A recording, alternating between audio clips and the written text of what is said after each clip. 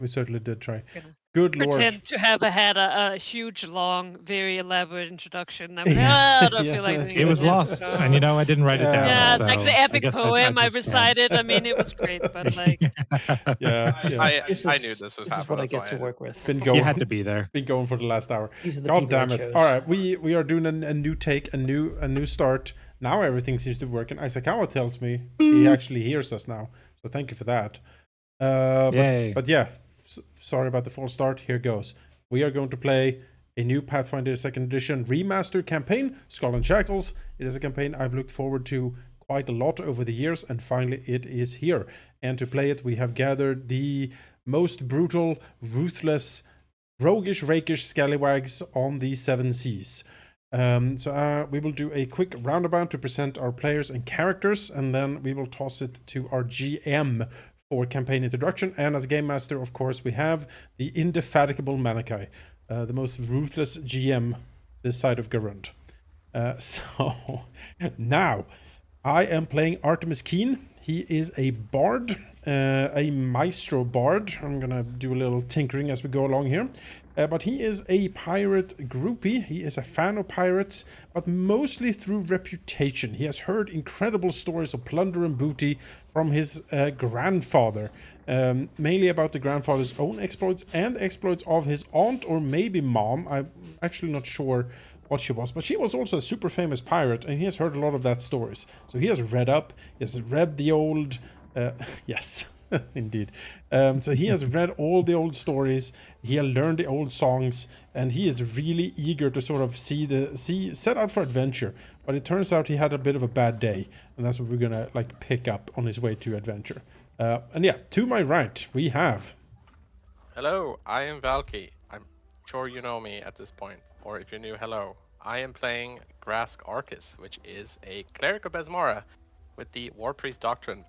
As far as backstory is concerned, I'm going to leave that a mystery, but as for him, he is a big, brutish orc with some divine power in him, and he also has had a very bad day. yes, Right. I'm Ari. I'll be playing a goblin, Gabby, fighter, new to Pathfinder, and also had a very bad day. Native to the Blood Cove. This might actually be a little bit of what she's used to, but it still sucks. So yeah, we'll see. It sucks, but this time with salt in my eyes. Right, hello, I'm Sheep. I am going to be playing Praxu Eva, the Tengu rogue, who is, as the goblin Gabwirk, I'll learn your name at some point, also a native to the Shackles from Ilis Magoti, who had actually a decent job, among the pirates there, very much in the scene already, but figured there might be more to just delivering messages, becoming an actual pirate on a ship somewhere and actually doing something worth talking about, making a change and all that.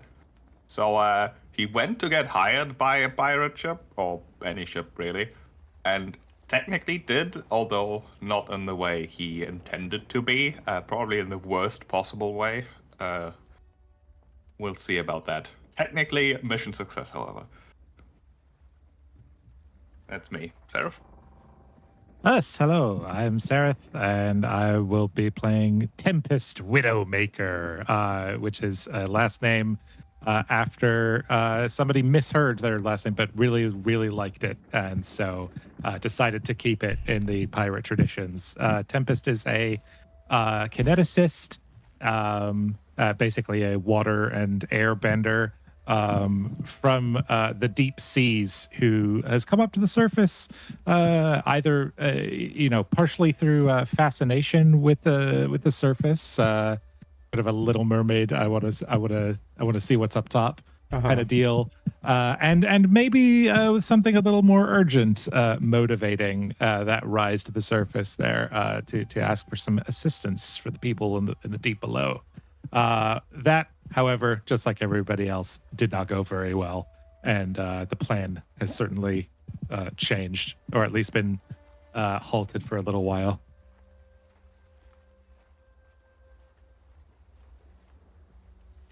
Right. And this sorry crew has been in for it. First and foremost, I want to just thank everyone for being here with me to do this campaign. I've been looking at it for a long time and knew it was something I was going to do at some point. Now, we moved on to Pathfinder 2nd Edition, and I was so lucky as to go online and find a conversion by Varen SL. So if he ever hears this, thank you for making it. It's very helpful. Thank you. And saved me probably weeks of work. So that's excellent. Everyone's playing using one of the campaign backgrounds. We are planning, at least, to use the free archetype, and wherever possible, we will use remastered content and core monsters, meaning versions of them from core. So as updated as possible. Yeah. In that regard. Beyond that, the campaign is old, many years old. A lot of things have changed in Pathfinder since then. We are playing with the past lore befitting the time of this campaign. Beyond that, I have, as I tend to do, bitten off a very big chunk and augmented the campaign in many of the ways that people suggest online. I'm sure if you begin looking around, you will find the same suggestions that I did. Exactly how long it's going to go for, I'm not sure. But that really also depends on how the players choose to proceed. A large amount of the campaign is semi-sandboxy in nature, and so allows a lot of branching. Though at the beginning here, choice is certainly something that is not too forthcoming. So about the Shackles. They are known many things and by many names to many different people. For some, those who've lived here for a long time, the region is a savage reality of post-colonial anarchy. For others, it's a promised land of riches and legends waiting to be seized by the daring. To most, though, the Shackles is a thorn in the side of orderly society, unfortunately located both on several lucrative trade routes and in the way of imperial expansionism. To the pirates of the Shackles, it is the last bastion of true freedom, where a soul can make or break fate through daring acts, clenched teeth, and quick wits. At the heart of this pirate confederacy is the Hurricane King, who presides over the council of free captains from his stronghold in Port Peril. Yesterday, you were all in that infamous port, for each your own reasons. You remember last night, the ringing of laughter, the joy of excess and celebration, the sense of rich stewed meats, perfumes lingering in your nostrils. The memories are faint, however, as you can barely think through the pounding headache and a sickly taste of vomit, blood, and cheap wine. The world is swaying around you, and creaking noises pierce the gloomy atmosphere. Your joints hurt from being bound in a sitting position for hours, and then suddenly a painfully bright light shines, piercing your eyes. The man holding the lantern is grinning with a mouthful of glittering golden teeth, uncoiling a well-tempered leather whip as he steps forward. And let's just get into this, shall we? Now, this is my first time DMing on Foundry. So when something breaks, just be kind. There we go. You'll get it. You'll pick it up. That should do. And I will activate the scene, which I believe should force everyone to show up here. Does, yes. Sure does.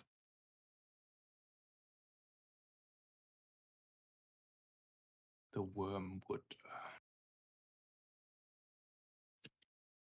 Grask, I can see I forgot to name your token. Ooh. Oh, great. Everyone is smiling so friendly around here. He Yes. smiles.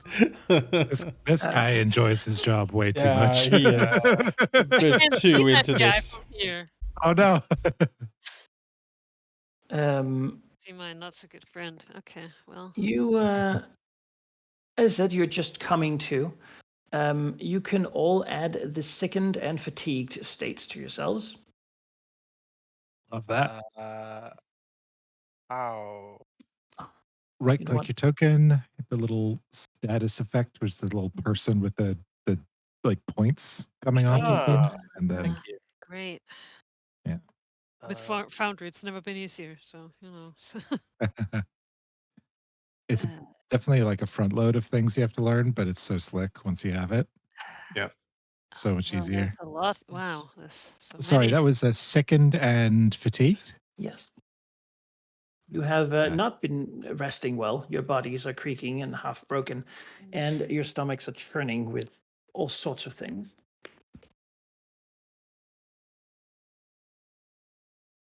Depending on the manner of your kidnapping. I will also ask who here you I think can consider your characters. There are two manners in which you might have been kidnapped. Some might have been bludgeoned to unconsciousness in an alleyway.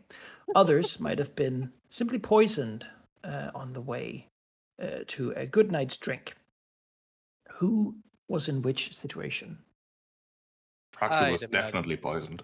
Yeah, I'd imagine Grask. I don't imagine Yeah. him getting bludgeoned and not at least immediately going unconscious. So. I was gonna say Gabby definitely got held in a Yeah, she looks dark pretty alley. bludgeoned. And yeah, didn't Yeah, really see who did it, but I mean, I think the barroom tailspin actually implicates poison, so Yes, good. So really, Gabby was the unfortunate one here to have lost all. I think Tempest, despite being pretty hardy, I was also beaten up. Probably not used to like seaweed hair, like just coming straight down from gravity. Yeah. So when getting, approaching with sort of wide, naive eyes and being like, "Hi, Mister," like just got clocked, and then like, seaweed getting tangled up in the fight, and was not used to a surface level brawl. a lot of hair to pull right there. All Yep. right. As you begin to come to, a couple of you then recognize some people. Gabby, you certainly recognize the fellow clinging closest to you as the person who last night pulled a sack over your head and repeatedly smashed your face into the pavement.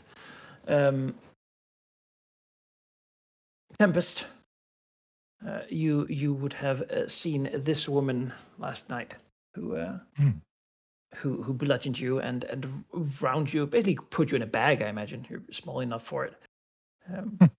Before dragging you off, while the three rest of you would certainly recognize the man behind you as someone who was drinking alone at the bar last night. I physically cannot see him. Yes, well, you will eventually.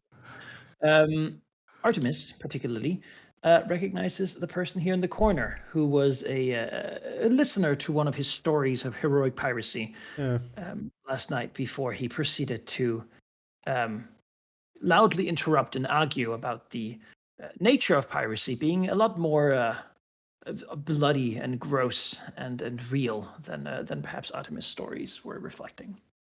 yeah, his stories are very heroic. Yes. The person speaking, though, and uncoiling a whip, is the person here, who you should all be able to lay eyes upon.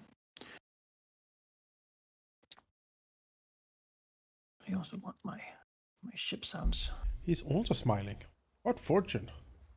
Yes. He is the lantern light glittering in his gold teeth.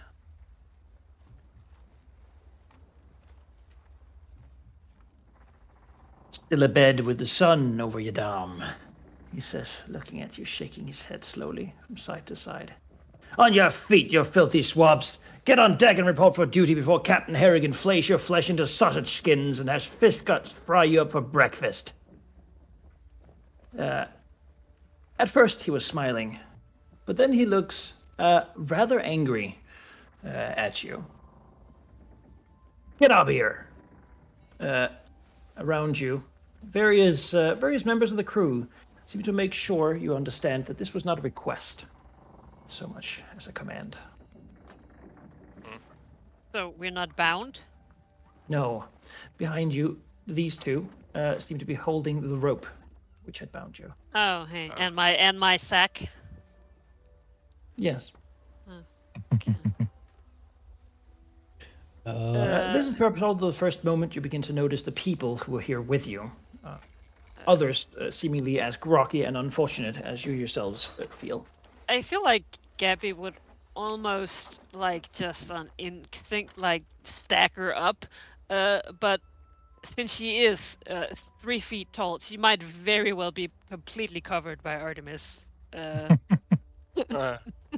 Artemis is pretty reedy, you know. He doesn't block a lot of line of sight, probably, especially if the goblin behind him is like jacked, you know. But yeah, Well, she doesn't look very good. yeah. There's like a as she like a tooth falls out of her mouth. Not gold. Yeah, just Yeah, regular. they would have taken that already. Yeah, no, that's gone. Never to be seen. I guess Artemis will stagger up as well and look very confused. And look over to the man with the whip and try to give off a smile. And then says, good sir, surely there's a mistake. Artemis will hear the crack of the whip against the floor as the man says, "If you have time to talk, you can move. Get up," as he points to the stairway next to him. Actually, that's the way down, the one further back. Okay. So, of all of these people here, I assume all the ones I can see are adversarial, right? The ones with the blue border don't seem unfriendly, but Okay. well, I can't say at least. The other ones Looks to the orc. generally don't seem particularly friendly. Yeah. Okay. Grask will gather himself and slowly get up from his sitting position, towering quite menacingly up at 7 feet. And Artemis will look to his side like, oh, Yeah. shark's teeth, goodness. gives a bit of a toothy, tusky smile, and just kind of jerks his head towards the stairs. Come on. I was gonna say the game's paused. I can't move. Yeah, Okay. Praxu will have used the opportunity to rise at the exact same second as Grask here, just keeping him between everyone as much as possible, Yeah. just basically hiding behind him. Yeah. He seems large enough for that. It's like, huh? Yeah. As the Grask walks past Master Scourge here, he will sort of push out his leg in an attempt to trip up Grask's movement. Oh. Not enough that Grask would fall. Well, he is very groggy, that is, but sort of as a way to pick on him. All right. While when Artemis gets close to this halfling up here, he will lean in slightly and say, "Sorry about this. Spur of the moment decision making." In a very low voice. Artemis will blink towards him and say, good sir. I think I remember you from the Groggy Sea Maid or whatever that tavern was. Yes, good joke. And then looks around. Oh boy. Guess. Being cajoled. Yeah. No. I guess we'll move. Yeah, I mean, Grask. I mean, he is a pretty, as maybe you might not know, but he's quite perceptive. You probably noticed that the foot there. He's just gonna walk straight through it, even if he trips. He's just gonna bowl over. You know, maybe Break the he'll guy's leg. slightly pull him across with him. I don't know, but he's just gonna go. He's fallen to the floor many times on a ship. It's not a bother to him. Up the stair, he'll say. Don't keep the captain waiting. Going. Artemis looks behind him. Oh, well, hello there. Praxu's like currently like craning his head to the back to look at all the people there as he sort of almost bumps into Artemis and says, "Oh, hello. Quite the introduction, isn't this?" He nods. Shit, somebody got in my way. Glasses Big guy. as Master Scourge, and then like keeps moving. And says, yeah, I Artemis." He will like sort of smile towards Praxu in a hope to maybe not get hit. As Praxu gets past, Scourge reaches out a hand and patronizingly rubs Praxu's head. Get on with you.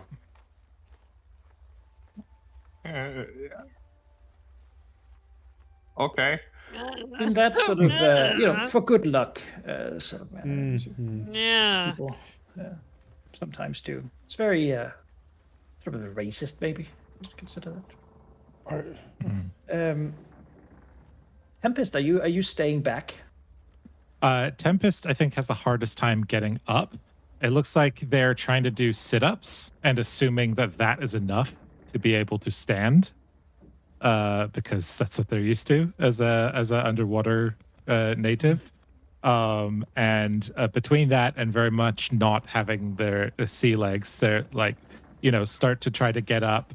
And then it doesn't work the first time. Try it again, kind of realize that they need to get pressure somewhere else, pushes up against the wall, slips, does like a pratfall, landing, I'm sorry, and like kind of rolls around a little bit in seaweed gup. Oh boy.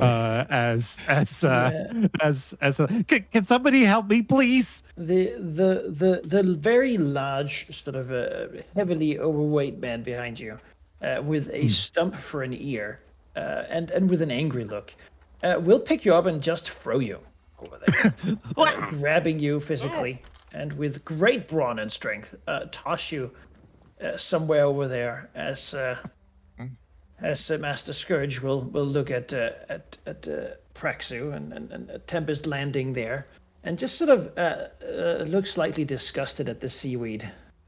Say, get on with it. Oh, I do think you gave the little one a bit too much of the good stuff. Artemis will look around, flabbergasted. That was a person? Staring at the seaweed puddle. I thought it was something from... Oh, I'm so sorry. Up the stair are two That's people fine. waiting for you in what seems to be a nicer room than the one below. Cots and hammocks are put up here, and a few chests that look decently fine. As you come up the stair, though, someone standing right next to it yells at you, saying, "You're late! Get to roll call!" Gesturing for the door over here. Where? Over here. Then she begins to scream obscenities at you in manners I will not attempt to parrot. Nice. See what you did there. Yeah. Oh, I can't move my character. all right. I overtook Artemis on the stairs. Amazing. Oh yeah, there I am. Squeezing. Yes.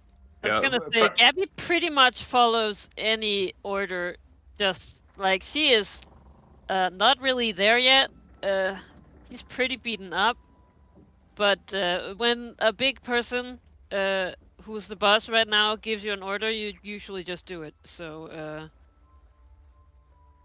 by all intents and purposes, she's just doing what she is being told right now. As no you're delay. gestured through the door, it becomes quite clear as you sort of Grask, being perceptive as he is, steps out upon the deck, that there are 4 people here standing on a grate who seem to have been singled out. They look a bit confused and a bit sheepish for the most part, while around here is a lot of other people, some up in the rigging, looking down upon the deck, while others are leaning against the sides or just watching, clearing the space around the mast for you, presumably. This Alright. gnome, I love him. Look at this guy. Everything is blocked. I can't move into the room. Yes. This is Ah. an invisible wall on the stairway. Start going Yes. down, and then So, yeah. Oh, look at you go. these pirate Oh, ladies.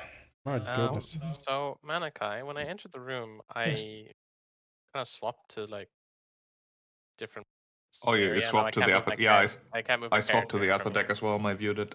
Yeah. Oh, well, you're on the lower deck. If you just move down a boat, you can. Ah, yeah. It's So like, because you can see the upstairs too. oh. Oh, if you Hmm. unselect your token, okay, I see. Then you can see your actual token. But if you, what? If Oh, you just oh, drag yes. drag a box in yes. empty space. Yes, Yes. yes. Thank you. it is the only way you can see the captain Yes. standing above you Ah. and looking Understood. down. Understood. Oh, I see. Oh no. Got overtaken again.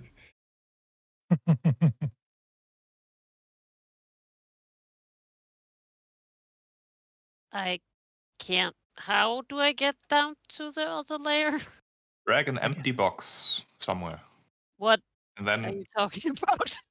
no, use your mouse, hold left click, drag a box somewhere in space. Ah, So you can unselect your token. That's pretty cool, actually. Okay. I like that. thank you. Artemis will look back to Tempest like with a sort of a worried and fascinated look, seeing if the strange little creature needs help. You see like a bit of seaweed just sort of reaches out, like almost like it wants to just sort of get tangled up in your shoelaces and just Oh. get dragged along. Like that would be fine, but doesn't want to be rude. yeah. Just sort of like leaving a streak along the deck as Oh boy. Yes. Praxu from behind Artemis will just sort of whisper towards him, seeing his confused looks. That's just a Leshy. They're not nearly as interesting as you seem to think they are. They are people. My God. He sort of blinks. I've been ordering seaweed soup like for years. Oh God. That's okay. Don't think about it too hard. How old are You ever ate chicken? Yeah. I think I ordered some last night, but didn't get to actually fit it. Something somewhat wrong before it came. How All do the you- pirates are coming. How do you chew? Do no. you have teeth? How do I what? Oh my goodness. Your Thanks, he said. whispered conversation ended unceremoniously. As up upon the deck, the upper deck by the wheel, Oh, look at that guy. stands a man who everyone seems to be turning their attention to. He does not seem to be in a good mood. His scowl only grows worse as he glances down upon this filth being dragged upon his ship. Then he mumbles something foul, a curse perhaps, under his breath, before speaking. "Welcome to the rest of your life," he says. The act of speaking to you seems to cause him great pains, as something he has to really prepare himself to do. "This is my ship, the Wormwood, and you are now part of her crew. I am Barnabas Harrigan, but to you, I will simply be captain. Not that you will ever need to address me. The rules on board this ship are simple. The first one is that you do not speak to me. While aboard this ship, my attention is more dangerous than Besmara's wrath." He wrinkles his nose. "The second rule is this. As of this moment, you are my property to do with as I please. As is the rest of the crew, do not break or kill my property. The third rule is the simplest. Do not give me a reason to make any more rules, and we will get along just fine. Now, even with the new recruits, we are still short-handed. Mr. Pluck, my first mate. A man steps from the crowd in front of you. He is a small, sort of a waifish, bald man with a long ponytail at the back of his head, and seems to constantly be fondling a cat o' nine tails. A whip frequently used for barbaric punishments of ships.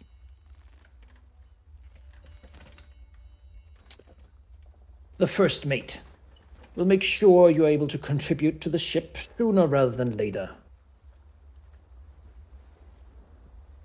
I asked for twice your number, so you will have to make up for it.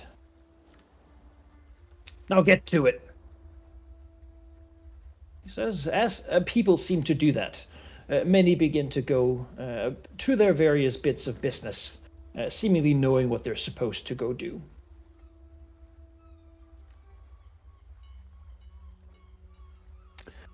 On this ship, there's always people around, but just to not have you constantly stepping on them, I will be making them invisible to you unless you ask where they are. All right. Makes sense. Good. These four will go about their things as well. They have already been instructed as to what to do. The smaller man will step as the captain goes on with his captain business upstairs. Will look at you and speak in a smaller voice, making it so that you have to sort of try to hear him over the sound of waves and the various people working around. Line up. Stay. Right. Wait, Right. did I take the seaweed away? Tempest has escaped. Yes. Plopped I mean, over all the it railing. takes is you to just go overboard. Yeah. Oh, Yeah, literally, just dive back into the water. It's been fun playing with you guys. Anything is better than Glance this. over campaign. the side of the ship and see two sharks swimming alongside it, Oh no! eagerly awaiting food. Many pirate ships in the Shackles are followed by such creatures, knowing that eventually someone or something will fall to the rigging. Well, Noted. is that a good sign? Is sharks a good sign? Like Artemis will try to remember his incredible knowledge about pirates and lore about pirates. You could do a pirate's lore check. You know about sharks in the sea. Yeah, bit sickened, So, but what are sharks following?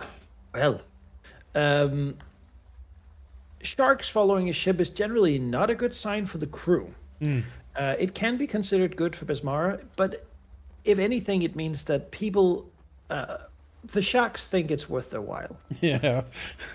They smell blood in the water, and they know which ships generally lose people to them. This might be considered one of those. Beyond that, multiples of them seem to be not hungry enough to fight or kill each other, so also nice that they are happy to swim along. The sharks of the Shackles are notoriously bloodthirsty. More so than anywhere else in the world. Oh, well then. Generally, though, I mean, the most common thing about the Shackle sharks is that they are a blessing for Besmara, not because they spare you or help you in any way. They're terrible beasts. They'll give you a very painful death. But they will spare you from sinking so far down you get to what's below them. Which is excellent. As the ancient things the Golgan civilization of Cyclopses made still linger in the deeps. All right, Artemis will nod to himself. All right, well, that's a good fortune. That's all of aboard. We'll all be dead very quick.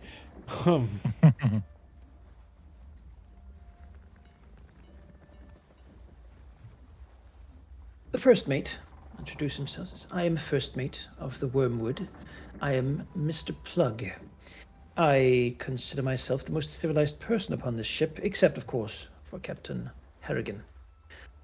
I will be your handler, and you will answer to me in every possible way.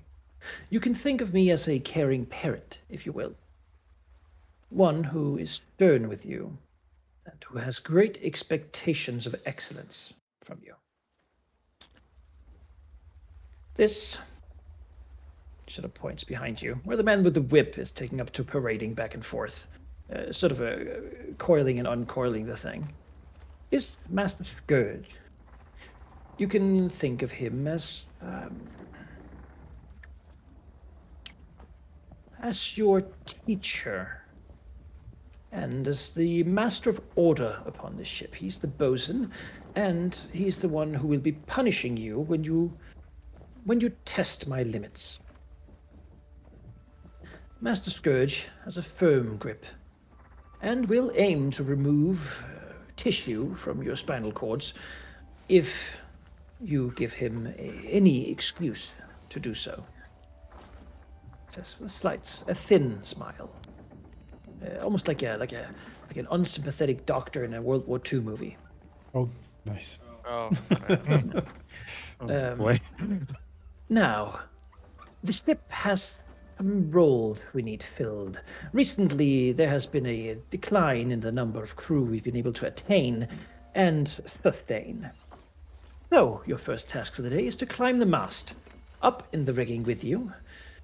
Go on. Will not Praxu will like want to be the raise a last one. hand to ask Yeah. a question.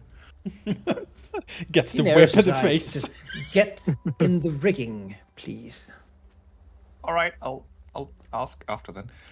She'll do just that. Right, yes, you'll climb the rigging. Wonderful. What's the rigging?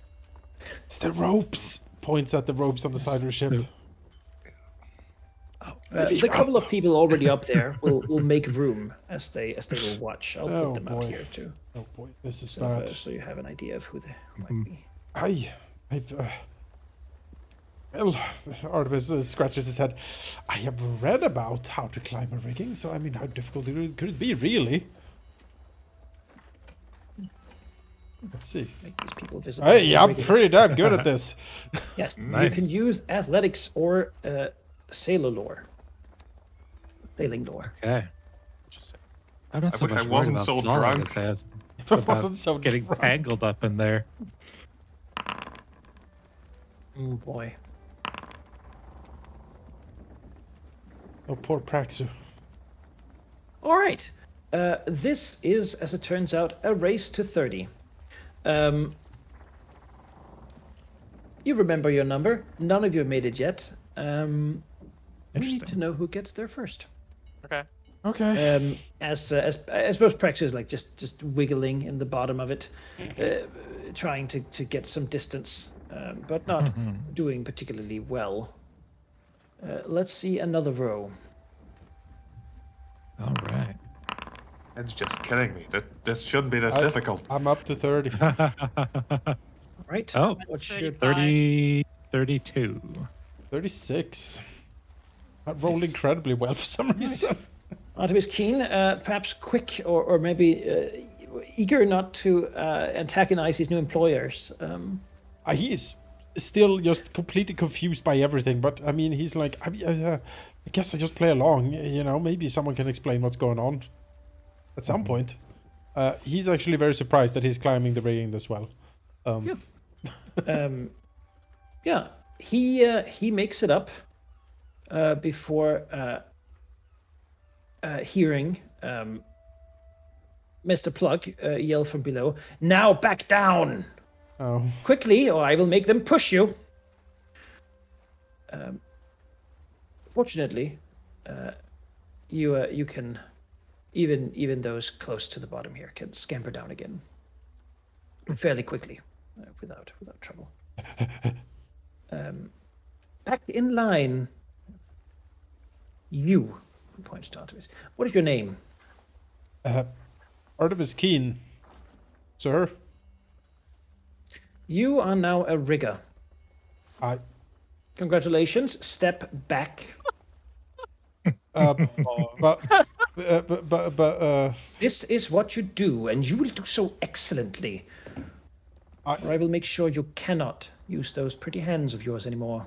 looks at his hands, gulps, and then steps back. shaking his head. Why did I do so well? This is terrible. I can't climb anything. Scourge. Further back, maggot. Suffering from success. Mhm. You can see when he says like maggot, Gabby like looks and it's like, oh, it's not me. Okay. Is you hungry? Food? Master Yeah. Scourge leans I love forward. maggots. His breath is terrible. Oh. This man does not know what hygiene means. Ugh. As he says, Maybe he you needs a think bath. you're something, don't you? Narrowing his eyes. Well, I Some famous pirate, are you? no, but I know some stories about famous pirates. Yes. Biles. Smart guy. I'll get that worked out of you yet. Oh, He sort of hisses. Artemis. Before seeming antagonized by Artemis' success, Yeah, Artemis looks dejected. to glare at this youngster who tries to upstart him. Praxu still has like his arm like half-heartedly raised for a question. Master Plug will point to Gabby and Tempest to step up to fill in the gap. Smiling as they understand it without a command. Good. I want you to anticipate my needs and fulfill them before I ask you to. Now, you. Gabby Whoever has you are. exactly the expressions he has on the picture. He points to Tempest. Says, "Do you know how to cook?" Just surprise Pikachu face. That's just completely, huh? I asked you. Do not waste my breath. Look, that's when you take the You, things what, and you have Gabby? fire. Do you Right? know how to cook a meal? How? How? You, How? Orc, do you know how to cook? I do now. You do. Good. And you, point to Praxu. Yeah, I'm actually fairly good at it too. Not to brag, of course. Yeah, Do I- looks. Do I get to ask a question at some point, or should I lower my hand? Narrows his eyes and doesn't give you an answer. I'll He's just lower it. annoyed with you asking the question without permission. Now, we need a new cook's mate. He looks to Grask, says, "You're rather large. I assume you like food." She looks to the bird. And you, well, I'd say old Krupp could use some luck.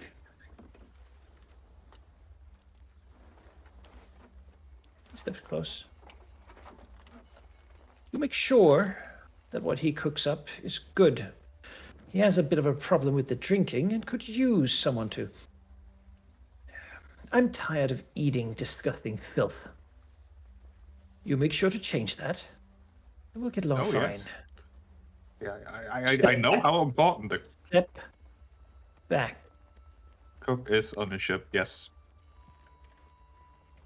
She steps over here, looking at the orc. Looking at his strong arms, this is a better job for him. Says, "The rest of you? Well, you failed to impress me. So, instead, I will make you swabs. Your job is to clean, clear, and do whatever Master Scourge commands you to do. Scourge is the bosun, and you're under his direct command. Your jobs will be here on the deck during work hours, and he will instruct you as to what you are to do. Praxu, was it? Yes, sir. You will report to Fish Guts in the gullet of the ship. You will do as he tells you, or if he tells you badly, you will do better than he does. Understood.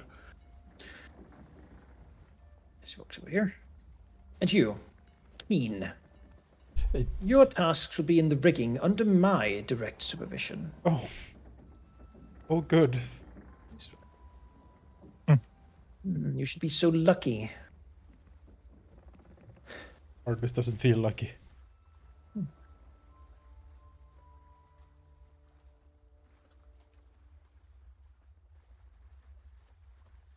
Now, he looks at you. Did I not just tell you what you should go do? Yes, Then you get to have. it. Down. Unless you want to Guts. unless you want to join Jake's at the first punishment today. Nope. Master Plug will then go upstairs. We all say, and if you wonder, the aft deck is out of permission for you. If you're seen up here, we will consider it attempted theft or worse. Does he point? Yes, it's the deck that's up here. Do not step on Okay. these two. The Gabby back doesn't know what deck. aft deck is. Aft is back of a ship, yes. As the Scourge walks out here and begins to yell at you, as Master Plug can see what Artemis does from his nice position standing there at the back of the ship. Down the gullet, you have Praxu walking down here, and down the stair, seeing only a single person chained to the back of the mast here, a large man covered in mostly just rags, along with tar and several, like many feathers, like sort of all over him, who just glares at Praxu as he walks past. Man seems chained up, luckily, so. Praxu will acknowledge his existence, maybe take a peek as he moves past, but not He speak like to him. a, He'll take a step back. he can hear and smell something cooking further in ships. As the door over here is slightly open, and in there he can see someone. Like, nod to the chain fella and be like, well, good to have met you. Clasps and unclasps his hands. He glances at the bird. How are you? I'm doing fine. Hello. This, I assume, is the kitchen. The half-orc is sitting on a stool, cleaning her nails with a knife, with several ledgers around her, as she looks up at Praxu. Says, suppose. Also the quartermaster's office.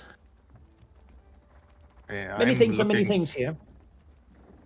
Yes, obviously. How can I help you? Looking for fish guts. I'm supposed to be the cook's assistant. Ah, yes. And you should step in here. I'm gonna have you need to roll me a d20. 15. All right. The man you see currently cuddling a chicken is very large and certainly robustly built, covered in grease and like soot smears and various really things that also appear lack of bathing for months. He is lacking most of his teeth and seems to be very drunk, stumbling around and sort of tossing things about, looking for something or other.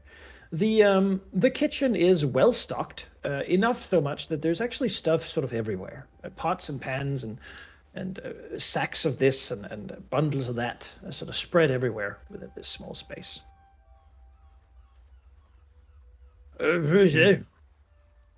What? Is this here to give me a hand then, will you? Yes, of course. Fish guts. Good.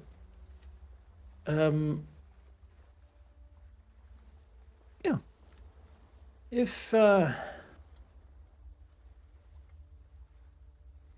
If you just get over here, says I need some fishing done. We're just about a fresh fish, and you know how to fish. Certainly. Good. welcome. He sort of pats Praxu on the like shoulder. His name's Ambrose.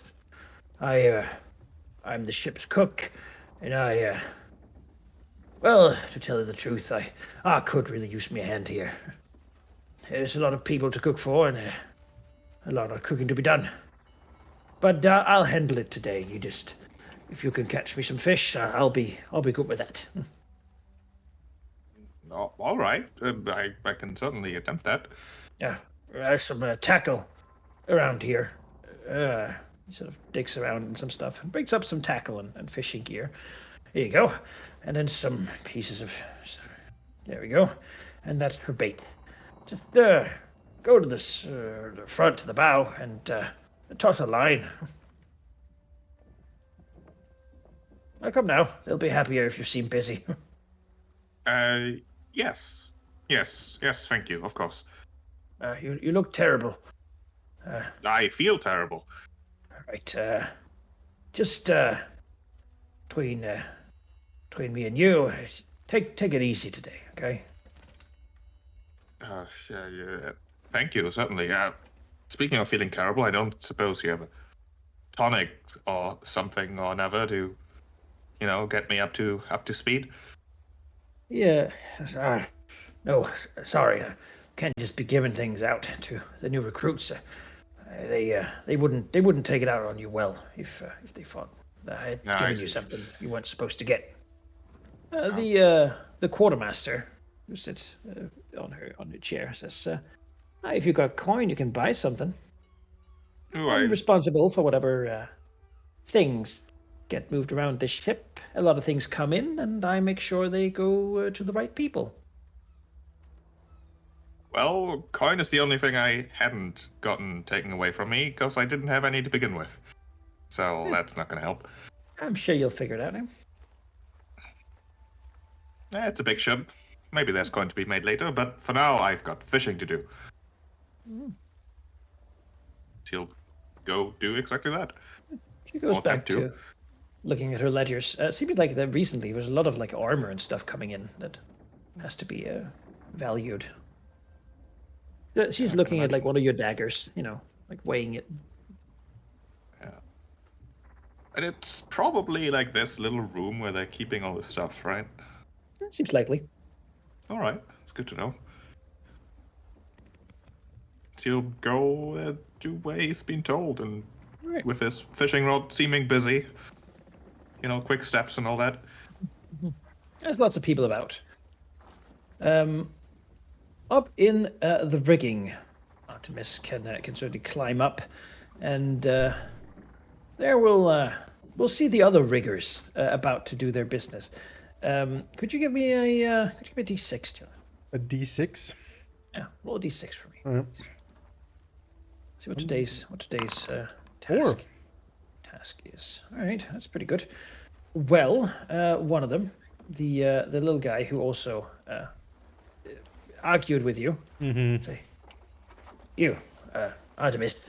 I think today maybe you stay down there. Just take care of the ropes. There's a big mess of them down in the corner there. Oh. It's down here. He looks around and then looks up at him. Don't seem quite safe for you to be up here, to be honest. Artemis will how close is he to Artemis? It's a couple meters up, I think. He will theater whisper towards him. I can't really climb. I don't know. He sort of looks like a sort of a deer in headlights, You better learn quick then, boy. Right. Now, Coil, make some ropes. He nods. All right. Well, bobs his head and says, thanks, and also, damn you to hell, I think. We'll see. And then he's just Too late for that. going a bit green. He'll be like, oh, the sickness. And then he'll Ship sways more up in the rigging, so... Oh. And then he'll scamper down and start poking at the ropes, trying to sort it out. Alright. Could you, doing that, could you give me a sailing lore or acrobatics check Sure. to fix some ropes. If I can fix the ropes. I'm decent at acrobatics. Hey. Yes, you can coil them up and make them nice and do seemingly as good a job as the guy on the other side. It was this gnome in a very fancy sort of purple pirate jacket and I do a like that. large brimmed hat and eye patch and a small curled mustache. He seems to have sort of a as you catch his eye, he gives you like a wink and a smile. That's more like it. That's kind of the pirate type Artemis likes. You know, that's what he wants to be. Who wants that stuff? Artemis Close will... enough for Artemis to pay attention to what happens with the others, as Master Scourge has them here on the deck. Yeah. Could one of you roll me a d6? Absolutely. One of your swabs. Oh. All right. Well, today he's gonna say, I think we'll start easy. Swab the deck. I want the whole thing cleaned. She'll gesture for you to pick up buckets and fill them with seawater, and then grab mops and then clean the whole thing. All right. But not up at the forbidden place, No, right? no, not there. Certainly not. Yeah, I will need either an athletics check or a fortitude saving throw. Oh. From all of us, or? Yes, all of Okay. you. Oh, they're both the same. So you- so- Cleaning the deck. Why is that a thing? What do we do? Oh, because it's not constantly covered in water. I understand. Oh. Oh man, that's so much work. Grask Oh, taken Jesus, to it Gabby. with great effort. Tempest also managing to do well at it. Well, I mean, maybe just moving the water across the deck. Yeah, Tempest is definitely cheating, but try to do it While subtly. Gabby, I sadly, think she like is, stumbles and like she has the bucket, she has the cleaning, and she like ends up leaning over like the mob and just like spits out some blood and like puke and teeth. Oh, Master Scourge scowls at the useless, pathetic thing. And Gabby, working hard and pushed to work harder, is exhausted, which is not a condition so much as it's just that your fatigue will not remove itself just passively on sleeping, because you're too tired. As you spent the day laboring under the hot sun, swabbing and cleaning the deck. Meanwhile, we have our brave Praxu, who has probably the most relaxed time of all, fishing. But let's see if it's, I need a fishing lore or survival check. Oh boy, yeah, I'm not good at those. I mean, they're both untrained -1, so It's almost as if this delegation of work is suboptimal. yeah. Like I these mean, I did pirates... say I could cook, but fishing is a whole other matter entirely. Oh, Oh. no! I am going to spend a hero point to fish better. Well, okay. Praxu falls in. Oh! Oh no! Oh, Praxu. I mean, I think you fall asleep. Sit there at the tackle. You don't know what you're doing. Tired. You're seasick. It sucks. But you know what? Just sitting there in the warm sun, being waved slowly, it just...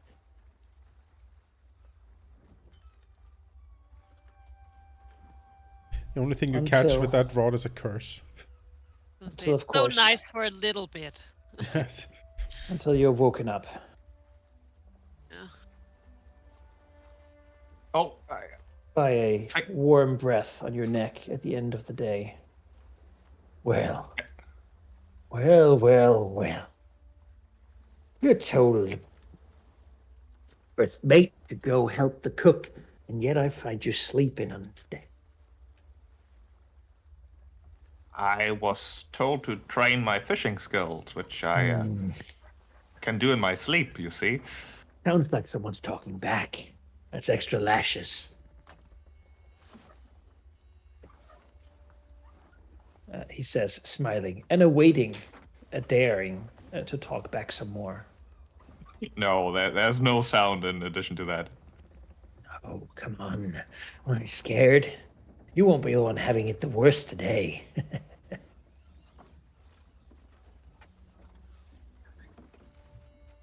No words. All right. Yeah. It's like a slow reeling in of the fishing rod. Mm-hmm. As the day sort of passes along, the hours grow later. Yeah, perhaps you've up from the mast, you can certainly see what Praxu has been up to. You've been maybe a little bit just that seems like the good job, but Yeah. no, Like, it certainly doesn't seem so good. Maybe Artemis noticed that he wasn't moving too much, but then again, Tengu, right? Maybe he has like a special magical way of fishing. He doesn't know. Yeah, you'll hear see also, because you're on deck, all of you. No one's in the bowels of the ship as it was. But Mr. Plug will ring a bell aboard the ship. Ooh, dinner. Dim dim dim dim. She'll step up. The captain has let him have the steering for a while now. Going back to his cabin, seemingly Den Harrigan is a man who spends most of his time in his cabin. Where is the captain's cabin?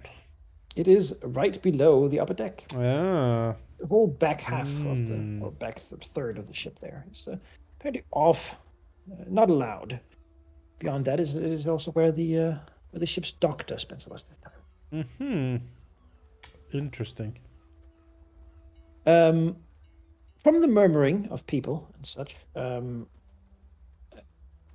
think even this little guy next to the halfling next to Artemis will come down and say, "Hi, time for the bloody hour. Better hope you've performed well." The what? The what? She looks at the ropes and says, "Oh, good lad. I'll save you from the worst." But was it? What do you mean bloody hour? Is this under his breath? Aye, it's time. Old Jake's always had a problem, you see. But we shouldn't be too loud about it. Scourge grabs Praxu and says, "You to the mast."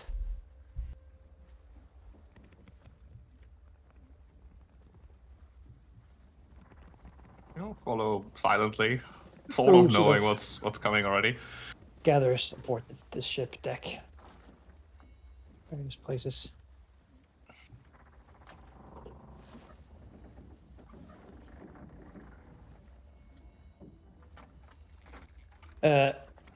You swabs to the side.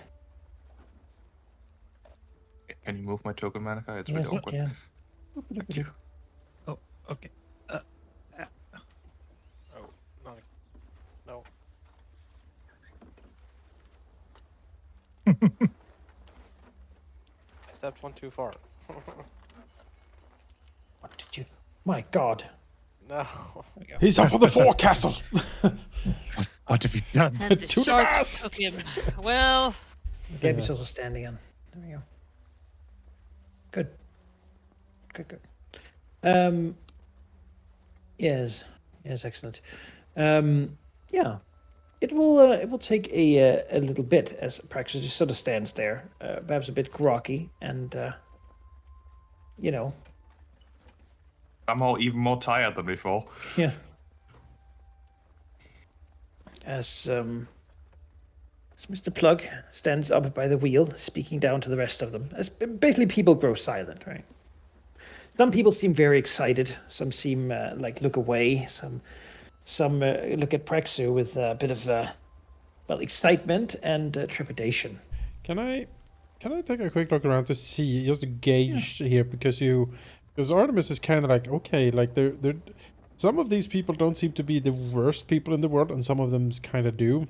He would like to sort of try to scan around and see like who of the people are like, oh yes, good, like who is Sure, very yeah. eager, who's looking away, like trying to make. Yeah, all right. Yeah. Like a perception check. Sure. Take stock of the situation. Yeah. Let's see if I can do that. At a quick glance, none of the people immediately around you seem super excited, though this woman here seems to just be looking at Praxu's back of her head and sort of smiling and nodding to herself. She seems very excited that Praxu is in the middle there. Right. The others around you don't seem particularly happy about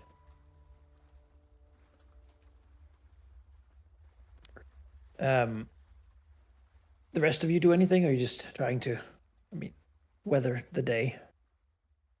Yeah, I mean, I think under the pretense of going through the motions, I think Grask throughout the day has just been kind of keeping an eye out to see if there's any info that people might let slip, something that maybe shouldn't be said around the recruits, or just something that he's not supposed to see that they will probably not care that they might not think that he would even notice, something like that.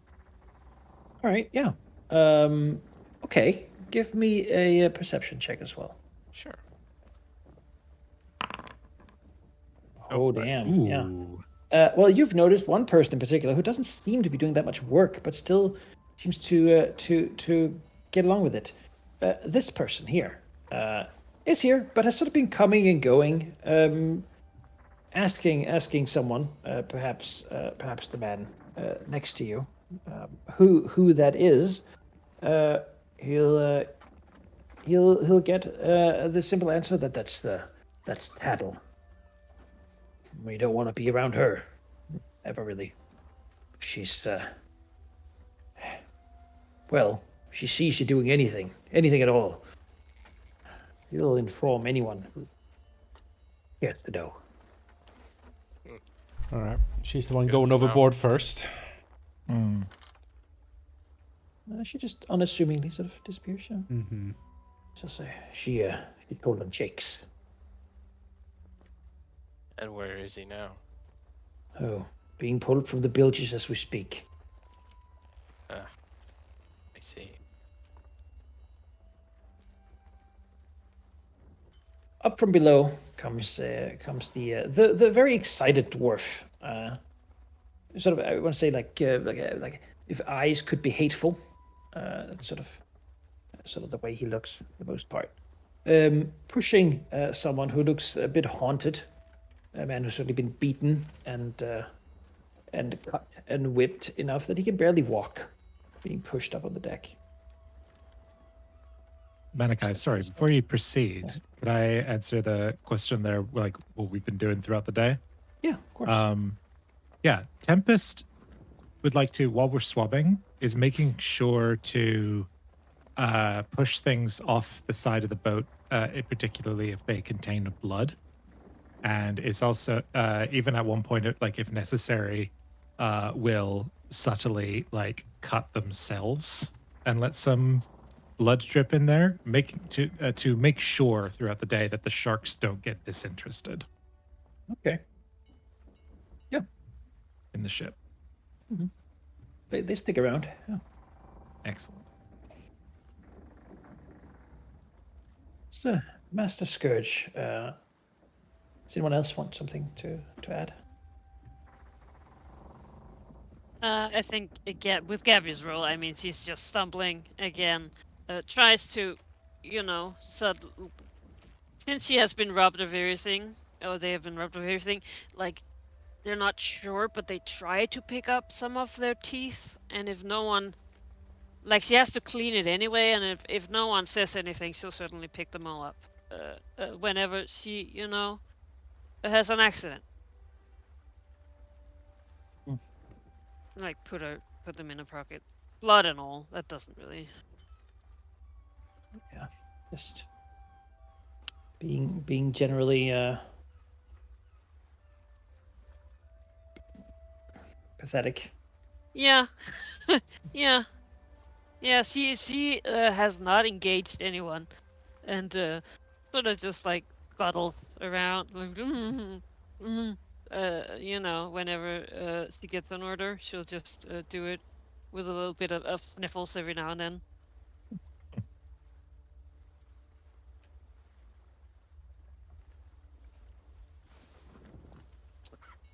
Yeah. Master Scourge is sort of walking back and forth, looking excitedly at the two people up for punishment today. Mr. Plug looks down upon his charges.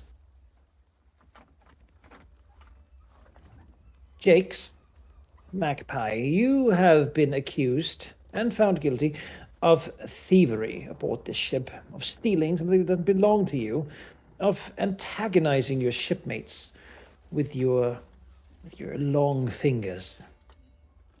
As is the law upon the ship of Harrigan, you are to be keelhauled in a slow motion, done by your shipmates who were wronged by you.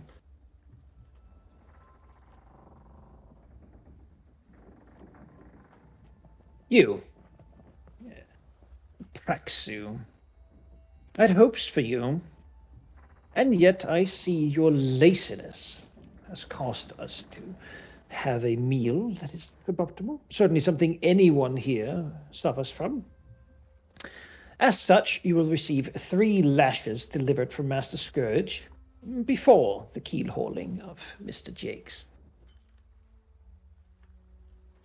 Oh, that's not so bad. Scourge responds, "That's right. Over there." I mean, it's pretty bad, but better than keel hauling, am I right? Yeah, goes over. And there you see on the wall here, there are 2 handcuffs that they slide around your wrists to hold you in place. And he steps back and theatrically sort of pulls the shirt down to reveal Praxu's back. Right. Let this be a lesson, he says as he uncoils the long whip he always goes around carrying. He turns to Praxu and gives him firm smacks. It doesn't really have to hit, given the situation, so he simply will strike. 1 Ow. lash, 2 lashes, 3 lashes. You know, I changed my mind. This is pretty bad.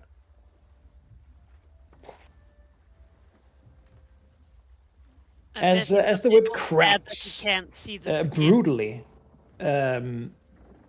you can probably see the clear signs of broken feathers and mess that it makes. How does Praxu react to is it does he try to keep his composure?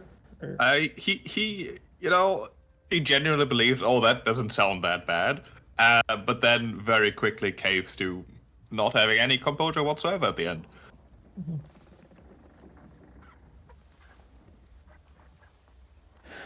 Scourge sort of you can see him sort of gleeful, his eyes wide open as if he wants to savor every single moment of this. He sort of chuckles slightly to himself. It's quite clear this man is a massive sadist. This is the best part of his day, as he lashes Praxu. He sort of looks as he does it over to meet the eyes of Artemis Keen. He's licking his golden teeth and sort of giving him like a slow nod as to insinuate that he looks forward to when it's Artemis who's up here. Oh. Since Artemis had the gall to be competent. Yeah. I regret many things. After it, though, he'll step back and say, "Now, who wants to hold the rope?" As he looks to the crewmates. Jake's sort of shivering gets pulled over and has his hands tied with a long piece of rope that is then also tied to his legs. The idea of the keel hauling is that he will be slowly put down the water on the front of the boat, and then sort of using the rope, you will drag it around the ship so that his body is scraped across the barnacles at the bottom of it. The eager sharks certainly don't make the prospect any nicer. This is a slow keel hauling, so he will be in the water for about a couple of minutes of pulling by his shipmates. Jake shivers. It's quite clear that this is pretty much a death sentence. I assume none of you volunteer. That could be wrong. Others step forward to perform the punishment. The man tries to struggle slightly as his arms and legs are lashed up, but he has no fight in him. It's quite clearly he's already been beaten and starved to the point where he can't really fight anymore. It's clearly, this is more the end of a punishment than it is the beginning of one. As he is lashed upon it, he is going to take the damage that you do when you are keel-hauled. Which... as his body comes up on the other side, what remains is simply the snapping of the rope as half of it breaks apart upon resurfacing. The sharks having chunked out the guts, the back reduced to but shreds of meat sticking to the rope, along with the bound hands and a dangling head. A quick glance will say that, well, perhaps you will sleep better at night thinking that he died quickly, though there does seem to be signs of drowning as well, of the man unable to keep his screams down, having thereby filled his lungs with water over the last couple of minutes. Most people are quiet during this. Some, perhaps friends, look away, while others, again, are merely jubilantly excited at the prospect. After all, now there's one less person to share the loot with.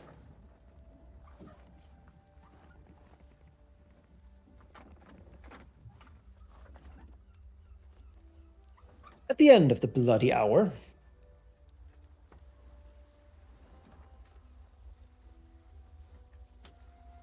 it's time for dinner. Yay. Now that everyone's appetites have been worked up. Dinner is served in bowls communally. It is a... Boy, there's a bit of lag there. What's happening? Anyone else getting that? Or is it just me? Oh, there we go. No, it seems fine. Well, it was temporary, apparently. But a simple dinner. Certainly you can begin to understand, as it appears to be an egg soup. Not poached eggs exactly, more like sort of boiled and mixed in with water, and then a lot of various things. It tastes vaguely alcoholic, and certainly not what you'd consider good, but the people here grumble about it, but don't seem to, they glance to Praxu, but clearly he got what he deserved for making sure they ate like this. As it's dinner time, Master Scourge will undo the cuffs and let Praxu free.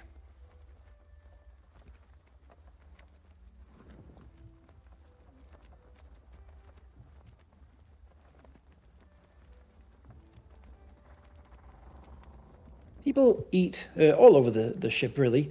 Some below decks, some upon decks. It seems to be okay to sort of take a moment to relax during dinner time, though at the same time, they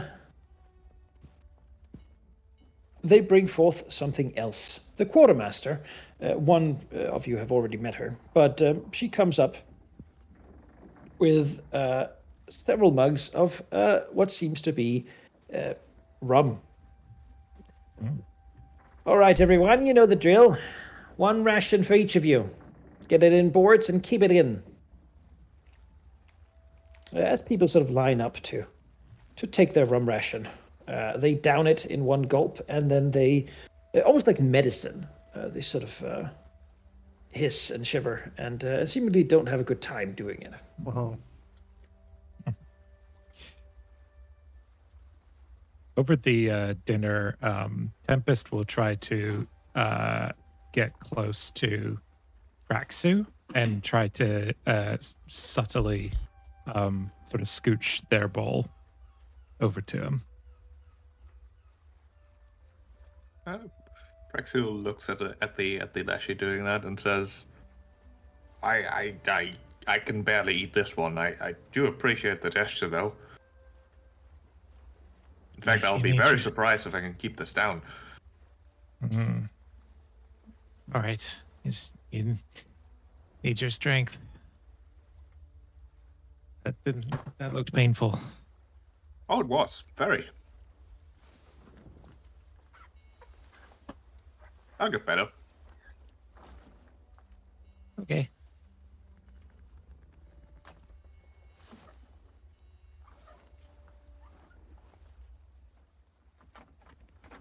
You do you go up to take your rum ration? Yes. Yes. Right, then I'm gonna need a fortitude save from each person who takes their rum ration. Is everyone like downing it immediately when they take Yes. it? Like right in front It of... appears. In fact, you're pretty sure you see Scourge watching and making sure that everyone takes it. It Yeah. doesn't seem to be voluntary. Oh, wow. Okay.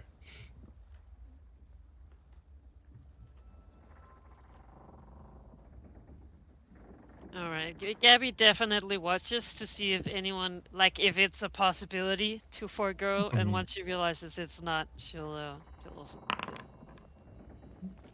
you know, what's better than having a mouthful of broken teeth? Washing it with strong alcohol. That's what. Do a fortitude. She, two. So far, you've all succeeded, but we'll take that I was as trying to you know. find it. Tempest just takes it and splashes it on their face, and then tries to look like, you know, do a similar facial reaction to what everyone has done so far when they drink it. All right, give me a deception check.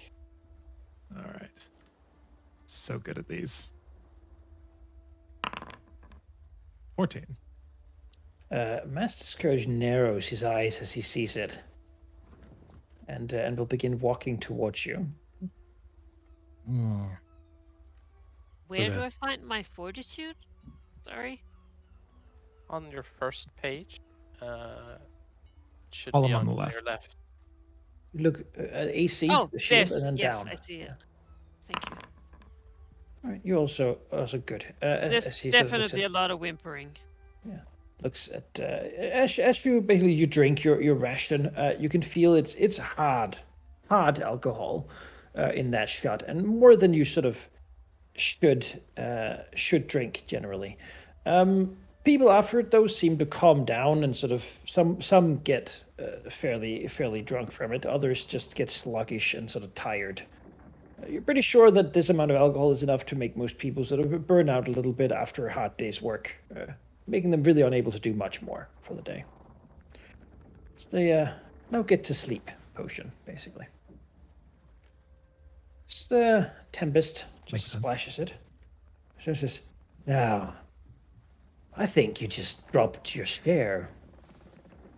You understand that that's 6 splashes.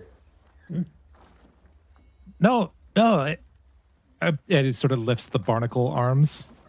It's just showing, like, I'm a seaweed creature. And it's like, you absorb it. Tomorrow, at bloody hour, it's your turn. 6 lashes, he says, clearly excited at the prospect. Now, go rest with that in mind.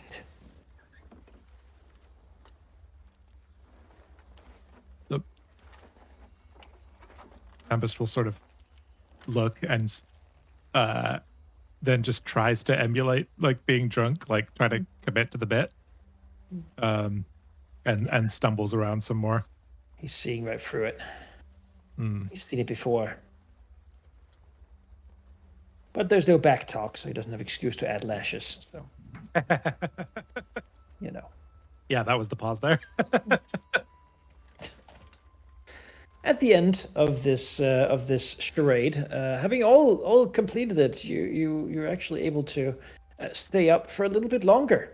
You see people here at the end of the day, sort of gathering up and beginning to pair up into small groups of what is probably just the people who tend to spend their time together. Some people sit down and begin to tell stories. Some people begin to play dice or do arm wrestling, or even a few grab a piece of metal wrapped in a greasy piece of leather and begin to toss it around a little bit. Whatever the rules are, well, maybe you know, maybe you don't. Basically, at the end of the day, you can do something else. This is considered your free time if you're able to stay awake and not overly drunk for it. Most people spend it socializing, taking time to do whatever things they don't have time to do during work hours. Organizing their stuff, that sort of thing. You have a bit of time here to just do things, of course. One thing you can do, for example, Gabby got exhausted and can just go sleep instead of doing anything else, catching up on it. Otherwise, she will be able to recover from your exhaustion, at least your fatigue in the morning with a normal night's rest. If you get double fatigued, it takes your evening as well. Yeah, that's probably what she's gonna.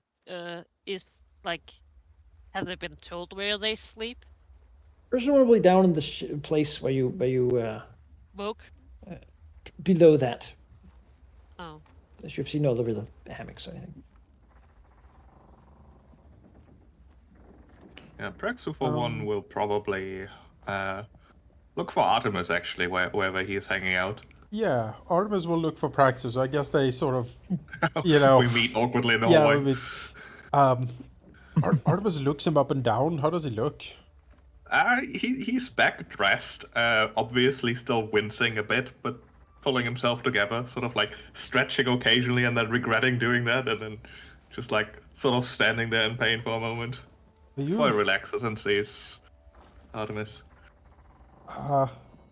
Hey, Praxu, how, you okay? That looked bad. Oh, it was awful. But I am alive, which, if I were them, would be a mistake. Artemis like quirks an eyebrow. I see. You keep that to yourself. It's just...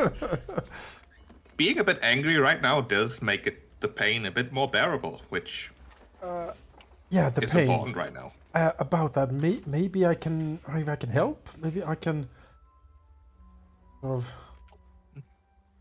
of. Is there like a little corner where you can be a little bit by yourself down here? Like, can you like hide behind a box a little bit or something?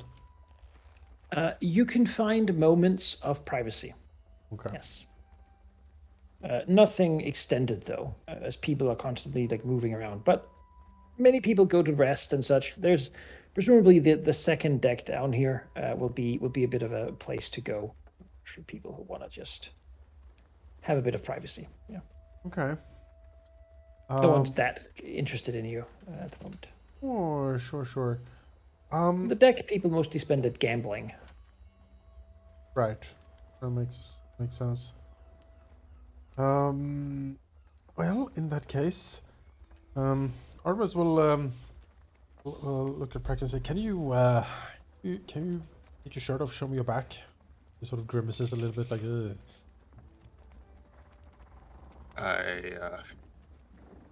I mean, if you...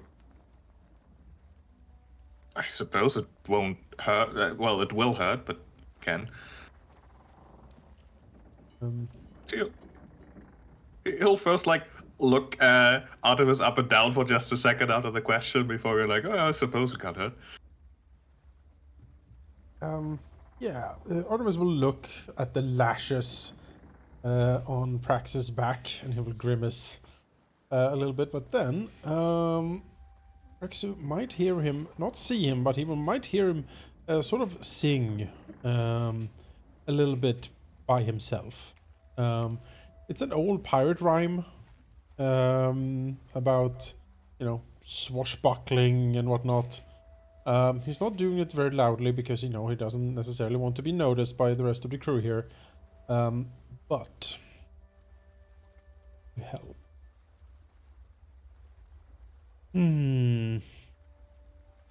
As Praxu can hear him slightly like sing to himself. Rascals and scoundrels and villains and knaves, drink up me hearties yo ho, and then you're healed 13. Oh wow. As just this, you just feel soothed. There's a balm. The song stirring something in you in a way that, I mean, probably Artemis is not exactly sure how it works. He just knows that these are songs that his aunt and granddad has taught him.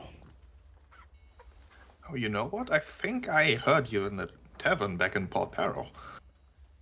Artemis Could that be? smiles. Ah, I suppose it would make sense if we were in the same tavern, considering what happened.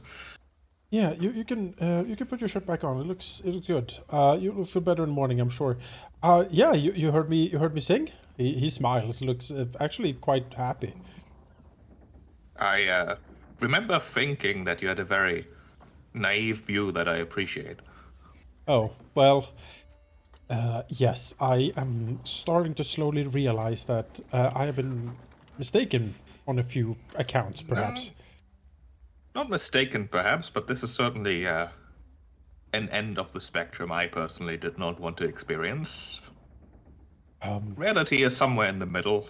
You can certainly make it what you want it to be, considering you find the right crew, which you didn't really have a choice. He shakes his head. So, Praxu, have you been on many pirate ships? Not many, no, but my parents used to run a small crew, much smaller than this one. Build was tiny in comparison. Not. Hell, I mean that's pretty cool, I guess. He sort of looks around, bobs his head again.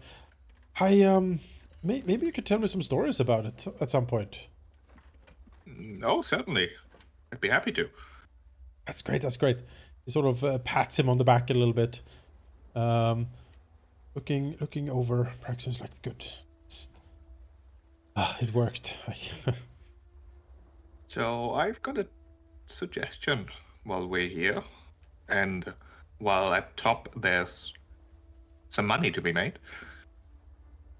If you are good at capturing people's attention, that could certainly be turned into an advantage for otherwise games of chance. I can catch people's attention. I'm pretty good at it, I think. But you sure about this, Praxu? You saw what happened to Magpie, right? We wouldn't be stealing. We would just be engaging in these games as they are intended, with less than legal moves. Artemis nods slowly and says, all right. Sure. Do I get a cut? He smiles towards Praxu. No, certainly, but we first have to see what games they're actually playing and if there's an opportunity. We don't want to force anything, but I suspect that there might be opportunities for us.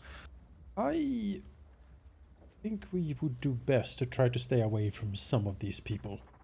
The ones that took the most delight in the suffering, they don't seem to be very trustworthy. Certainly. Also, on second thought, I'm not feeling my best currently, even after your very appreciated help. Let's keep this plan in mind, though. Maybe for tomorrow evening? Nod and says, I think that's good. I don't feel too good either. I'll see if I can go and find that Goblin girl. She seems to be spitting a lot of teeth. Maybe she needs some help too. I'm not sure. Yes, I also realized that we've got nothing to wager with currently, which puts a damper to that plan. But, I have literally nothing, yeah. yeah, let's keep it in mind. I think we can Nods. at least make our lot on the ship a lot better before we sort of trails off. Thank you again. Yeah, no problem, Praxu. You take care now. Don't get caught or anything, all right?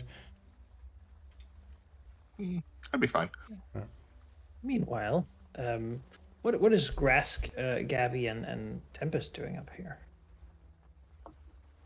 Gabby is as soon as basically she waits around to see that no one is yelling at her anymore, which is great. She will try to like maybe ask the guy next to her if he's still there. Like, Yes, oh, he's tipping his hat to the gnome lady next to him, saying, "Ah, yes, Conchuba Shortstone at your service. I am a mighty pirate, and I'm glad to have joined this crew, my fellow pirate. Perhaps we should get to know each other." While she's looking at him, wrinkling her brow slightly as well. Yeah, I suppose why not? I mean, seems like an ample fellow. So as the Gabby sort of goes, "Oh, yes, you. Hello." do you know sleep? Where? Oh, well, I think wherever you please, really. I mean, we are the free folk of the sea, so however you want to rest and restore yourself, I suppose you just do that, really. But I do believe there are hammocks downstairs. I mean, you just take one, really. But be careful. There are wrong choices. Just Yeah, I was gonna say, as soon as he says, like, just take one, Gabby, I think, is familiar with pecking order, and she's like, yeah, that's not how it works. Alright. but down there, yeah. Alright. If he I gestures, can set down. she'll Yeah. go. Just his Like- intellect to like stare down. Yeah, she'll, like, she needs sleep. She needs to not be conscious for a little bit. Yeah. Damn, I didn't realize that Hugh Grant had been kidnapped and made him part of the crew. He's so Is the, charmingly befuddled. Is the crow's nest off limits, Manaki? Nope. Alright. I think what Grask would like to do is to, in the quiet period, go up there himself. Take in the sea breeze. And given that he's probably relatively far away and perhaps the wind can also take the sound away, he would like to cast a spell. All right. He would like to know the way. Okay. So he immediately knows the direction is north, and he doesn't know how long it has been since he has been at Port Peril, but he will attempt to at least choose it as a location and see if the spell works for him. Okay. And if he was there within the last 24 hours, he knows which direction it lies from him currently. All right. Port Peril is currently south. Okay, good to know. Ship is sailing northwest. Well, Does he like the solitude up there? yeah, it's you know, it feels he is closer to the sea and the waves when there's that's the only thing he can hear. After the you know, there's all pirate merriment is always well and good, but sometimes you have to listen out for nature. Easier to do it up there.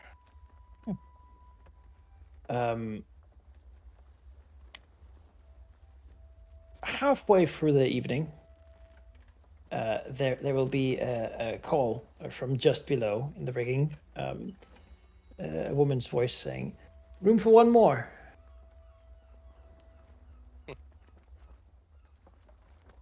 Yeah, looks around. As this lady will sort of head of red hair will sort of look up at the side of the crow's nest, seemingly not as good of a climber as you are, but having dared to trim anyway. He will reach down a hand to pull her up. Sure, she will gladly take it, being pulled up. She is wearing a fancy hat. Has a you know, like a staff with her, a long piece of well worked driftwood. But beyond that, a pretty obvious religious symbol of Besmara around in a chain around her neck. She'll go, "Thank you. kinder than most people have been. My name is Sandara Quinn, and I believe I have something you'd like to have, if I may be so bold as to assume.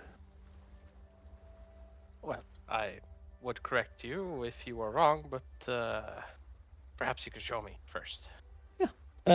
She will pull out from her belt a dagger in a sheath and sort of hand it. This.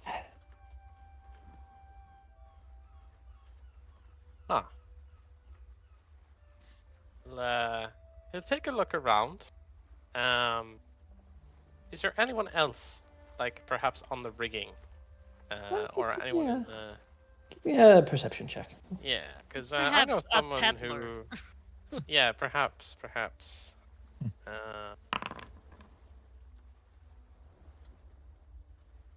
No, you're pretty sure. I mean, not in the rigging. The riggers certainly could. Most other people seem to be somewhat reluctant to climb up here, and they don't really want to do it after having done it for a whole day. So it does seem to be a fairly private spot, though. There isn't much up here except for like a bucket you can sit in, a cramped place. It's swaying a lot too. You can from up here see that that there's a gibbet cage in the back mast hanging over the sort of captain spot over there with a sort of emaciated body in it, sort of dangling back and forth. I see. He will place his hand on top of hers handling the dagger and not take it yet, and kind of glance down to the symbol of Besmara and say, well, for a fellow follower, I think I can take such a gift. He'll pull it back towards him, and basically trying to hide it amongst his clothing here. Well, put the dagger on you. Yep. There you go. Only one. Yeah. I should say, good. I hope you won't need it, but given this ship, you can't be sure. I agree. Sandara, why... how should I ask? How did you come to be here? She says, well, I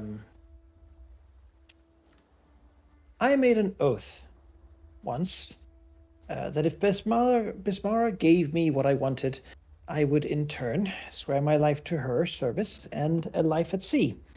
And I joined this ship because it was the first one that took me in when I went to Port Peril to do that. Since then, it has not been as forthcoming of an experience as I'd hoped.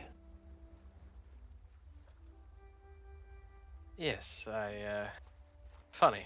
I came to Port Peril to find a ship of the similar circumstance, and, well, my arrival was a bit more violent. But, I'm also here too. And you're a fellow believer then?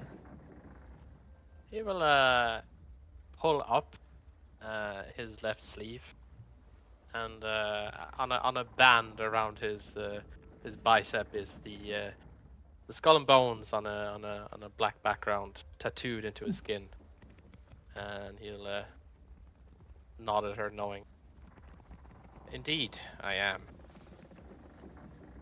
Well, that does look impressive. Perhaps might even say more commitment than I had. Because, still, we're both here, and to be honest, I could really use some friends. Oh.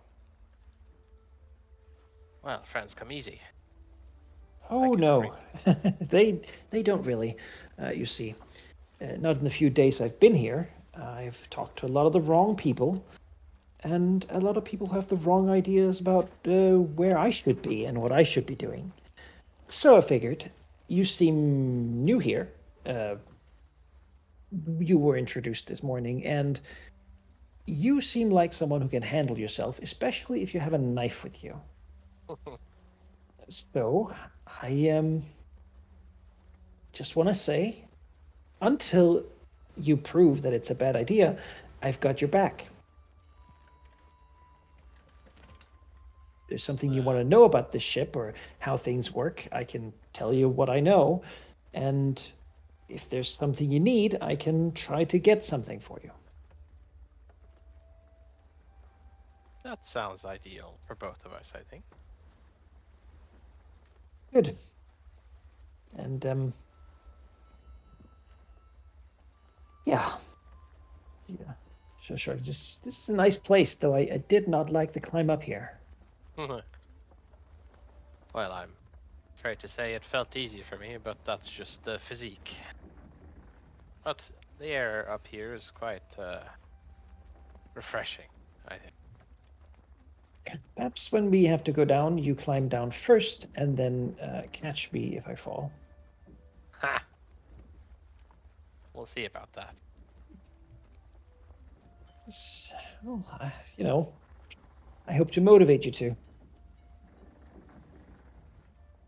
I dare say you're well capable to not fall, but if in the case you do, then, well, I'm right there, so... You've got a cushion. I've scaled before, but this part has never been my favorite. The climbing.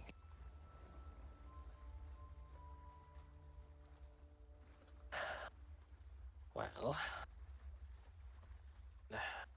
Going forward from all things, whether it's your climbing or whatever else, I will help you as you can help me.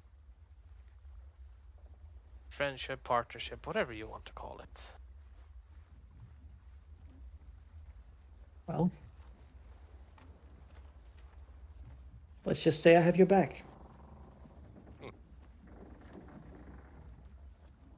Good. Yeah.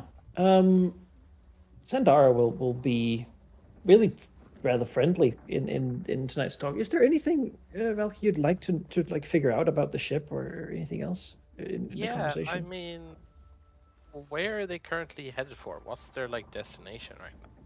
Like, what's their goal? She doesn't know.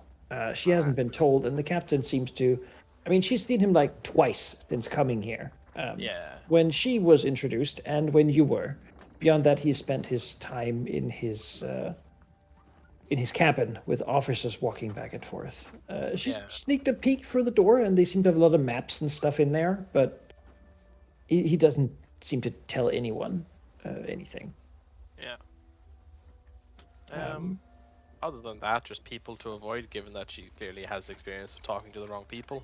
Yes, you will find out that Master Scourge, apparently, seeing that she is a devotee of Besmara, thought that she should be part of his little gang, and try to sort of just tell her that that's how it works now. And she doesn't really like being told who to be around or what sort of things to do. Yeah. So she said, no, you can go find someone else to do busy work, which he didn't like. And since then, her last few days have been pretty bad. I see. What is she assigned to do? Or what was she told to do, rather? That she did. Oh, hang on his arm, fawn over him. Of course. Carry his drinks. That sort of thing. Yeah. And she didn't really have any intention of that, so Yeah. she'd rather not.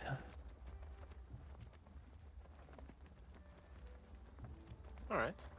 Yeah, she says that he's a sadistic brute who isn't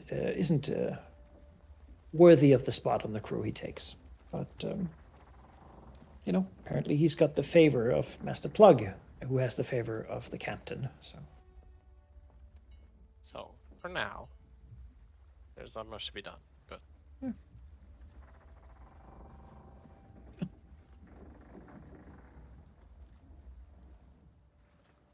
right.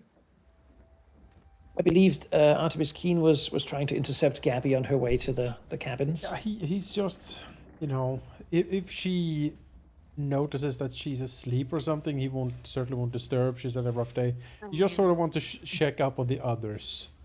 Yeah, it's gonna say it'll not be hard for him to catch up. Probably, she's sort of stumbling, trying to make sure that there's some people she doesn't meet, and then yeah, trying to find a card. He might like see her just like with opening of the door, like looking at the cards, trying to figure out like the math. She'll quickly figure out that this is the officers' sleeping quarters. I can't see. How do I go down? Up? Stair. Yeah, use the stair. Oh, keep being intercepted by a wall. Yes. Where's you the can follow. officers? Oh, that's where you were. The after. Down Oh. there Oh. is your sleeping quarters. Down. Down here. Yes. Oh. As you go there, though, someone steps out Yeah. from a box. Yeah. Big guy with a bit of a missing ear. And a scowl, narrowed eyes, looking at you. Well, says. Looking smug, are you? I'm looking at my picture. Like, yeah, real smug. That's a smug goblin right there. Just look at the goblin. She looks cross-eyed. And a woman is watching. Saying, you tell him, chaps. Just some sort of little green dog thing, taking a piece of me. Has some nerve. But now we're in my element. At the word dog, Gabby, like, despite being fucking beaten up, her eyes narrow. And there's like a weird, like, that she perhaps is trying to hiss, but she can't. She doesn't have any teeth right now. Artemis gets down here. He can see sort of the situation. Also notices the chained up, feathered and tarred, big, brawny man back there. Sort of just seems to be turned his back to him and sort of be fiddling with something. So a quick scan of the area here. Yes. Woman down south is looking on eagerly. This man is clearly cruising for a bruising. What are these other people in the north here? These two are talking in low voices, trying to ignore the whole situation. The halfling seems angry and confrontational, while the older human is sort of seeming to try to talk her down from whatever she's attempting to do. These two are just seemingly playing dice. Okay. They also just look over to this, and she grimaces a bit, but she doesn't seem to be wanting to get involved really. Okay. Well, I think Artemis will try to intercept on Gabby's behalf here. He's not exactly sure what's going on, but poor Gabby has had a bad day and just looks like she's had a bad life, really. So I was gonna say she does look like something in her position, like is like she's getting ready. Yeah. Despite everything, because he called her dog. Yeah. That's The fat man draws out from his the back of his pants a large piece of broken glass. Appears to be a side of the bottle or something that has been thoroughly sharpened. It'd be a shame if you fell on something, right? If I got my flesh back. A nice hunk. At this point, Artemis will sort of call out in a fairly clear voice. You know, he has a decent voice, certainly. It will call out to everyone trying to steal their attention, and he will try to direct away the anger of this guy and sort of diffuse the situation. He will basically come down and says, "Aha, my friends, fellow crewmates! Why is all this silent? This terrible, oppressive mood. No, absolutely not. We're on a ship. Incredible adventure. A song. Clearly that is what we need." And he will basically try to rouse the others into some sort of singing sea shanty to just make this brute either forget or make it impossible for him socially to just start a fight in the middle of a very piratey sea shanty.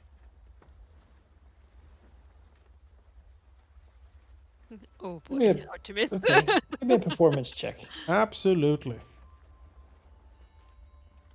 That's clear what that is. 15. All right. Phipps here doesn't seem particularly. He just seems slightly confused. Good. Lucy here, halfling, looks over and seems to be calmed by the thing, beginning to hum along, but in a way that sort of shows that she kind of wants to join, but is still angry and decides to continue to pout instead. Okay. The woman here begins to tap her feet and sort of say, even like, "Come on, Phipps, just lay off. It's enough of that." While the two people here seems to appreciate the fun. The woman back here is clearly annoyed at having been currently being foiled in attempting to cause some sort of fight to break out. And down the stair comes a man who now holds his hat in one hand and is tap dancing along the rhythm. Oh yeah, nobody got my back. Stair. Having apparently shoes for tap dancing. Step quickly, doing a pirate step. Oh yeah. Dance. I mean, if he comes good up, sir, what an excellent show. Yes. This is exactly what I was missing. as he will, Artemis will try to weave in the gnomes like tap dancing, like the rhythm of it steers the rhythm of his song to sort of they play back and forth on each other.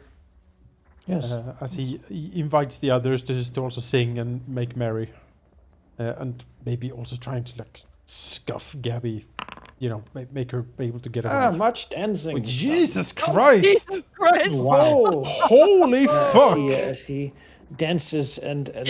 paddles and Okay. winks at Artemis and winks at Rosie and winks at the other people. The man behind the mast even begins to grunt in appreciation as the two of them begin to perform. Until Phipps just sort of spit in front of Gabby and then goes over here because this is clearly not. This is turning Gonna say, into a I think farce. Gabby like slowly has been trying to get to the stair, like sort of he's still watching, but also kind of like she's that indecisive dog that's like ironically like a dog, like standing there, like should she leap? Should she not? And then she hears the shanty and is also quite enthralled. And when he leaves, she looks to Artemis. Is like, and she reaches into her pocket and grabs a couple of teeth. And like and they like reaches them out for him, like Oh well, I mean, yes, Artemis will definitely take the teeth. And they are sharp, pointy goblin teeth. oh, good. He will do a flourish towards the end of the performance, and bow towards Gabby and says, "Ah, fair lady, thy gift shall not be wasted." As he smiles rakishly towards her. He's done this before. The gnome behind him says, "Fair lady." Oh. Oh Yes, my fellow rapscallions. It has been a most joyous occasion to have this this moment of merriment alongside you. Artemis will My fellow rigger. will turn towards him Riga. and I was do- impressed by your rope coiling earlier. Good show. Yes. Master Gnome, I am afraid I have missed your name. Conchuba Turlak Shortstone. Mr. Optionally. Mr. Shortstone. Well, Mr. Shortstone, I must say I thought myself quite a performer, but it is clear that you are a master. If I had a hat, I should tip it to you, good sir. Oh, we should find you one. That seems like all of us seafaring sailor folk should have hats. He sort of looks at his own. It is marvelously large, marvelously purple, and sort of a very fine tailoring, you know. Same with his full purple suit. Both Artemis and Gabby really looks at the head. Like, that's a fucking Yes, nice hat right there. Several large sort of pheasant feathers in it, Yeah. sprawling out. But might I ask something? Fine silver buckle. Might I ask something, good sir? Yes, of course, my fellow shipmate. Might I perhaps get your full name first, so that we may get to know each other in the absolutely. spirit of camaraderie of sailor folk? Oh, absolutely. Artemis Keen, traveling ballroom tail spinner, I suppose, and now press gang, as it Swashbuckling seems. buccaneer, yes. Most joyous to have you join us, Artemis Keen. Thank you. Now, whatever can I do to help you? I have a question. Yes? Yeah, of course. How did you keep that hat from being stolen? My fellow shipmates would not steal it. We are compatriots in this adventurous land we call the Shackles. Together we sail upon the shores and swashbuckle our way across the land to. Got a sense motive here. I was like scrutinizing this guy. It's like, very good roll. Yeah. Yeah. Well, he certainly he believes what he's saying. Okay. Well, I You've heard the tales, right? The legends of the pirates upon whose shoulders we stand. Sail, even. Oh, certainly, yes. No. Those tales are the very reason that drove me to, well, that ill-conceived venture to sing at bars, I suppose. Yes, mighty tales indeed, and we shall share them when time permits. I will be happy to. Yes, the more stories I can hear, the better. The better at my craft, which is Indeed. And should we not learn from the mistakes of the past, we should be the nobler people, right? We are, after all, those whose stories will one day broaden the minds of so many young folk everywhere. Better way, freer way. when Artemis nods and says, "My good sir, you are positively fascinating. I would say likewise to you, and of course to the lady.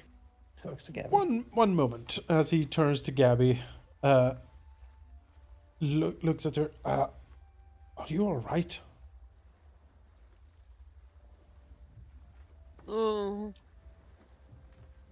Maybe He like shrugs. maybe you should go get some sleep now that you are not in the risk of being stabbed.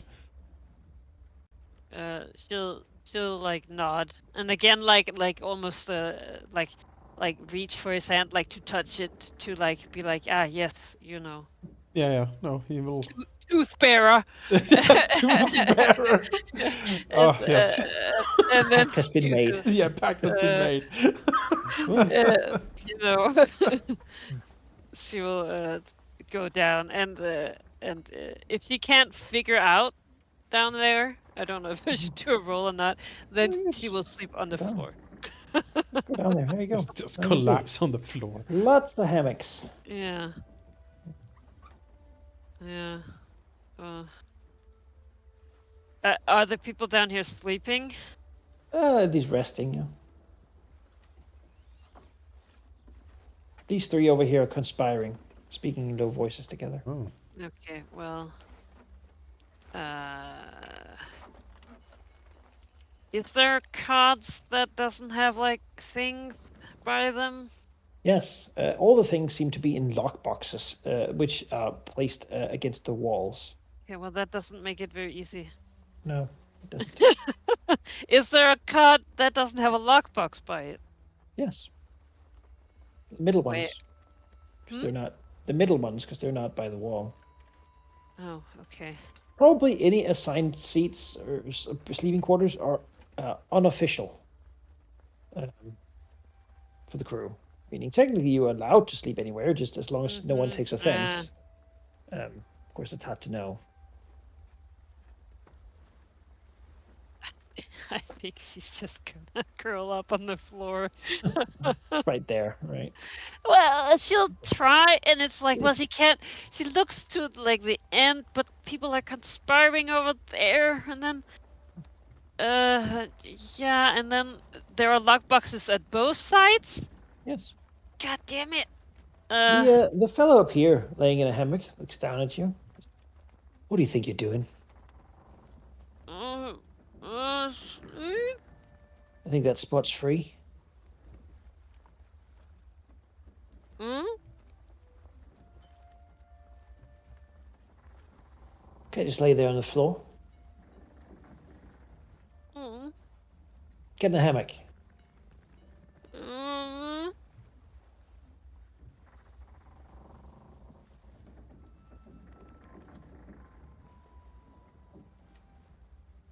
You got problems with hearing me? Hmm?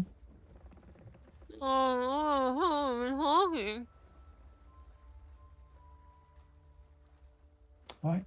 As she like Shoot points yourself to then. her like stumpy teeth. Hmm. So Nasty bit there. Not that one. oh. Mm. No, a bit further. Mm. That's fine. She looks at that guy. Is he sleeping?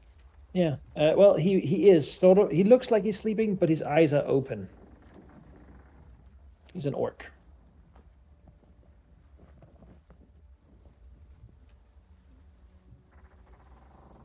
So can I look at the cards? Are those slept in regularly here? All of them seem to be. God fucking damn it. All right. Be a She's just daily going- dilemma. Yes, right? Yeah. Okay, it's just going to choose.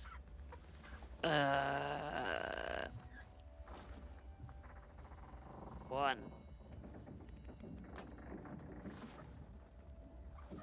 I think she's just gonna take this one. Like this. Yeah. I don't know how to. Sure. Just stay there. It's fine. Yeah. I think like she stands there turning around, and then at one point it's just she almost like falls into it. It's like I can't make a informed. I no.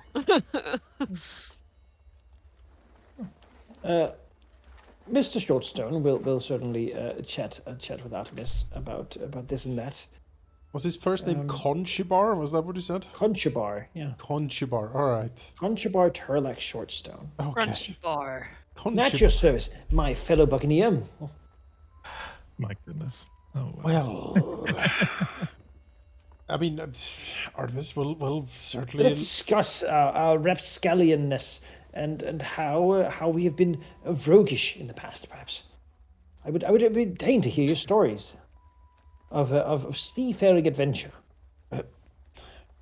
Master Conchibar, I would be happy to listen and share stories. This sounds absolutely delightful. I will say that you are, well, a fair change to some of the other more experienced people I've seen around here. Smiles sort of a bit shakily. But we cannot blame them for being jaded. We must simply show them a better way. I think once camaraderie is felt amongst all, we will surely get to know them and be welcomed into their inner circle. Master Conchabar, have you been on this ship for long? Oh, yes, of course. It has been half a week. Right, gnomes. Yes. That is, well, that makes you positively the expert. I differ. You seem much skilled yourself. Smiles. I've had not many adventures myself quite yet. That's one of the reasons I'm out here. But I do have some good stories from my grandpa, and then he will like launch into one of the more like Most excellent. more bawdy stories of his granddad. You know. Right. Give me. You could like a give me like a diplomacy roll. Diplomacy, sure. Yeah. Oh, I'm still sickened, but here we go.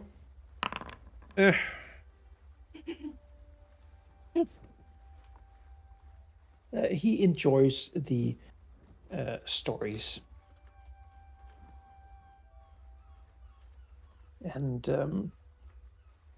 And then, we'll share a few of his own, but you probably heard the stories he tells because they're similar to yours and sort of the. do I get the feeling that he is Tale of aping Monkey my? Island. Yeah, yes. Do I get the feeling that he's sort of aping my stories, like making up? Oh no. They're distinct in certain ways. All right. Yeah. It's just that you probably like the same sort of story. Oh, sure. No, and Artemis would be like, and then she said, "That's not my bodice." the Oh yes, and scandal. it wasn't. As he will laugh. Perhaps for the first time in, all day, probably. You've read the same fan fiction, It's like, Yeah. You're both yeah. pirate booze. Oh, I Yes. wrote that one. Yeah. So, Tempest and Praxu, that leaves you sort of for your evening to-dos. Yeah. Go ahead, Sareth. You go first. Thanks. Yeah, Tempest it has been downplaying themselves all day. And, not a fan of having been press ganged, and is going to make an assumption that they're not the only one. So what they would like to do is go around, and they're actually kind of giving very similar energy to Gabby right now, sort of leaning into the timidness a bit. And like looking for a place to sleep, but that's intruding on this person, and they're trying to do two things. One is look for improvised weapons, like if there was while we were cleaning like a bit of broken railing or something like that, then would have snatched that up immediately, because that could be like sharpened into a shiv.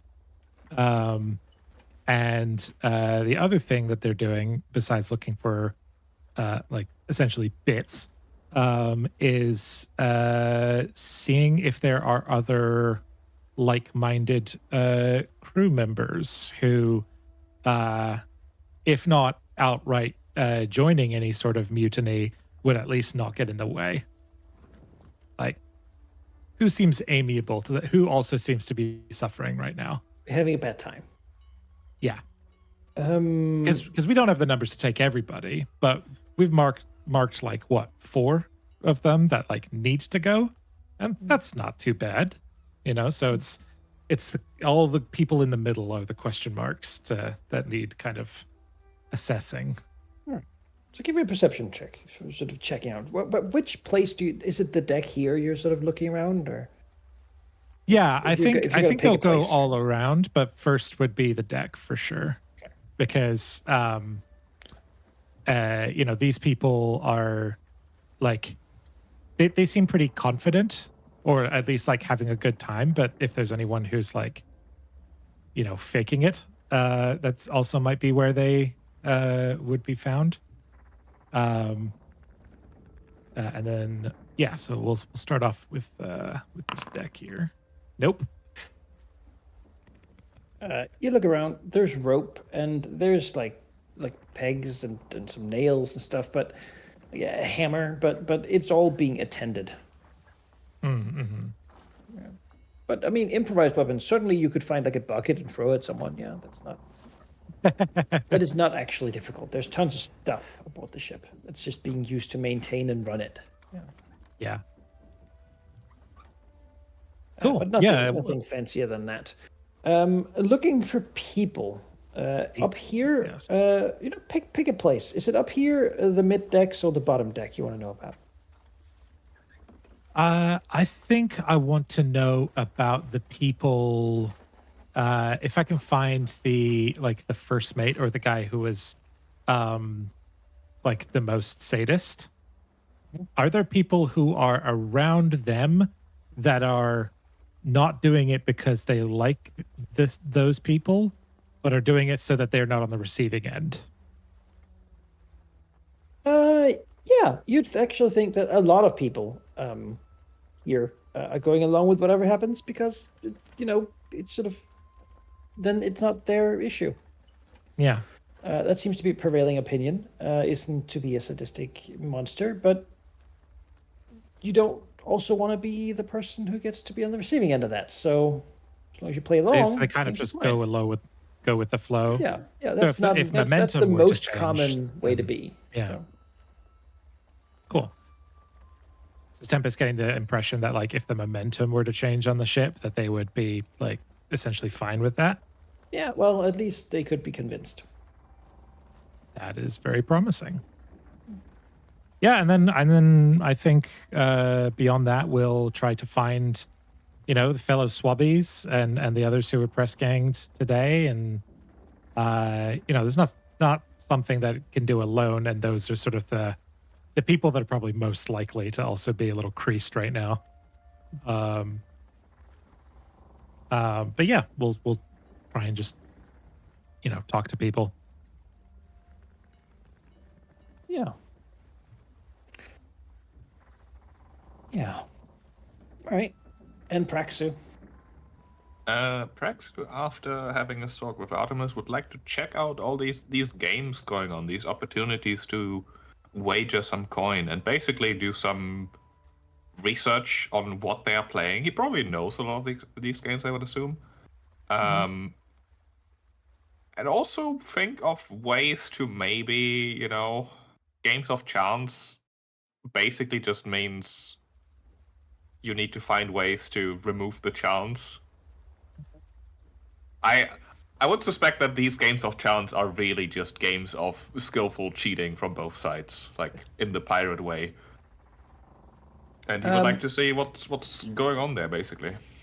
Certainly to some degree. It seems that some people are indeed arm wrestling, which is hard to cheat in. Because it's just strength based. And the actual gambling there comes from people betting on who wins.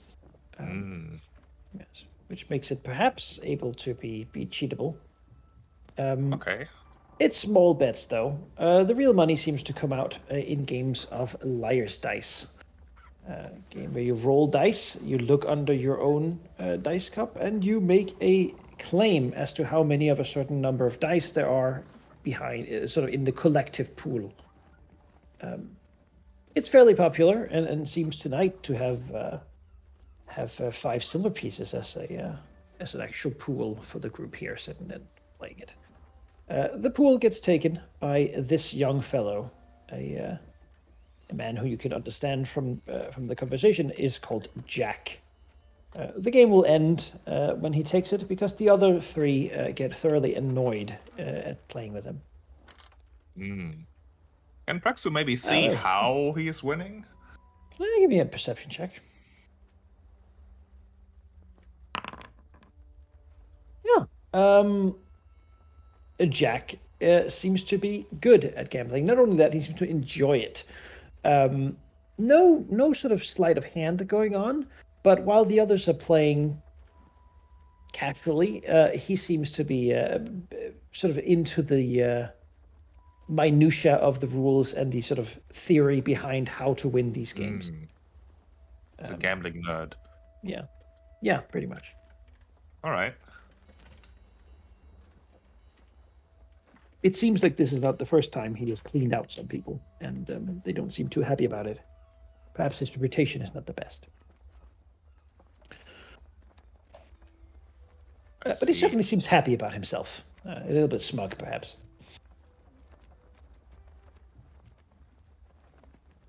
He Well, when the pointedly game takes out some fancy tobacco and smokes it in a fancy pipe. That definitely wasn't his to begin with.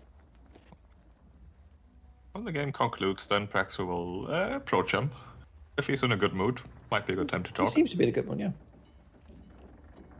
I He see. smokes. He says, "Well, you seem to be rather extraordinary at this game. This and many others, yes. Don't suppose you mind?" You here to claim to be the bringer of my luck? No, actually, but I'll take credit for it if you like. Sure, luck is just what we make of it, isn't it? Very true, very true. I was wondering, maybe you could teach me some of those tricks. I wouldn't mind being at least vaguely as successful. It looks at him. Well, maybe I could.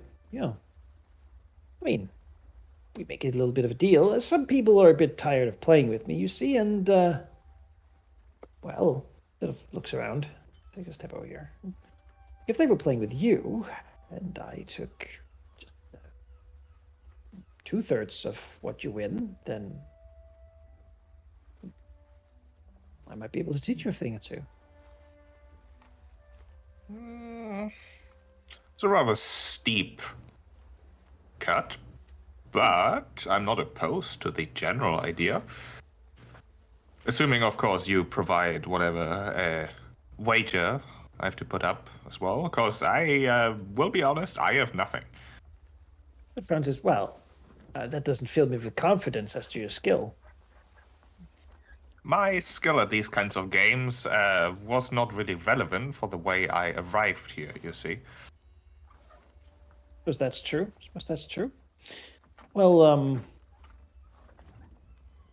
right, well, so if I'm going to invest in this business, then it seems like I have all the risk. Tell me why to bother.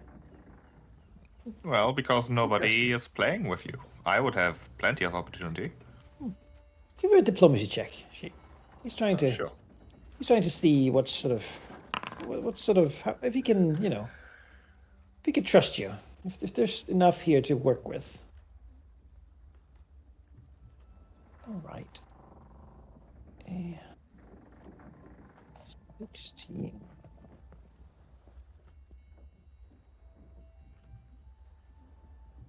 Yeah, that'll do. As well. I mean, suppose it's worth a try. Tell you what, tomorrow we're gonna, assuming you're still, able to. How about we spend a bit of time? I'll try to teach you a few tricks, and maybe the day after that we can make it worth both of our whiles.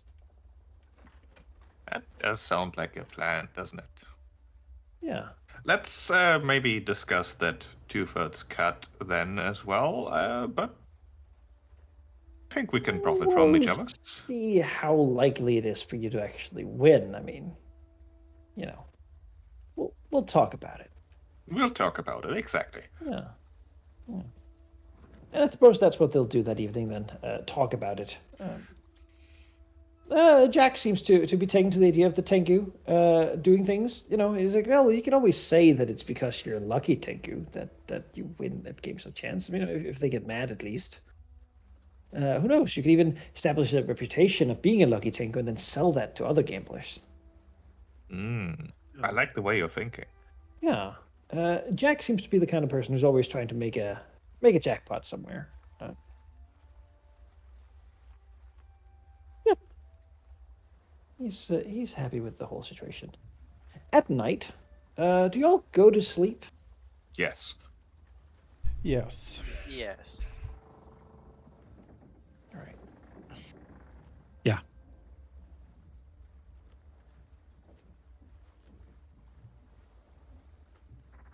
once the lanterns turn off, it's quite dark under the sky. There's a long time until the moon comes up.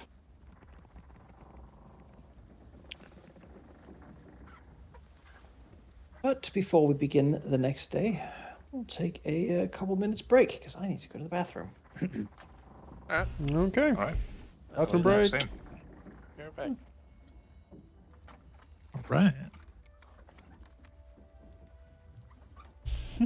Hey, I didn't get shanked. Yeah. I was sleeping. Those teeth will So actually how long are we become- putting up with this? We are putting up with this until we can figure out who we can recruit to our Yeah. side. Mutiny at sea is a Besmara no. Or you're not a Gotta cleric. do it at land. On land. It's fine. If it's a shitty crew and then we dump a gold piece or something over the edge, it'll be fine. Mm, um, I'm not pissing off the shark lady. well, I mean, the actual Besmara cleric lady doesn't seem too happy to be on board this ship, and neither does the orc Besmara clerics. I feel we have some cover. And also, Besmara doesn't care that much. That's the golden thing, right?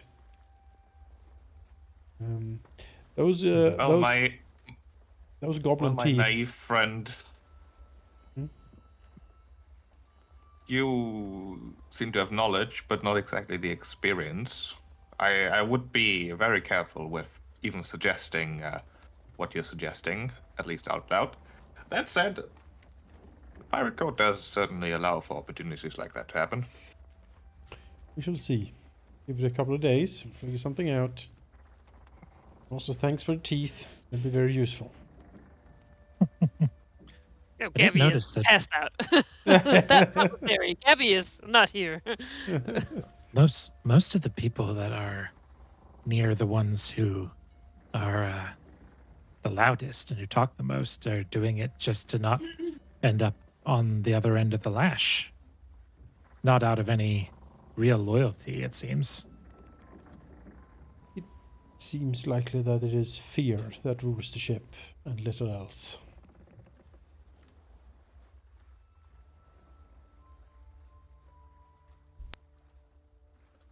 That seems promising then.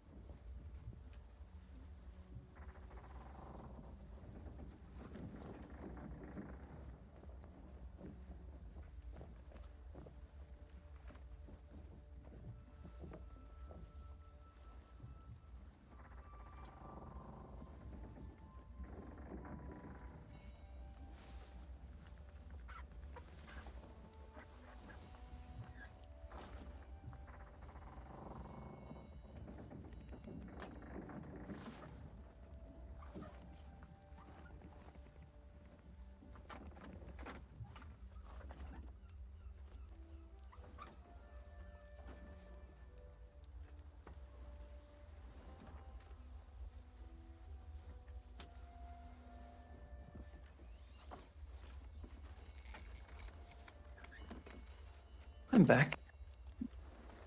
Welcome back. Thank you. Welcome back. I haven't actually moved my token all the way to the sleeping quarters. You should. Yeah, I keep crashing into walls though. Well, it's because the stairs have railings. Ah, So you gotta move in the right. right. And manners. then one more down? Yeah. Oh, at least one wall, because that is not where the stairs. Aha. do need to find a hammock that seems unoccupied, I guess. I guess like I would probably come down with Sandara. Yeah. Does she know a spot that's like used at the least? Like where does she see? She says the middle. It's generally Uh-huh. best. It's where people don't want to be. Sure. Well, be in the middle. Right. This is the work corner.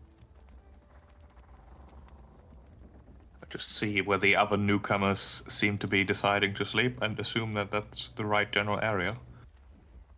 Oh, let's have a look, see. Conchi bar. What a guy.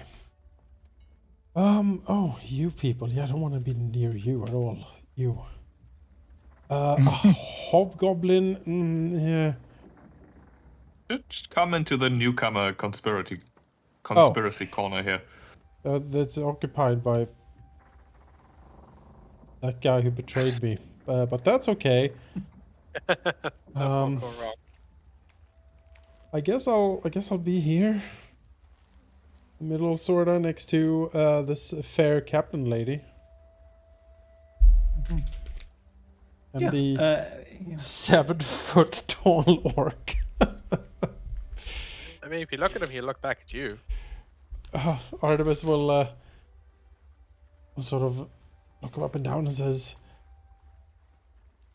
How was your day?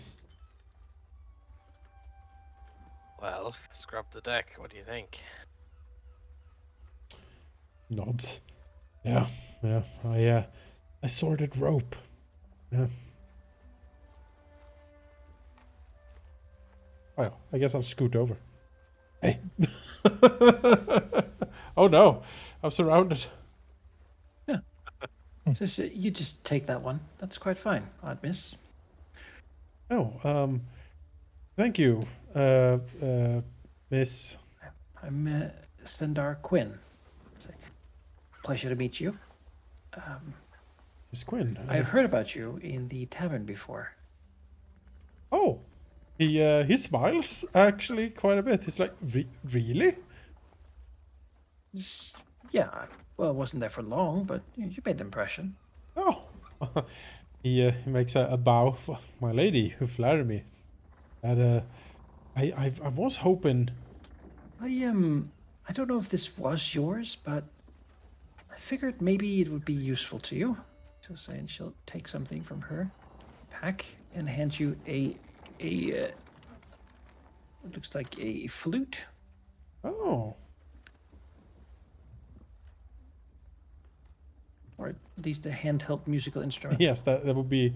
I think it's a flute or something. I think it was a fiddle. That's what I decided on because that was the most like piratey musical instrument. But yeah, I'll take a flute. Thank you. There you go. Took me a few favors from the quartermaster, but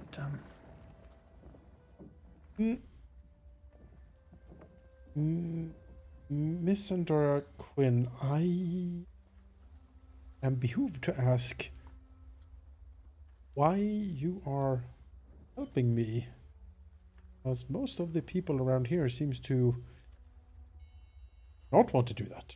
He smiles. and therein lies the problem, you see. I thought the flute would. Well, it seems like something you'd like to have. And I've had a hard time finding anyone who would be what I would call pleasant company. Well, So I thought, get the flute for you, and maybe we can start off on the right foot. Artemis has seen a man get brutally murdered by keel hauling, whippings, and a whole manner of very unsavory practices today. So he will try to scrutinize Miss Quinn here to get a reading on her. Like, is she trying to trick him? Like, what is this? If She is, she's better than he is, at least. Hmm. Seems genuine. To him. Nods. And then he will say, well, Miss Quinn, I thank you very much. He He will like stow the flute like in his sleeve or somewhere, you know. I will make sure to put this to good use tomorrow night. I shall play. Yes, I shall play for us. Maybe a bit of music will lift our spirits. Sea shanties, right? Yeah. Maybe. Hey. Says, well, not a lot of fervor, but you know. Yeah. Yeah, well, she hasn't heard Maybe him a bit. sing that much quite yet. Artemis looks over. Oh, hi. You were the loud one in the tavern, weren't you? Yes, that'd be me. Ah, well. You tell good stories, at least. It's odd I don't recognize you, good sir. But then again, you were sitting down, probably. There's a pause for a moment. As he like takes it in, because you know that would be probably seen as an insult, but I think to him he takes it as a jest. He smiles a bit. You can see Artemis like blanch a little bit, like, uh-oh. Like, really? All jokes? Okay. Funny man, huh? I'll have to be careful of that silver tongue of yours as well, I see.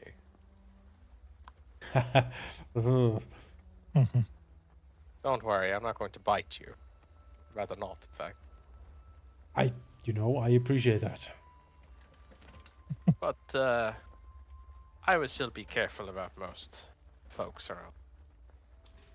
He will lower his voice conspiratorially. And he will say, as far as I am concerned, it seems to me that the only ones I can reasonably assume are not maniacs are the 5 of us who woke up tied to that mast. And I assume, well, unless you signed up willingly. He sort of looks him up and down. While I may have been seeking out an arrangement on the ship, it is certainly not how I wanted to be here. Yes, we were. I was tricked, I think. It's hard to recall, to be fair, and I'm not exactly sure, honestly, where we are. As a matter of fact, I have never actually been on a ship before. He sort of looks a bit ashamed.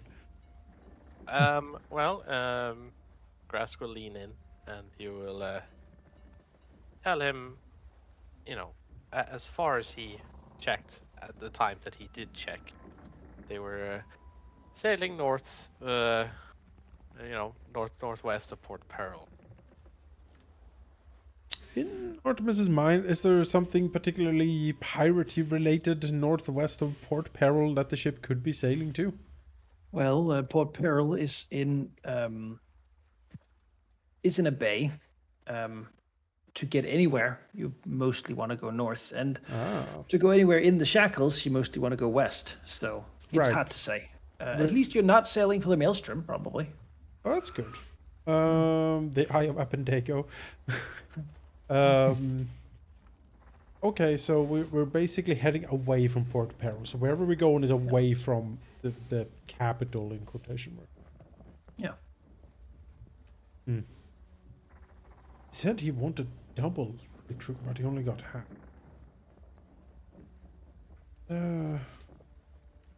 Seems like a lot of people on such a ship. I wonder what he's planning. Well, whatever it is, I'm sure we can figure something out. That said, I wouldn't say you should get yourself into trouble this early. Believe me, good Master Orc, I've tried my very best to keep out of trouble. You can call me Grask. Mr. Grask, then. I am Artemis. Grass? There is no Mr., just Grask. Oh. Well. If we are to be as equals, there is no Mr. between us. Oh, certainly. I'm sorry then, Grask. Thank you. He rolls his eyes and says, human sensibilities, I suppose. I wouldn't worry too much about offending me. I'll let you know if you did. Quite clearly. I believe you. Anyway, and he'll like give you like a clap on the back, which is probably Yeah. more like a thump. Yeah, was flies me out of the hammock. Ah! I'll keep an eye out for things. I'm pretty good at that. And you, well, I don't know what you're good at doing, except, well, spinning a good tale, which is in itself pretty good. But I'll keep an eye out, see what I can, well, see how the tides are shifting. And I shall do the same. There's a lot of talk on the ship, and my experience, those who tell good tales can often be told quite a lot themselves.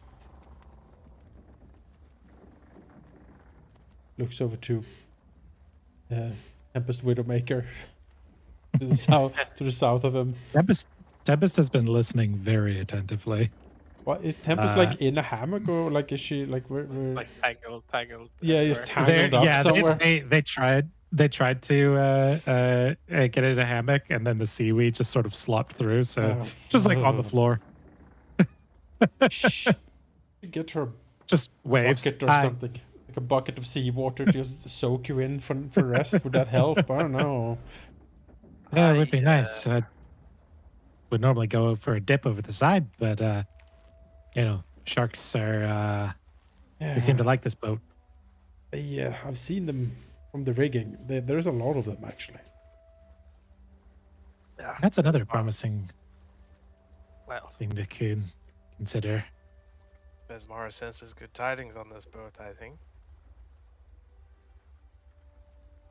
But for who yet, I cannot say. Oh. Oh, look at Tempest. Well, no doubt you've heard our names, but I don't think I've heard yours. I'm Tempest.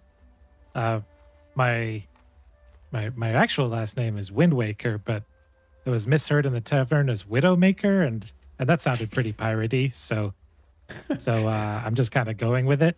Sort of But I guess I should have introduced myself as Tempest Widowmaker then. Yeah. Slight snort from Artemis at the word Tempest Widowmaker for this like little weird seaweed creature. You'll actually see Grask like narrow his eyes at the mention of Widowmaker, but then he kind of just shakes it off. Some recognition there. And then he kind of snorts and says, what would you rather be called at least? Tempest? You can just call me Tempest. Then. It's a bit of a mouthful to do the whole thing. Can be. But respect is important. Yeah. So I couldn't help but overhearing, but guys, you're actually, interested in this kind of thing? They scratch the back of their seaweed neck. This sailing, pirating, Well, privateer? I'm still learning the terminology. to be perfectly honest, I have never been on a ship. I have never actually been a pirate or a buccaneer or anything like that. But my aunt and my granddad, they had, actually, when I say it out loud, it sounds much worse. I suppose I was inspired by some family history. Took up the trade of spinning tales in bars to make a living, and had a fairly romantic view on the pirate life that I will honestly say has ended up a little bit on the I wouldn't say that the dream is shattered, but it is a bit cracked, perhaps.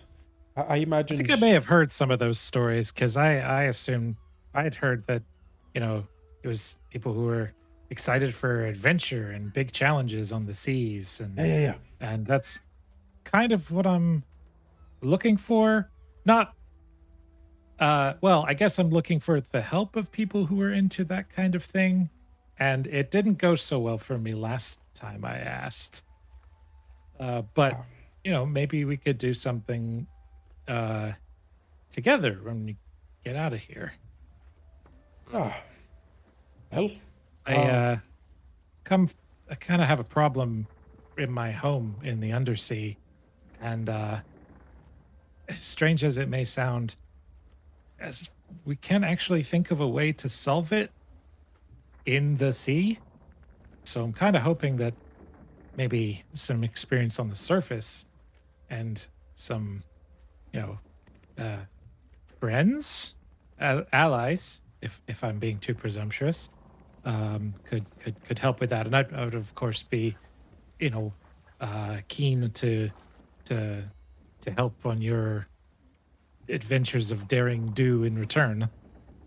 Hmm. I think that someone that I've swapped the deck with is certainly a friend. At least. You're like, Oh, good. he'll extend a hand for a handshake. And then we'll It just wait. sort of places their hand on your hand. Yeah, I assume it's very wet. Yeah. Yes. So Grask kind of looks at Tempest and says, you know,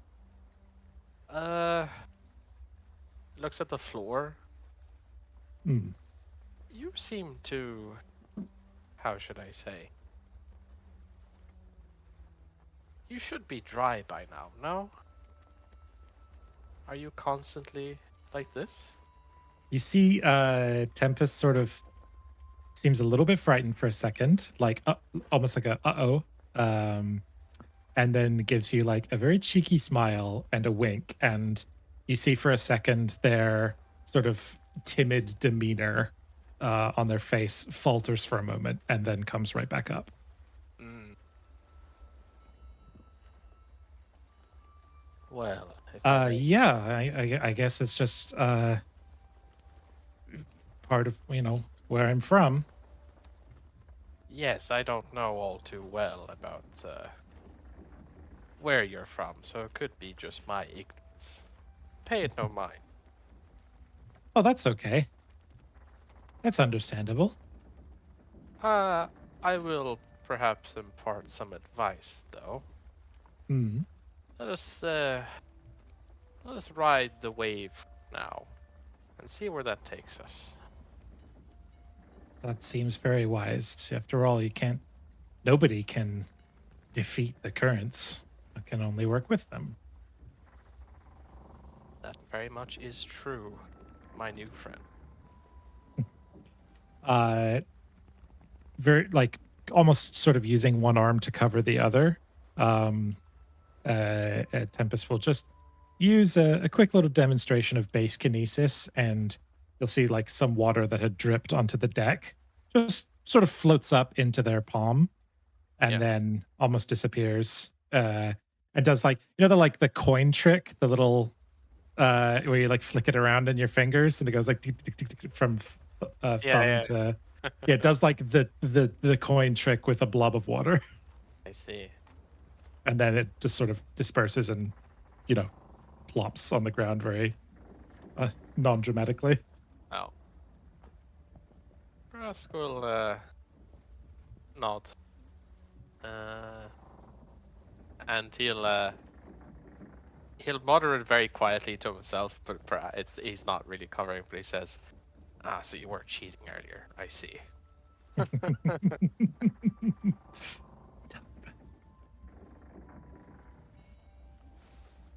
But yeah, we'll also sort of look around and say, I think that the others who were with us earlier, I mean, it doesn't seem like they're having a good time either. So maybe we keep an eye out for each other, see if the good opportunity comes up naturally. Be better if we all trust each other when that opportunity presents itself. Trust is important. I would agree for now. We'll sort of take a look over to Praxu and to Gabby. Are they conscious right now?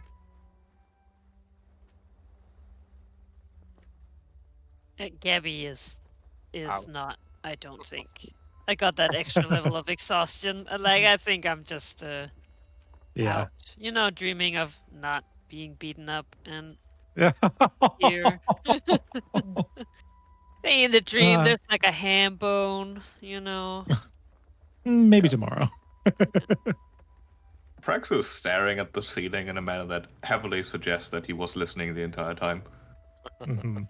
I'm gonna interject here though, because Yep. Mhm. while the others are talking, Sundar Quinn is sort of shifted next to Praxu. She's not super stealthy, really, as a person, so I don't think it comes as a shock when she sort of says, "Hey, Hey, between you and me, I saw them take this off of you, and I figured maybe it would be useful to you to have it back." She will slide a folded sort of leather wrapping of Praxu's thieves' tools discreetly. yeah, I would like to take a look at her to like sense intent here a little bit because that seems Alright. awfully generous. Oh, as far as you can tell, she's being. I mean, you don't see it. She's just giving them to you. She seems to want to ingratiate herself to you, perhaps. Yeah. It's not usually something people just sort of do, but do you take Oh. them, or do you? Yeah, Praxu will like pocket them basically. Not really breaking eye contact, not looking at the thing he's currently receiving, subtly palming it basically, as he says, "How long have you been on this ship?" Few days, Hmm. but feels longer. Are you happy? Chief Master, well, things could be better. It is where I have to be, but it is. I'm looking to improve my circumstances. Aren't we all? Well, some of us, I suppose. Hoping to help you with that. In whatever small ways I can. There may be large ways you will have to help eventually. Oh, let me know. Praxu nods. Thank you. Have a good night, I suppose. We can talk more tomorrow if you like. But I see where you're coming from. Be careful.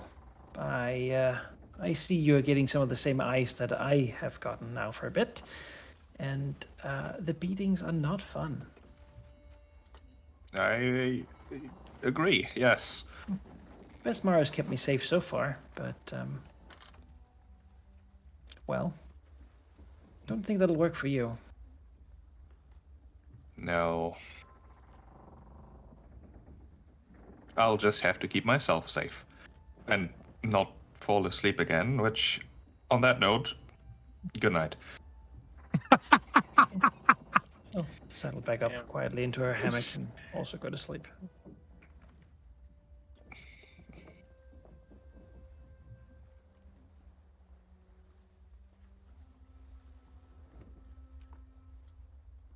With that, I think unless Tempest wants to talk to Praxu. Praxu was saying that they just passed out, so that's nope. Yeah. I'll talk tomorrow. All right. And what a night of sleep it is. What blessed sleep it is. Finally to be able to lay down and rest your weary bones. You can remove your fatigued state. Yay. And we're going to begin the day with a fortitude save from each of you. Can I also do that? Yes, because you tend your evening action as sleeping. Yes, I did. Okay. Oh boy, these rolls are amazing. Gonna Pretty save good. big money. Pretty good. I will say. Even Praxu. Even with my plus you- 3. You're no Yuck. longer seasick. You can remove your checks. So can Grask. And so can Tempest.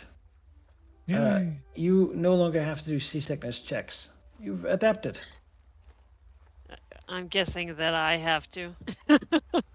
Gabby, you don't get any worse. Oh, And Artemis, you also don't get any worse. All right, I'll add it back.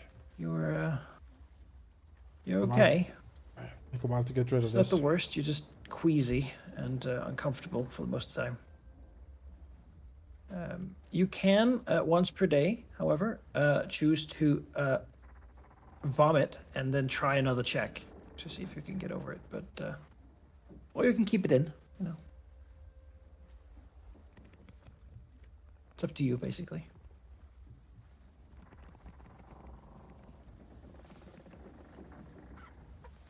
You just let me know if you want to try that at some point.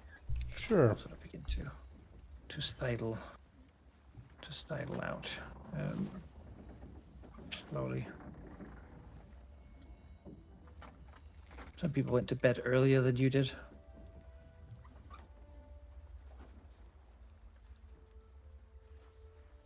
Conjubara leaves and gets up when the ladies get up, as it turns out. So that's what his thing. You're not used to being on a ship like this, and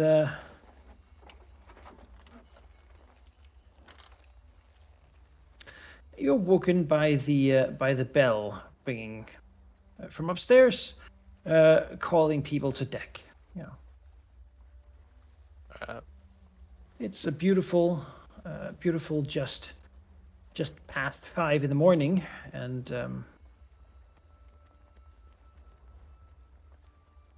All right, hop up and let's not be late. Yeah. however, as you step forward, these guys shouldn't be here. You see that, well, really, this guy, big guy, whoever walks up first, he'll sort of stand in front of the stairs. In a hurry, are we? Yeah, the bell has rung. We need to get to work. Yeah, well, I think people like you need to apologize before getting to use my stairs. Your stairs. That's right. It's about time you new people learn how to behave around here. What exactly should we apologize for? Well, I've yet to receive any dividends on letting you have such an easy day yesterday. I got whipped. Not by me yet. But you That's fair. but you did get quite a rousing performance, did you not? There was singing, dancing. Everyone had a good time. Why dwell on I these didn't. old? Oh, I didn't have a good time. oh, come now, good sir. Surely the music stirred even your heart. So I think, until I do, I'm gonna just stay right here. Right, friends? He sort of looks back and they're like, the dwarf here, like, yeah, you're right. This guy's just silently standing there. He just says nothing. Same with this guy. These people out here in the corners, they're just watching, not getting involved. Praxu would like to use his agility here to basically tumble through onto the stairs. Okay, right. It's like, dodge to the left and then just slip past. Yeah, bob and weave. So now 20. Damn. Hey! Yo, let's go. Bird is out of here. But they, you get there. That seems fine. And then he gets real mad. And it's Oh, time look to at roll that. some I've initiative. conquered your stairs. I think it makes them mine now. These people get real mad. All right, initiative. Not unexpected. Do we have anyone scouting, do you think? I'm searching. I had it set on my party. I guess I'll roll initiative with acrobatics. That makes sense. Oh, I rolled a 1. Of course I do. Oh. It's just 20s busy and showing off. 1s with me today. Let's see if I have any battle-like music.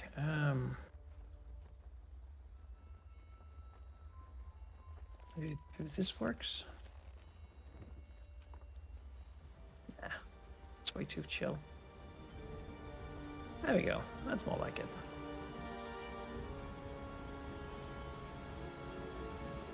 All right. Yeah, they don't have weapons. Jonas, you haven't rolled initiative. Oh, I Or thought I you did. haven't added it? Hang on. Initiative. This is 11. Yeah, just has to be added. There you go. That's fine. Yeah, they don't have weapons out. But this big man in front of Gabby, he just takes his fist and tries to plant it in Gabby's face. Who? This guy. Oh, that guy. Mahim. Alright. Yeah.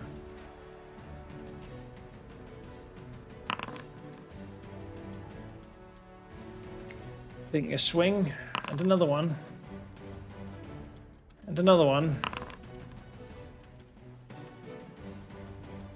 Gabby's too fast. Too quick. Grask. Alright. Let's see the situation. Well, I see, he sees Praxu there, tumbling past. We'll step over here.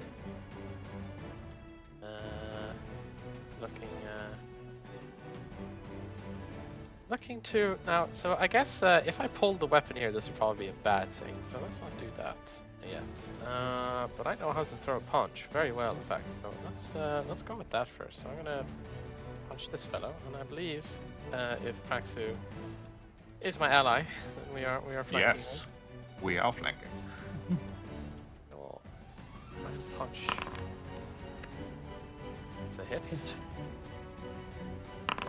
6 bludgeoning. And then I will follow that up with. Who's next? Yeah, I will. Let's see. I will cast a cantrip. Cast guidance here. Cast it on Praxu. We'll, beseech Besmara to bless his strikes with the storm. And you get guidance on you. For a attack roll, perception check, saving throw, or skill check you attempt. You get +1 to it. Alright, excellent. And then I am done. This guy, Tam, will take a step, and then also punch Gabby because Gabby's right there. You don't like goblins. Just everyone piling on Gabby, just standing there. Beat up the punch. So Praxu comes and stunts on all of them, and then they just all turn their backs and start beating up a goblin. There, Get that goblin. Just No, this guy did it the first time, and he's gonna do it again. goes to show He's the reason Gabby even looks like this to begin with. yeah. Look at him. Punches He her. was looking like that the entire time. Yeah, he's like, He likes it. All right, Gabby, you got punched by a dwarf. I did get punched. All right. This guy. Gabby gets punched, in the jaw, and her head whips back, and then there's a, and she sticks her hand in her mouth, and equips her knuckle duster. I see. And then gonna fucking punch this guy. I That's see his now. second action. All right. Oh, that's Amazing. funny. I see now. That's good work. Yeah. Nice. Oh boy, Nice. It's a lot. it's a hit. You should, if you hover over the person you're attacking though, and click T on your keyboard, Oh, you'll T, target them, yes, and I it will forgot to already do tell you. But yes, that is actually a critical hit. Oh wow. Nice. Knocks him the fuck out. Yeah. Nice. And she'll go again. Get him! Boy, Oh wow. Nice. It's a hit. pummel the dwarf. Get him. Get him! Oh. As the goblin's punches are massively more powerful than just normal fists. I mean, you're clad in metal. He spits out some teeth. That's it. Oh, and there we go. All right. Artemis will look around, and he will sing. You have heard singing before, certainly, but you have probably never heard singing like this. There is something that just when he sings, he has a very clear carrying baritone, and as it actually starts emanating around this hall, your spirit is lifted. There is something in it. It's almost like a soul song. It speaks to you of daring do, fighting on the high seas, plunder and heroics, as you will all get the courageous anthem. Very nice. Got that detail. Yes. There we go. Yes. Aboard the ship, most eagerly haru haru, drinking and carousing merrily haru haru. For all knew where the ship had been, sailing for gold and back again. We were more like a kennel of hounds than men. My crew, I heartily knew you. As it rings out. After that, looking around here. Dangerous, some dangerous individual. Is this this fine fella? Does he seem to be actually in the fight, so to speak? You know, his mouth is currently open. You can see that at some point he has had his tongue cut out, and he seems to take pretty much offense at people being loud and talking and singing, particularly. Yeah, he doesn't seem to like it very much. Very good. He seems somewhat enraged with that orcish ferocity. Very good. We will move away from that then. Like a gorilla ready to leap on its prey. As Artemis will skip as he keeps singing back here. And yes.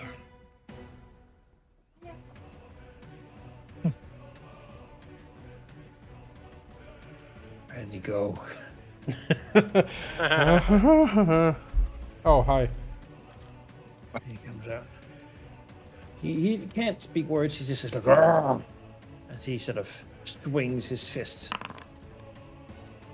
Oh, dodging Again. narrowly out of the way. Oh. Aha! Towards some hammocks.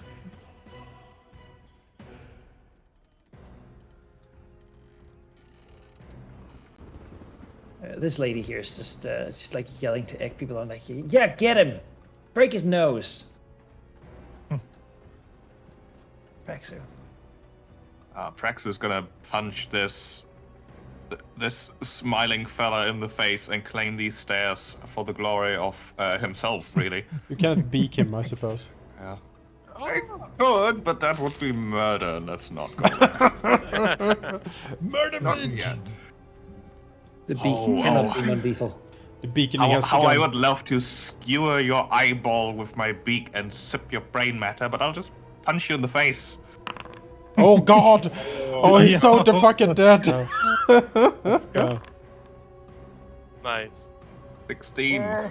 But you would have murdered him. Yeah, he would. And Yep. then we're gonna do that again. Knock him out. Get him! Get him! I will Not not kill dead. him. This will, in fact, be non-lethal. Just a 1-2 punch. Very clinical by Praxu. Maybe his body can slip into the bilges, you know? Yeah. No, The woman not yet. here sort of looks at you like Skanda says, "The captain will hear of this." Oh, will he now? The captain will not hear of this poor fella who slipped and hit his head now, will he? Or maybe I'll use my beak on you next time. Ooh. Scourge trusts us more than you. Oh, How will you speak when you will have no tongue? Or will you get up these stairs to tell him if I own them? The woman back here whispers under breath, "Kill him. Kill him now. While you have the chance." What a lovely lady. Well, she's lucky because Tempest Widowmaker is up. Do it, Anakin. Good. Yes. Dangerous to keep alive. I didn't even use the guidance. Oh well, it's gone now. Do it, Widowmaker. it kind of overlaps with the All right. Yeah, I'm courageous. Oh yeah. Yeah, makes sense. Unless you do a skill check. Good, yeah. Tempest does not want to give up the ghost just yet. This does not feel like the moment. My options are rather limited right now, so I'm just going to take a step over here and try and clock this guy in the face twice. Alright. And finish off the job. Oof. You know what? I'll use a hero point. Why not? Nice. There we go. End him. Crack. Four. There we go. Have him. And just like Praxu, this is not a death. This is like a kick in the balls. And then, is this guy up here also in the fight? Yes. He's currently trying to Right, punch then- Artemis. Then I will turn around and use my second fist to clock him. Unlikely, but it could happen. Nope. That's okay. It's like kick his leg and he's just like, So here looks at Praxu and says, "No, Actually- you don't. Oh, You're gonna kill him, aren't you?" She, from her belt, pulls out her 2 hatchets. what the oh fuck? shit. Hmm?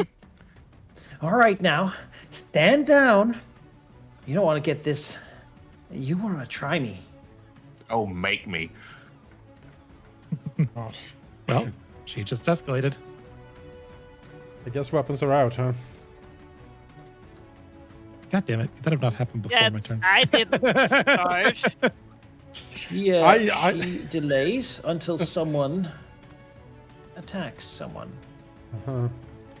Mahim here will sort of look at that and sort of draw his cutlass Oh, it's on. and take a step back, you know, looking at people holding it out like, I believe the Trying to- captain was very clear about his displeasure about someone damaging his property, which includes all of us. well, if you don't get going, you all gotta be very late. Maybe you want to take a step back from my stairs then, so we can be on time. Thank you very much.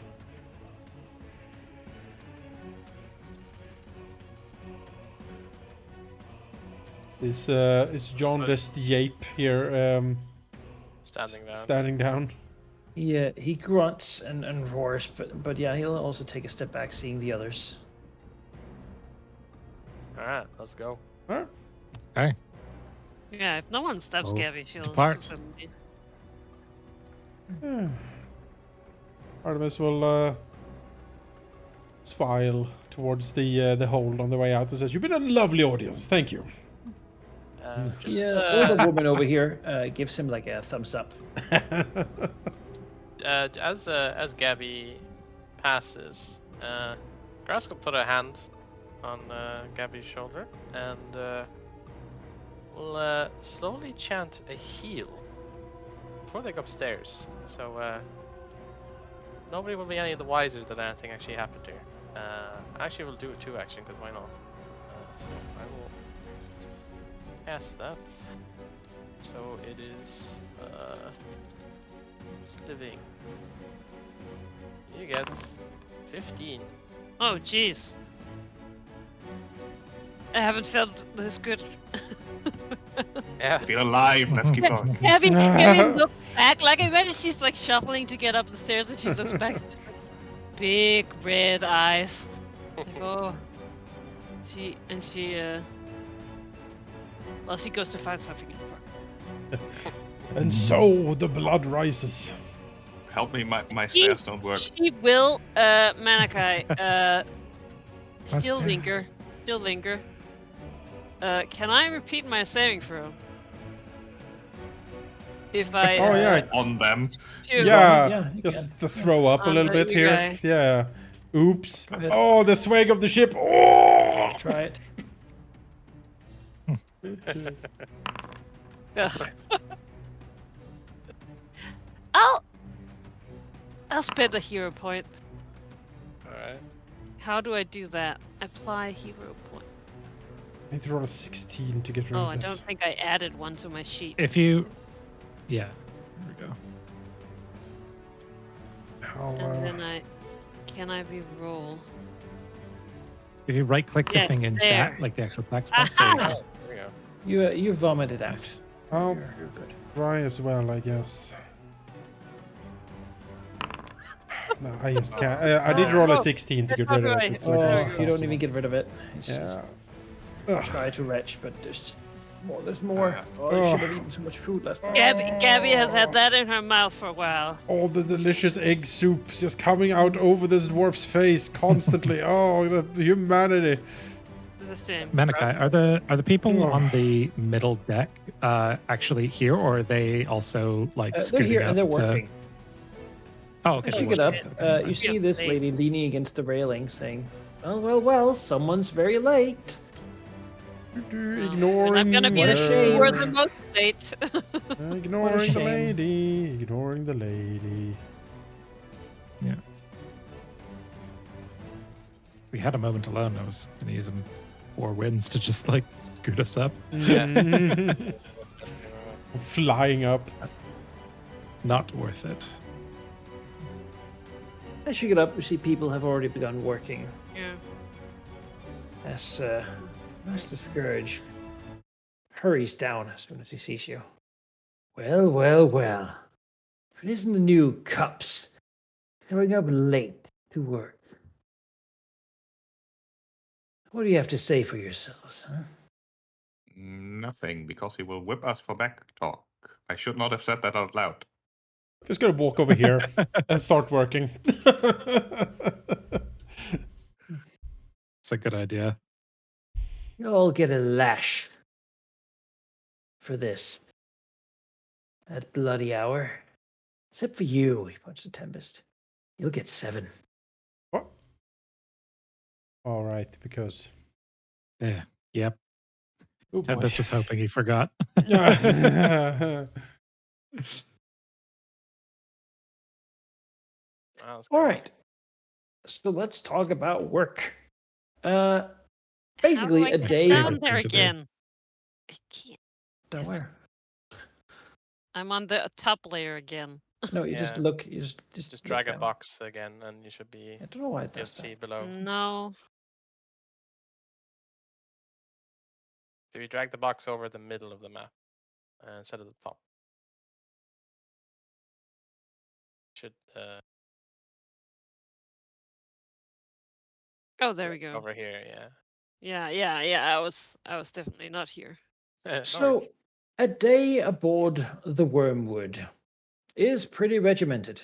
At the beginning of the day, you will try to do your required task for the day.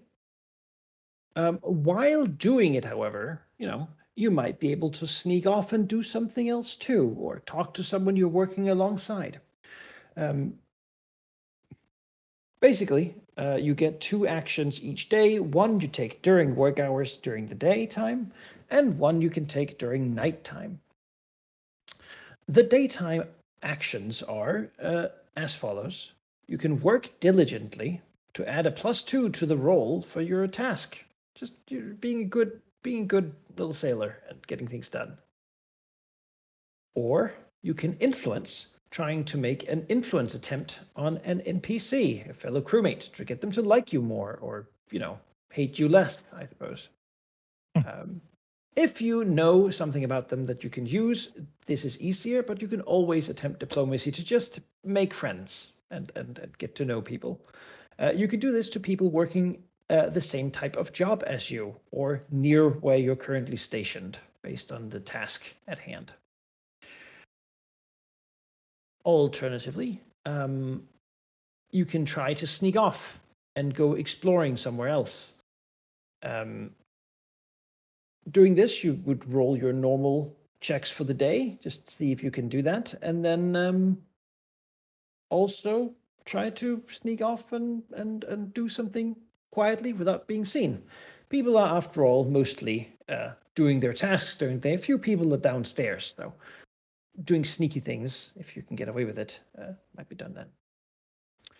Alternatively, you can go to the quartermaster, who has an impromptu shop where the ship's various equipment can be traded back and forth. She will receive items at half their value and, well, lend you them, as it were, for their full gold cost. Doing this, however, takes time and will gives you a -1 penalty to all the task rolls you do on that day. Lastly, you can completely abandon your task, mostly at least, taking a -1 penalty to all the daily rolls for it, but taking your time to go explore somewhere in the ship, gaining a bonus to perception checks to find hidden things and check out like locks on chests or ruffle through people's stuff, basically. Still, failing your check, of course, results in punishments.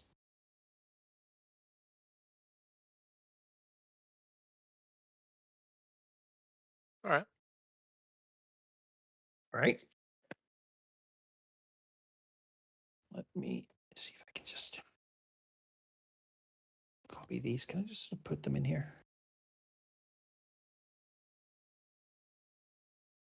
A little bit of formatting I can.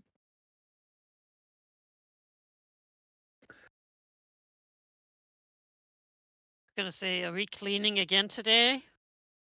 We will roll that once Yeah.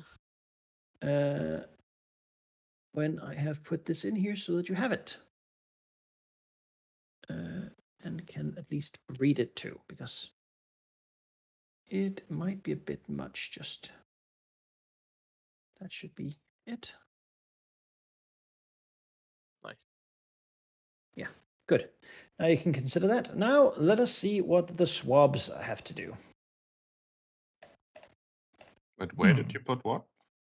In the chat, In the I chat. put in just the Oh, I'm daytime scrolled actions. up. Yeah. Yes. So swabs, one of you three, if you would roll the d6. I did it last Sure. time. So Oh. Yeah. 2. All right. Today you're going below decks to catch rats and vermin. oh, lovely. Also to de-lice some things. Ooh. All right. Yes. I'm so happy. That is your daily task. That's what you're going to be doing. So you're going to be below decks today, Okay. which is nice. All right. Then we have Is it? Rigor. Artemis Keen, if you would roll me a d6. Oh yeah. The most piratey of tasks 6. today will be you are on mainsail duties. This means that you're one of the people who raises and lowers the sail when required. Right. Yeah. It is a physically exacting task. I will spend my action giving myself a +2 on my task, I guess. All right. Work diligently. Sure. Yes. Being a good sailor. And of course, Sheep, if you would first give me a d20. D20. How drunk is he? Right. He's quite drunk, but not so drunk he can't cook. And then if you roll a d6. All right. Yeah. Okay, you'll come down there, sheep, and he'll say, "Oh, lad, oh, welcome. It's been quite a day. It's morning. Oh, is it? Oh, we're Hmm. behind then. This bottle's not going to empty itself. We went Oh, too far down. Yes, I did. No, lad, just stay in here with me today. We're making a stew, and while it cooks, let me tell you of the shackles. Oh, please do. I mean, I You live and I, here, but sure. we are going to get drunk together, you and me. That is what we are going to be doing today. Sheep, you can do an action. There's no role related to this. Croop just wants to tell stories to someone while drinking rum. And besides doing one action in your daily task, you can do an extra one. Okay. So So, consider what sort of things you want to do. sure. I'll give it a quick think. Okay. Good. Then let's start with Artemis Keen then. You seem pretty sure of what you want to do. You want to just try to If it's physically make- exacting, I'm a bard. I don't have physics. Like I'm not the All I'm right. the So the worst at first this. thing to do is to try to actually do the job. There is a sailing lore or athletics check. Yeah. Yeah. I've read poems about. I mean, you made it to the top of the mast fastest. So. That's right. Somehow, I don't fucking know how I did that, but At one point, this. yeah, but one point I have doomed myself. Hey, 15? Hey, Hey. yeah, you do it. You don't mess up. Now let's see how hard it is for you. Do a fortitude save. Oh.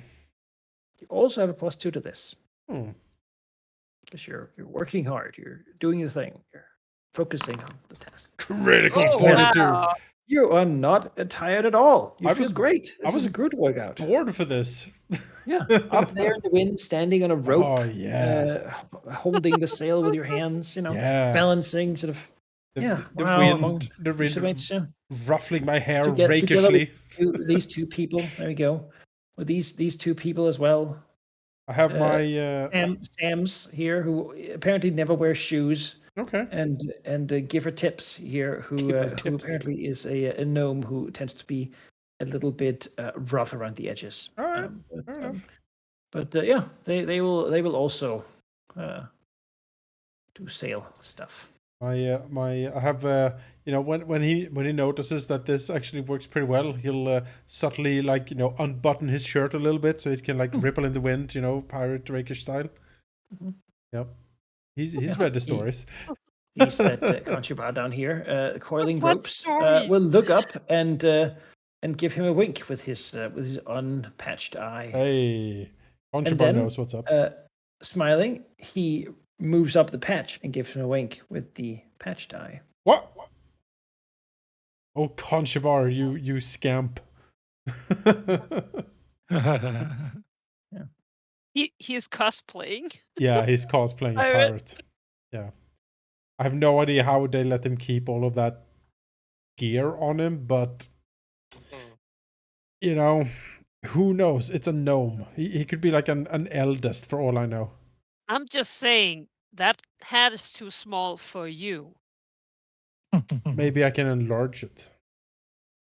No. Anyone have crafting? All right, swabs. You're going to be going below deck to do things, and you each also, of course, get to have an action. So, what sort of thing do you want to be doing? People sort of I get see below deck who's here. down there first. So, Yeah. All Yeah. the swabs doing work. Okay.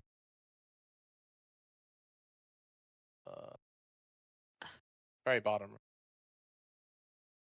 Oh, just in the middle here. I just Oh. okay. Well, There's rats here?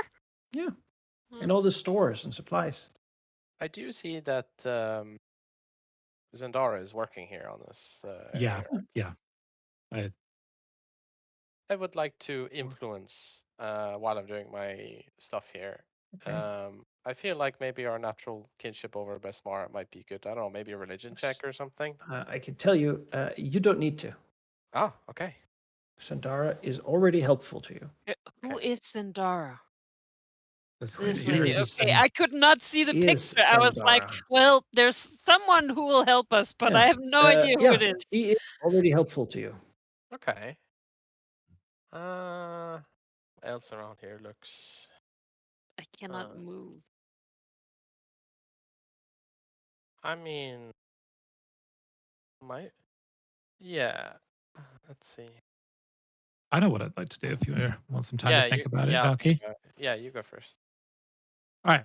So I am an experienced smuggler.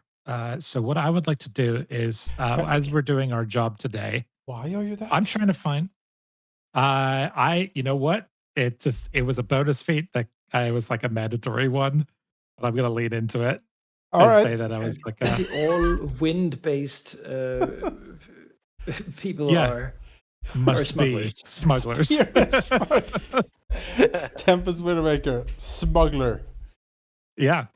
Hey, you know what? It makes it's Widowmaker, it's sharp some sword. sort of underwater smuggling. It's a good route if you're trying to avoid. Launches or something. Yeah.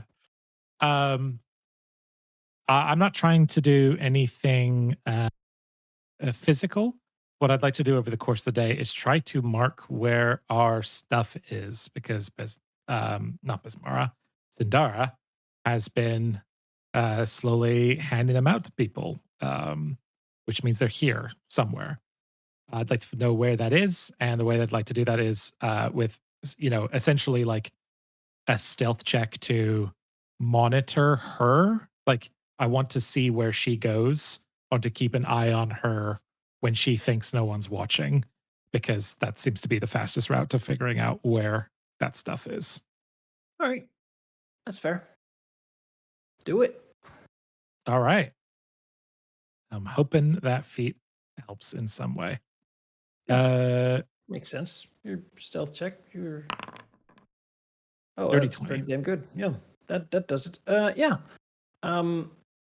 Zendara actually seems fairly perceptive, so it's not an easy task, but you Mhm. manage it, and you see if anything. The hint is that whenever she passes sort of the door over here, the quartermaster makes the sign of Besmara to Zendara. Mhm. Okay. And I've gives had a her feeling it nod. was there. They Cool. seem to be. She seemed to be a religious woman, all things considered, and Sandar Quinn seems to be some sort of a devotee that allowed her to access some things from the store, which contains a lot of loot of various kinds that can be useful, particularly equipment and things that are not stuff the captain wants. But yeah, in fact, you could buy things there. Some things that you might recognize. Mhm. Prime chainmail just came in. Oh my god, no. You know, I'll Gonna I'll say only 6 gold pieces, and they could be yours. wow. Yeah. I'll hold off on saying anything specifically until we're in a more private place, but I especially want to point that out to Grask. Yeah. Beyond that, of course, I need to see how good you are catching rats, which is Okay. a stealth or survival check. Oh, I'm going stealth. Oh no. Catch those rats. 16. Yeah, you catch rats. No one has a complaint. Fantastic. I would like to do a normal sneak. So I'll do my rat catching with my survival first, and What action do you want to take? Since some of them give penalties, you should decide that the first. sneak one, the one where it's like no chance of detection. I can make a perception check and explore one area of the ship. Okay. I don't want to go risky with it. Right, where is my survival?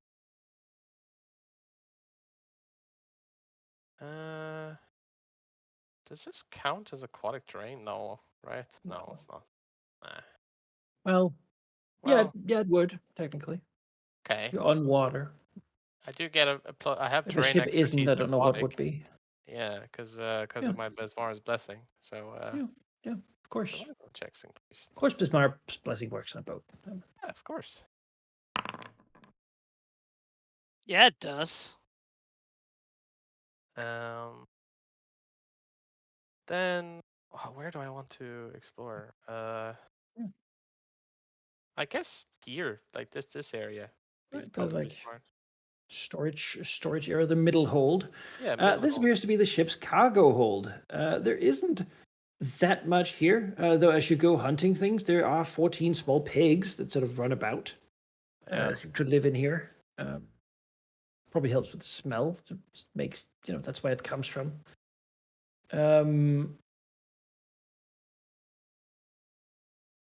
Beyond that, you see the people here. You see that there's a man like chained up in the area. He's got like a food bowl and a water bowl, like a dog would. I see.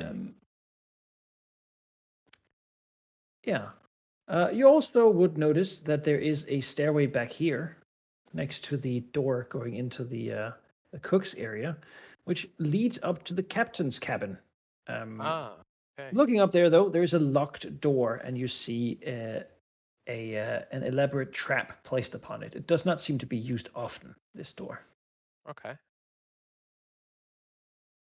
Beyond that, in here are pieces for artillery that is too big to be on this ship, including 2 light ballistas and a light catapult, along with as much lamp oil as you could desire. So if you want lamp oil, you can grab lamp oil. Okay.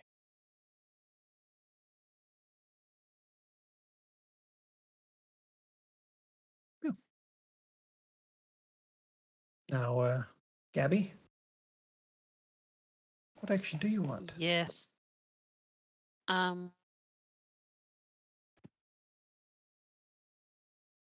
So the perception is just like looking about, right? I want to talk with the captured guy, but I'm not trying to influence him. I just want to know. Okay. Well, Why is he there? He's mostly nonverbal, so. Oh, okay. Well, yeah. Then I will do also the sneak action. I will make a normal roll, and then Gabby is basically looking for junk. All the stuff that silly longshanks don't believe is useful, because they don't understand anything at all. Okay. It's no check to pick up useless garbage. Hmm? You can pick up some useless garbage for free. That's fine with that. Right. Like you just want like a broken bit of something and a corner of a box. Oh yeah, or I do. someone's crumbled paper, Mm-hmm. Yeah. goblin trash. That you can All just of have it. that. Yeah. Great. So wait, they're saying that I can do that for free? Yeah. Fine with that. There's plenty of random crap. Okay, I mean. Dried pig poop. Whatever else. I'll leave that. Maybe I'll leave that. Okay, well, then I guess I'll just work diligently. Okay. Enjoying my time. I'm Sure. starting up a new stash. I mean, it's not as nice as the one I had, but we have to start somewhere. I have to close. Yes, there we go. And I will be using. You said stealth or survival? Yep. Yeah, that's not even a choice. Yeah. And a +2 modifier? Mhm. Can stand is a +2 there. Yeah. Do great. No problem. Oh, it didn't add the number 2. Yeah. You're still fine. And then it's just Praxu who just has to drink with fish guts and talk to him, keep him company. Yeah, he'll do that, but he can do something else. Just You can do 2 things. 2 things. All right. Yeah, especially. One of which has to be listening, or is it No, 2 actions I that's can fine. choose? That's fine. You can choose 2 things. It's basically he doesn't mind that you go do something and then come back to drink some more. All right. The first good. thing I would like to do is actually make some food. Specifically, just just one portion of something random, something decent enough. Okay. Which she would like to then deliver to the chained guy. While nobody's watching, and basically be like, hey, you want to eat something? You know, influence them through the stomach. You don't need to talk to do that. That always works. Sure. Give me a cooking lore then. What's the alternative? Intelligence check. All right, let's do that. How do I roll an intelligence? I guess I just... Roll an intelligence skill that doesn't have a trained bonus. That's terrible. That's a nat 1. Oh my It is god. awful. Okay, you spend your time starting a small fire in the kitchen. Damn, what is happening to you this session? Burning a bunch of like onions and good things. It What? smells terrible. Fish guts is burnt happily popcorn talking. smell everywhere. You know, Of maybe course, not... old fish guts doesn't really care. No, he's like, let's you know what? Let's go into my room instead. God, how It's bad much do you nicer have here. to cook to Look fucking here. fuck up onions? Come in That- here, Praxu. We'll just close the door. Yeah, into the, just leave that burning.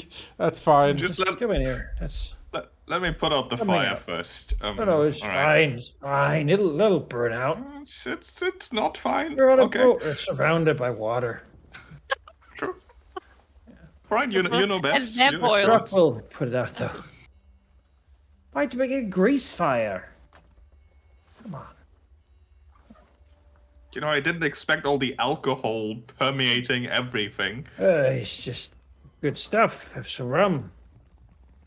Feed some rum to the chickens. Well, that's half of your workday. Yeah. Hmm. You have another go. Because you have a job that doesn't require any effort today. No. I mean, another question would be: Do I notice the whole sign of Besmara thing with the quartermaster here? If I'm basically adjacent to her for a while, anyways. Yeah, you're close enough. She doesn't hide it. No. Maybe in my break then I'll influence her, getting her to talk about, religious matters and all that. Just, All right, sure. scholarly Yeah. conversation. Like a diplomacy check. Not a religion? Well, I mean, it's she's the same not, bonus. It doesn't really make a difference. She's not. You find that she's not a particularly learned woman. Okay. He's Well, just- enthusiastic. Yeah. Just engage her in conversation then. She likes bawdy jokes and swear words. Me too. Yeah, I was I gonna can teach- say. Oh, I can teach her swear words in like Where is 5 she? languages. What's my new best friend? I can teach her Tengu swear words that are just screeching. Oh man, I'm so jealous. That's got to be the most fun. That'd be terrible. Here is a bit of a different DC.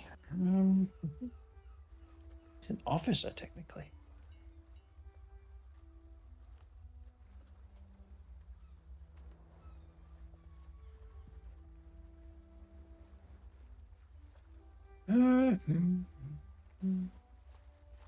But that does it. Yeah.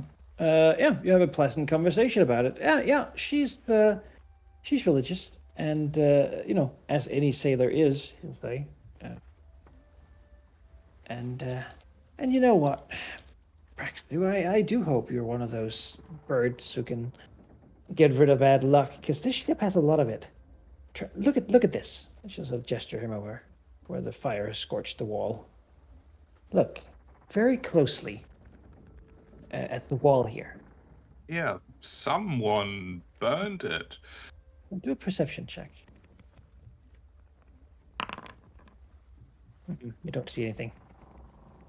Can If you look ex- real close, you'll see that there's something in the wood. Little wiggling white creatures that live in there. This ship's cursed, Praxu. It'll sink. All of us on board. Besmara Oh. doesn't forgive us, that is. So Could I roll maybe a crafting check to analyze the wood? Yeah, that would be very relevant. Yeah. Well, that's terrible. No, you don't know. No, Yikes. it seems fine. Seems like normal wood.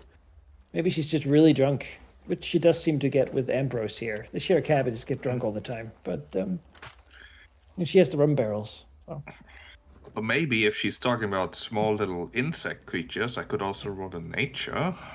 Nah, yeah, I think you Nah. tried. All right, I tried. At least for I did now. try. You see, Besmara doesn't like this ship. She'd like it to sink. The sharks are ready for it, so whatever you could do to make her happy, you better do it. For your own sake. Oh, I'll keep that in mind, but I mean, if the current conditions are upsetting Besmara, then it seems like we can't just address the symptom, but the cause. We have to address the cause, right? Yeah. Bit late for that. But that's why we drink, she says. So, have some rum. You can pour it down that beak of yours. Give you a hand if you need it. No thanks. But now that you mention liquids of various kinds, in my former possessions, I did have 2 little bottles of tonic that help with sickness. I don't suppose I could get access to those. Yeah. I don't know. I mean, I'd have to check my stores. I'll take a look. Yeah, see what's in here. It could be fitting for that. Yeah, I mean, yeah, like just say 6 pieces of gold. I'll just hand them to you right now. That is a very fair price, but I'm entirely uncertain when we get paid that much ever, or how I would acquire as much. Well, usually it depends on what Captain sees you doing. In battle, that is. Sooner or later, we'll catch a prized ship, we'll raid it, we'll share the stores. Captain divvies out the loot. I see. All right, I suppose I'll get back to you when I have some coin. Yeah. Yeah, tell you what, even if you need something outside of normal opening hours, for you, I'll make an exception. Just come knock on my door. We'll chat. For old time's sake, I mean, might all be dead soon anyway. Yeah. All right. I'll keep that in mind. And if you want to come drink in the evening, it's usually just Ambrose and I. We you know anyone who can like sing or something? We'll bring him along. Have a good time. We got lots of rum. Yeah, I might know someone. We can make your evening a bit more lively, I'm sure. Although I do have another date this evening already with, well, Jack. He doesn't seem too liked by most folk, but seems smart at least. Aye. Yeah, and Jack's clever. You could do worse. Let's see, maybe I can do both. Maybe I'll convince Jack to come down here as well. Have a big party. Yeah. Never heard him sing. All right. I guess that's my 2 actions then. The day goes fairly well. Though of course, once it passes, it becomes time once again to You know what time it is. the bloody hour. Yes. Arrives. None of you have earned any additional lashes from your lack of labor, but Wrong way. it is yet time for a painful reminder that you were late this morning. Master Scourge saw it himself. particularly Artemis was late. But What? turns out there's no further punishment for being particularly late, but he pointed it out to Master Scourge, Master Plug, who of course was disappointed in Artemis. Mm-hmm. Yes.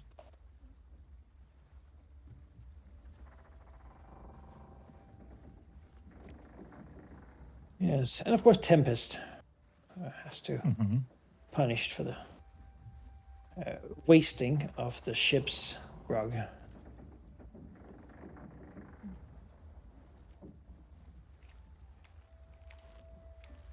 All right, gather up. Who wants to go first? I can't. I'm You stuck in the move my rigging. token. Yes. Grask will step up to the. Okay. Gotcha. All right. he Taking a bit of a will, sacrifice. He sort of steps closest. Stay away from Sindara. Be a good lad. He'll take off his shirt to get ready for the lashing. Of course, revealing his tattoo to everyone on board at this point. Oh my, that explains it. Man up here just does the sign in the rigging. The big eyes. Oh, Scourge, though, just smiles at the bare back. And lets the whip sting. Thanks.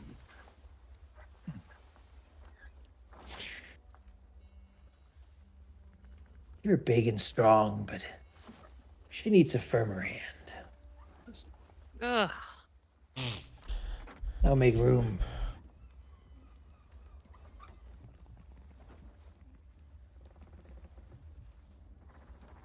Let's get this over with. Oh boy.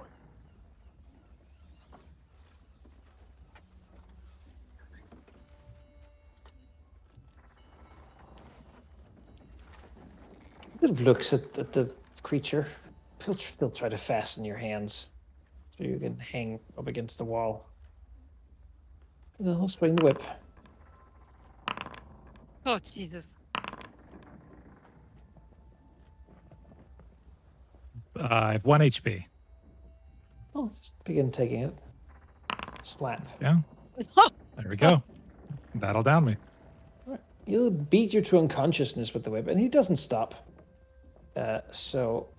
It's non-lethal damage. However, once you've taken full, it'll begin being lethal. So there you go. 11 lethal damage, and the rest non-lethal.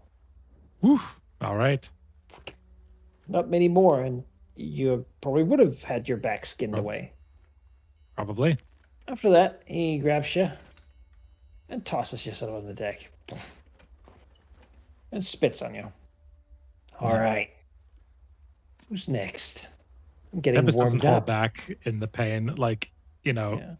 normally maybe they would try to at least like not give him the satisfaction. But since they're trying to appear as like the weak little nothing, you know, no acting required in this case. Just let it Yeah. out. Mr. Plug watches from upstairs with a silent demeanor, disappointed in these new fellows and their inability to just behave like civilized creatures. But perhaps they will learn in time. Welcome back. She'll give you the one lashing.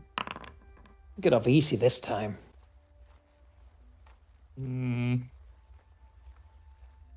Don't be late. Well, you see the stairs changed ownership. Never mind. I'm leaving.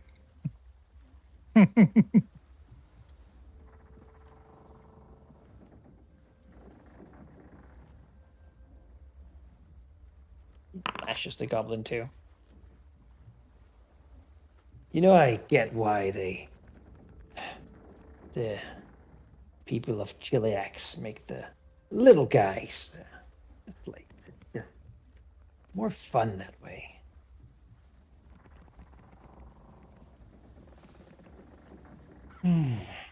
What a charming fella. I was gonna say, Gabby just stares at him. Now get out of the way. Unless you want more. I'll do you the favor. I thought so.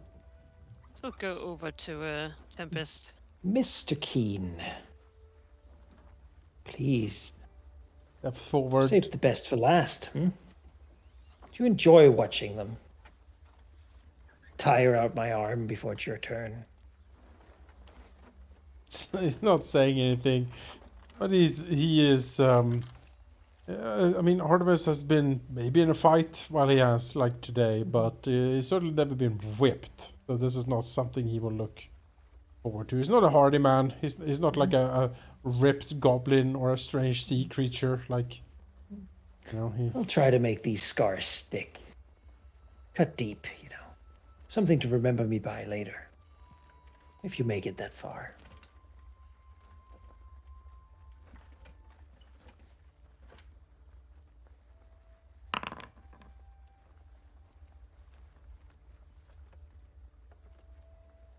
Too bad. Steps back slightly annoyed at the hit. Didn't strike the spine exactly as he wanted.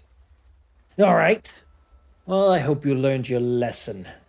Don't disappoint the first mate again. Staggers over here, puts his shirt on, looks at poor Tempest, Widowmaker, looks at the others and says, You'll disgust me. "Take her below." I was gonna say, yeah. Gabby will have like as soon as she was done that, she went over there and she like would have like put her hands under the head, like don't hit the floor. You already did. Sort of like, should I carry? Nods. Grask will step beside Gabby and like put his hands under her as well, and pick up Tempest here and bring them below deck. Because this is roughly around the time where might be some time to do something without being necessarily spied upon. Mr. Plug watches you carry this creature away, this disappointment. And he frowns at this show of camaraderie.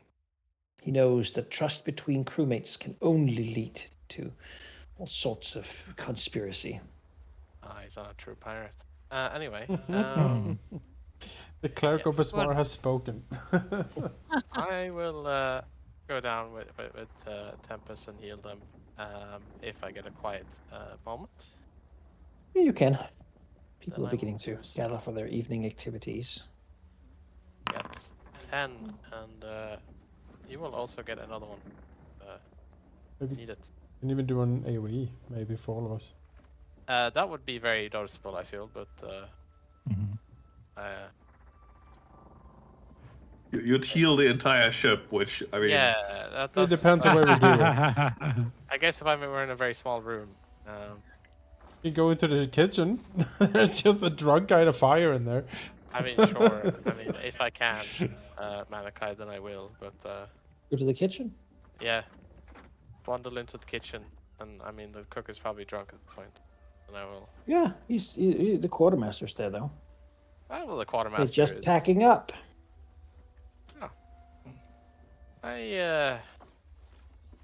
Like Time to for the call- rum ration. I would like to call upon Besmara's aid. I hope you don't mind while I'm in here. Praxu will have followed.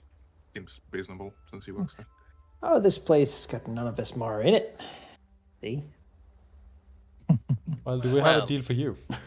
And he will look at her and bow slightly, and then he will cast the AoE version of the heal. Does he have a prayer that he says, or? He has a few. Often some of the like of Besmara is returning life's debt to you from the sea. And wow, yeah. Wow. So Well, that's fine. I have another one, but we all heal that, and I'll use my last one. It's almost today. So I'll roll that again for my last spell. That's a 7 on it. yes. That'll do. What to do? And then I need to go to work because I should have left 7 minutes ago. But thank Oh, you no. for session. It was very fun. And I Yeah. will chat you next during the week. Yep. Yeah. Sounds Praxu, Bye bye. see Thank you for the Valky. healing. Praxu will note as Grask here is summoning Besmara's power. Clearly, Besmara still favors him, so he's probably someone to support should you find yourself at a crossroads. Just putting that out there. Certainly, you have found a way to more easily influence the quartermaster. We get to heal Tempest 7 more. Mhm. Like, or 8 in total, I guess. More. Oh, and also, Artemis, I booked you for this evening's entertainment for this particular kitchen. Artemis looks around the kitchen. It doesn't seem there will be room for too many people in here. Oh, we'll cram people in here. Don't you worry. Excellent. Very well. Enough for at least 200 people. Well, I better go and throw up then. Oh, still seasick. Yeah. Hollywood, am I right? Oh, yeah. All right. Oh, ow, that hurt a lot. Yeah. Are you okay, Tempest?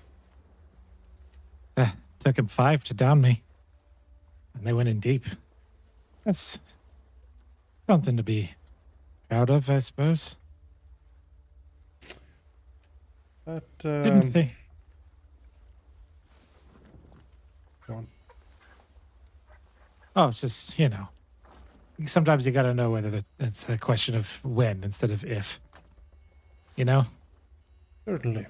That man needs to take a long walk off a short flank.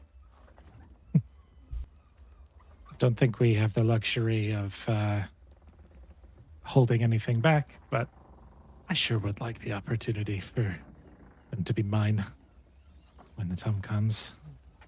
Maybe a topic for outside the kitchen. I mean, not a topic at all. We obviously will obey the captain's orders at every Of course, opportunity, of course. as the pirate code Mhm. dictates. Pirate code dictates, yeah. He won't remember, and no one else is listening. This is about the most private we're gonna get. So, looks around conspiratorially. I am not sure about that strange gnome, Conchibar. It is clear to me that he is way more skilled than he gives off. The performance he put on was, well, frankly, staggering. I have never seen anything like it. Maybe he's the real captain or something. We almost never see him, right? I think he's more of a tourist. Might be the case. I think Mr. Harrigan or Captain Harrigan is certainly the real captain. As to why he's constantly locked in his chambers, I am not sure. At this, Gabby will shrug. He's the captain. Why shouldn't he be? Still having a bit of trouble talking, but you know. I mean, that knuckle duster's still in her mouth, I assume. Well, I mean, yeah. Yeah.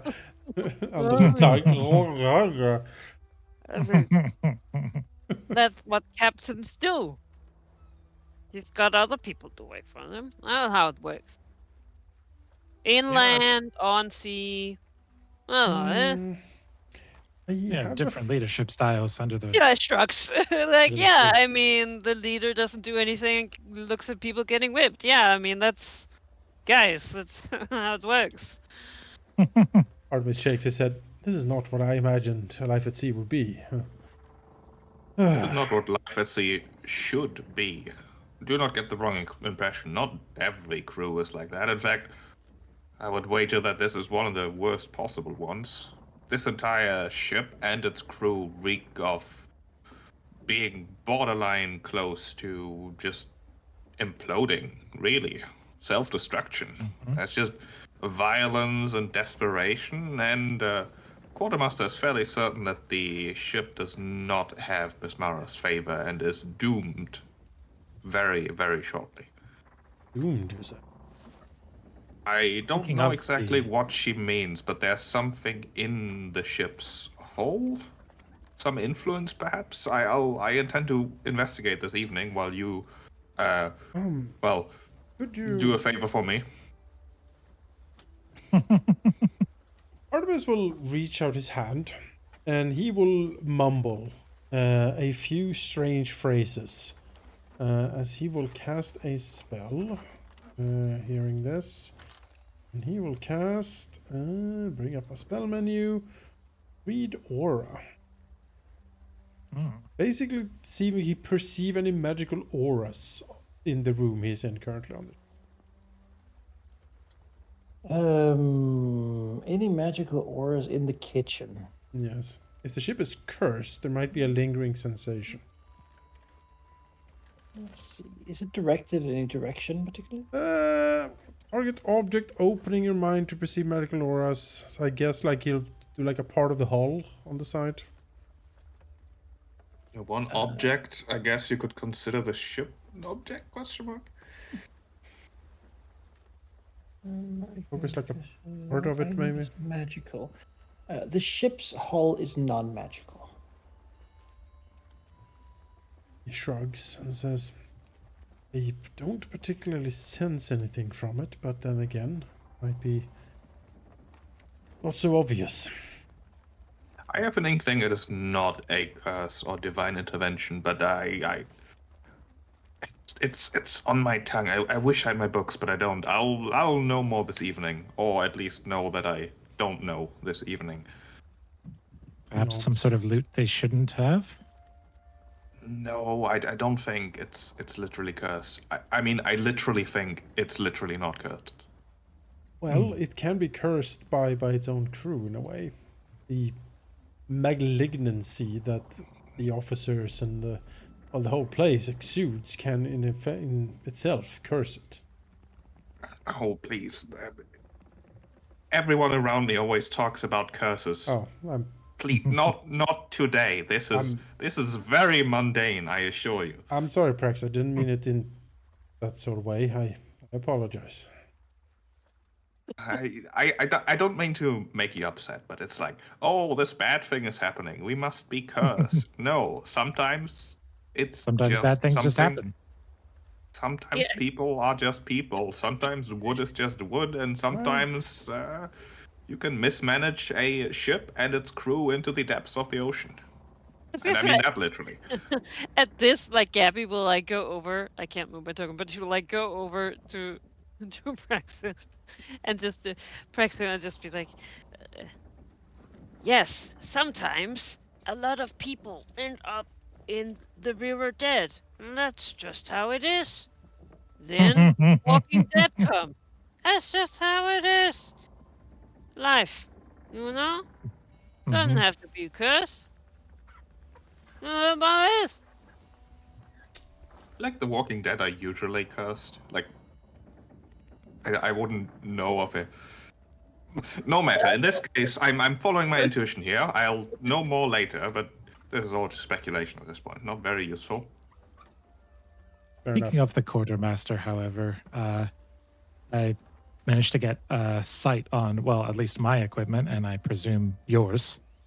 If we're wanting to get a hold of those, we should probably do it before they go on sale.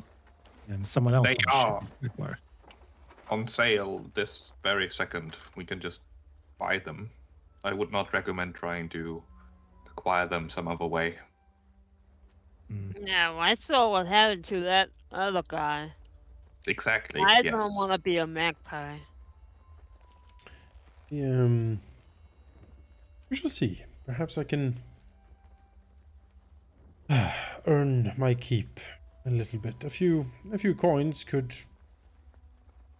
help. Yes, I do need to go and throw up. Good luck. Oh, He'll Please God. get always over try the to- railing, man. Oh God. The constant moving. Don't worry, it'll help once you get your rum. yes, that'll do me. Oh, it's the time for the rum. Yes. Before evening time, it's time for rum. Great. Yum. Yum, the rum. Yum rum. Yeah. We do that? We could do that. Yeah, Yeah. sure. We'll have Yeah, a alright. big scoopy Fortitude helping. saves I will do for Grask. Grask is fine. Come on. Oh, good. Artemis, you're fatigued. You're so drowsy and drunk. You can't. Yeah. So everyone else is fine, but Artemis, the hard liquor is a bit Yes. tough on him.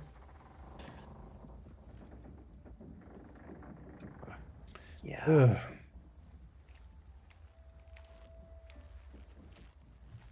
That's okay. I'll just have a nice long. Oh wait. Right. Yeah. Show must Take it go away. on. Yeah, Long the rest. show must go. Just keep. Can you use some kineticism to just purge the sickness out of me? Can you just force it out? I have to have the aura active. My Yeah. stuff is not subtle. Damn. Believe me, it's been killing me all day looking at this It's character sheet and being like, oh, I can't do any of this. Just take me, into the build, just and let's get this sorted. Yeah. So, in the nighttime, you can go sleep. That's one action you can do. Go to bed early and sleep. You automatically get rid of fatigue that way, which is nice. No check required. I promised the cook you would sing for them. Did you promise it that there was someone who could sing? If you are fatigued and you take a rest, Listen here, Miss Gabby. I can sing. you instead simply remove the fatigued, but don't get the benefits you would otherwise get on a rest. Right. So no spell recoveries, no hit Ugh. points, no nothing. Just Sure. skip the rest, but remove fatigued. But you can do that sort of by sleeping 8 hours. Want to get that and remove fatigue, you have to do the sleep action. At nighttime, you can gamble. Yeah. If you gamble, you basically chill. You get a check to try to remove fatigued if you have it. It's what many people do. As an action, you can entertain the crew using performance checks to set up chances for influencing people better. A good way to get your friends who are not good at diplomacy to get some decent chances to talk to people is to entertain first. You can influence someone, obviously, trying to make better friends, or you can do the sneak to explore the ship as well. How about Beyond that- brawling? There is the steal action, trying to permit larceny and thievery in people's lockers and such. How about brawling? Just punching people. Something you do, yeah. If you want to go fight, Well, some people would like arm wrestling, right? yeah, that's entertainment. Okay. You're just relaxing. Well, Have a good time. I have been promised to perform, and Artemis Keen will certainly perform to the best of his ability, which is somewhat diminished. Gabby will like tap you and be like, "No, if you need some help, I don't do things. Yeah. You know, I know for humans, With singing is a career, but all couples sing." Gabby, I think you're singing absolutely great. Ugh. Ah. Who's this? In fact, oh, my kind is very good.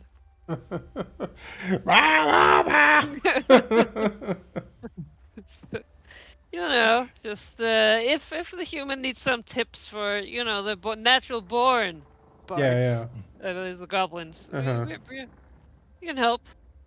Valerian's first bards, to be sure. Mm-hmm. Yeah, I'll guess I'll try to perform.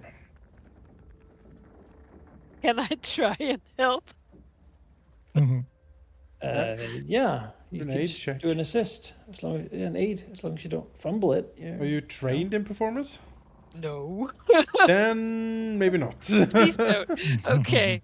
Okay. Well, you know, if Artemis communicates it, Gabby will He will be like, he'll not steal his thunder. It'd be You like- know, that's Gabby, could you give me like a C? see. But we're on the sea. Eh? Maybe you should do something else. As like a tooth falls out of Yeah. and she picks it up and puts it back in, huh? Slam it in there. Yeah, I'll try to God. perform. Okay. Well, Okay. you let me know. It's not Yeah, great. see? Then you can go into the quartermaster and the cook's room Oh, look at this place. and play music while they drink. Yeah. And also they offer you drink. No. I was gonna say they're offering Additional you rum drink. rations. Why does the Like- cook have a chicken on his shoulder? Because he What? loves I chicken. want to That's see. Black Besabel. That's a black Besabel. Yeah. All right. Queen of the kitchen she is. Oh, I see. Of course. Likes the eggs for the soup. Oh, wait. How does she make the eggs? Oh, no. Lays them around. He's very close to that chicken, huh? It doesn't need to happen for eggs to happen. I know how the flowers and the bees work. that's Artemis. Well, Read a lot of relax. pirate stories. That's how the phrase goes. He has a 0 in untrained nature, so no. I've sailed these seas for longer than you've been alive. I've seen all the islands of the Shackles, and I know them all fairly well. If there's a tale, these seas, I've heard of it. If there's a hidden treasure, and I've got a clue. Well, when I'm sober, that is. Anyway, let's bottoms up. Drink up, me hearties yo-ho. It's all right, lad, though. You don't have to continue. Oh, Okay. Oh no. oh, critical. Seem tired. Artemis nods. I am pretty tired. I'm also very seasick. Yeah, I I think. wouldn't want to see you whipped to death, so maybe just make sure you get your rest and can perform tomorrow. He nods and says, I always sad when they break you, lads. Thanks. Hey, thanks, Fish Guts. I appreciate it. Looks over, Yeah. nods. Quartermaster. Yeah. Raises a thing of rum and says, might as well enjoy it while it lasts. Oh. Sip. We're all Oh. gonna die soon. We're all gonna die. I don't suppose Yeah. I don't suppose Miss Quinn has a blessing that removes seasickness or anything. Rum. Miss Quinn. Can't feel it pass out. I do commune with Besmara, and she has given me the power to really hurt people. Ah. No, sadly, no. I believe the words would be for you to stop being such a landlubber, but I haven't spoken them out of respect. He nods and says, He would- the point is well taken. Oh boy. Oh. Why? Should have In all kindness, it should be done within a few days. I should have eaten spinach or something. I don't know. Was this the way down, or is that the way up the secret stair? That's the way up to the captain's. Oh yeah, no, we're not going there. The crossbow traps are pointing at his face. That'll be bad. He'll go below. He'll tuck in for the night. Is that guy just sitting there still? Like, is he doing anything? He's licking his bowl. Oh. Oh. Well, He doesn't have a very long chain, so. right. Yeah. Artemis will try to do like one of those like simple magic tricks with one of the goblin teeth he got from Gabby. So he pretends to paw it in his hand and then it's in the other hand, as he passes, just to give a wink to the weird boot. Yeah. Sure. Give me like a perception check. Sure.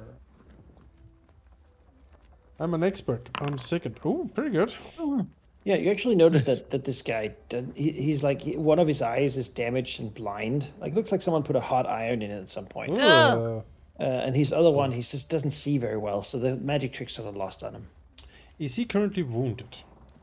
Well, not anything that could be easily fixed. Right. Scarred, definitely. Yeah. Burns from the hot tar, definitely. Mm-hmm. That sort of thing. Yeah. Like scar tissue. Permanent He's got like a scarring. big head wound. Yeah. His blind eye has like it's like the eyeball has been pushed around a lot. Yeah. Like been in a cement mixer for a while or something. But Oh. it's pretty bad damage when you sort of glance at him. Mm. But someone was very creative. Well. Hmm. Behind you, Yes? a halfling sits sourly watching you. She seems very angry about something. Mm-hmm. Turns out, he killed first mate. Looks over at him. Ah. Oh, you don't say. I do say. You calling me a liar, and then so maybe like enough curses to bleep it in an R-rated show. Right. Follows in explicits. It seems like her thing is explosive amounts of profanity at any point. Artemis blinks a little bit and says, You get it, after that long string of things that Mhm. he probably halfway. He's too innocent to know what all that means. Gabby is learning a lot. "You should meet my grandfather, but I do not call you a liar. But what do I call you?"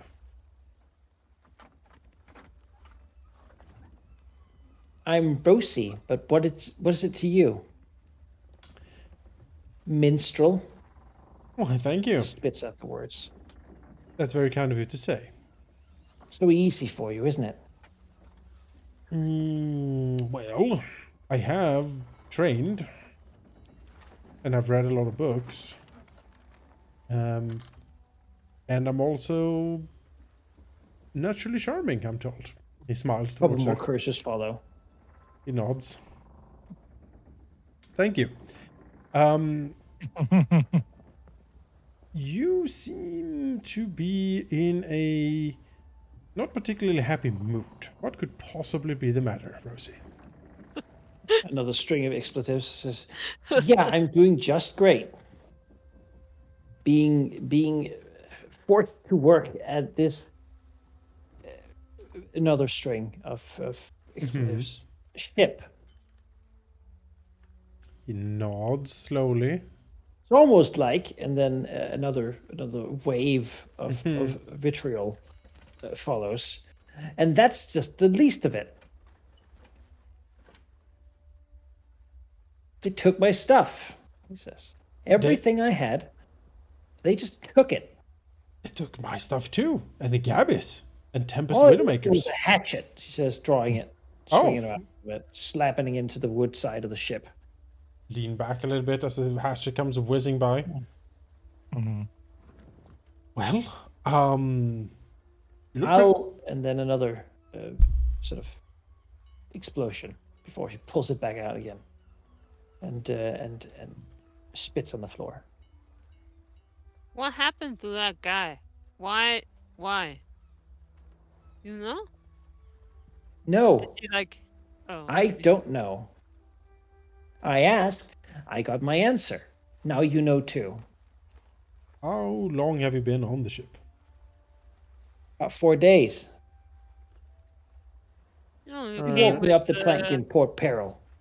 the stepper guy, the one who she like does like a thing with her heels badly. What? You came with him No. 4 days? No. Hmm. Why would Yeah, you the assume turnover in that? this place is Because terrible. we're small. Gabby No, looks I'm at a her like, halfling. what? Entirely different situation. He You know said what? he I don't met even her like 4 that days guy. ago. Stupid Conchabar. Thinks he's so goddamn dapper and smart. He won't leave me alone. Well, I think he definitely should respect your borders, Miss Rose. Yeah. Now then, I shall leave you to brood here on your corner, and if you need me, I will be sleeping and throwing up below. Now, good night. As he will like head down. He yells something after you don't understand. Oh, I But went probably up. not. Sorry, I was actually up. Still learning the ship. Excuse me. Excuse me. Halfling language. Pardon Oh. me. Excuse me. Language is not supposed to be cursed in that much. Couple goblin words in there too. Just Oh, yeah, Gabby will sling some in there. Like those are she long shanks. Am I right? yeah. I know. Hey, tell you what. That leads down What? from the barrels. You go grab my stuff from the quartermaster's office. I'll be You're not happy with it, dead. No. but I won't be. So Mm-hmm. overall, I think But that's how it works, right? what if you go grab my stuff? And I'll be happy. Get out of here. Go.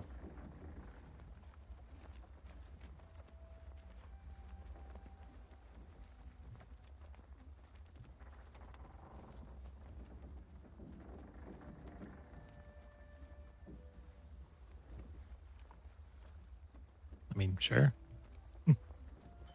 Gabby stays long enough that she's made a statement. Yeah. She looks at her. Yeah. Mumbles more explicit, more just the things you shouldn't say. Yeah, look. Gabby can. You'd follow along. Yeah, I was gonna say she knows 3 languages and she's willing to I mean this is very much like a pleasant evening in Goblin Land. But yeah, she'll do it as long as just basically to show that she doesn't take shit, and then Yeah. And she'll find something better to do. yeah. Speaking of, we have one attempted action which failed, sadly. Artemis keen to sing and play music for the in the quartermaster's office. But what do the rest of you want to do with your night? Praxu's plan was to investigate this idea of the ship being doomed some more if he can. Okay.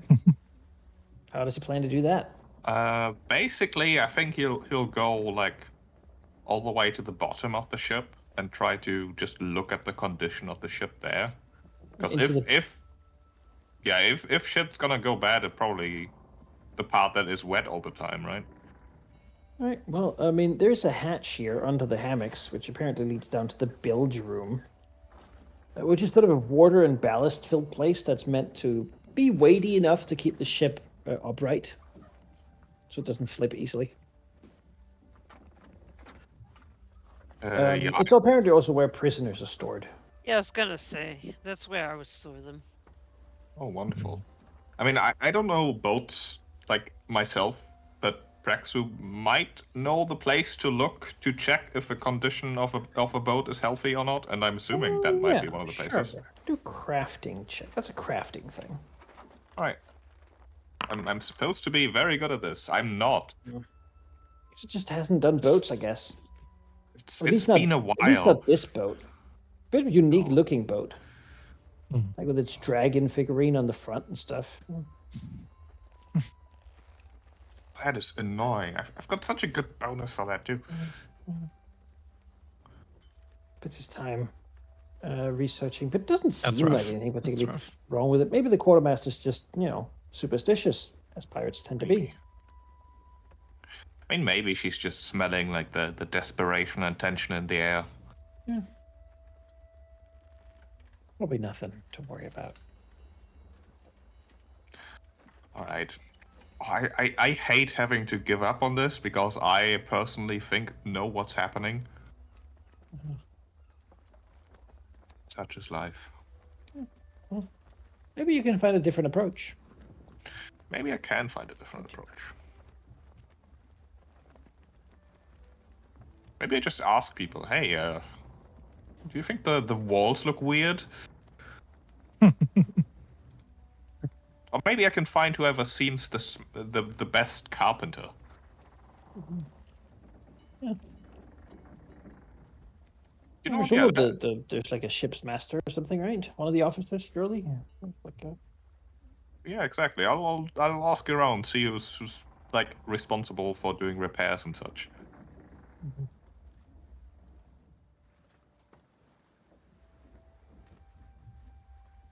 Yeah. Yeah, I'd let you do that too. So give me like a diplomacy check to gather information. Sure. See if anyone wants to Have talk a to you team. about it. It's like a basic information, so it's not like hard to get.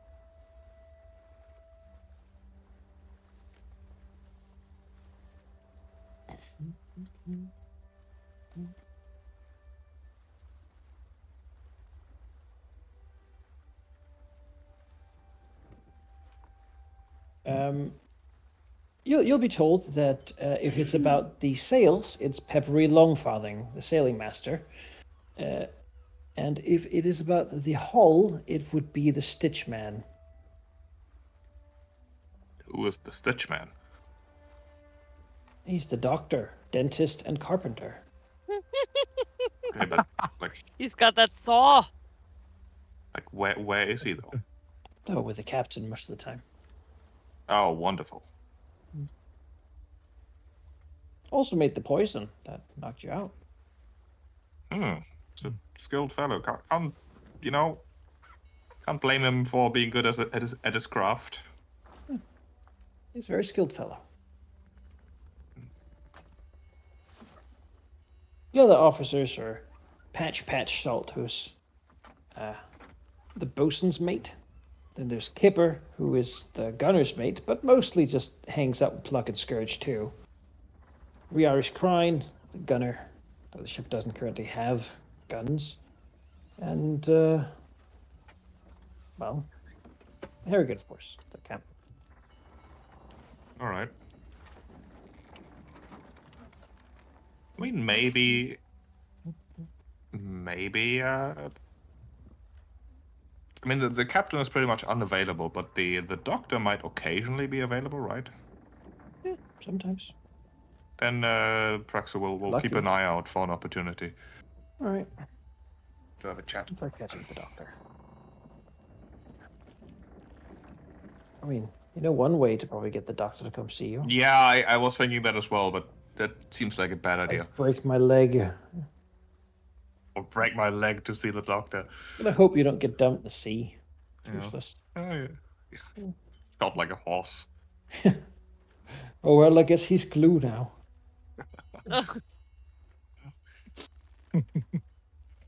Tengu are known for having very brittle bones. It's bad news. Don't have any Tengu medicine, so.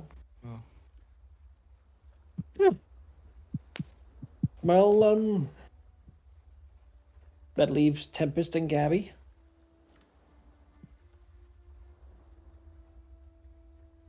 So, about how much junk have I collected? What are you looking for, basically? I am a junk tinker, Okay. which means that I can use junk to make level 0 items, including weapons and armor. It reduces the price to 1/4 of the usual amount, but is always a shoddy item. Okay. Yeah. All right. I'm trying to make myself a junk armor. Okay. Sure. Shoddy quality, So dear. if I do not have enough, I'll just. You said it yourself. There's a lot of junk. There is a A lot of lot of junk. stuff Yeah. that all the long shanks don't need.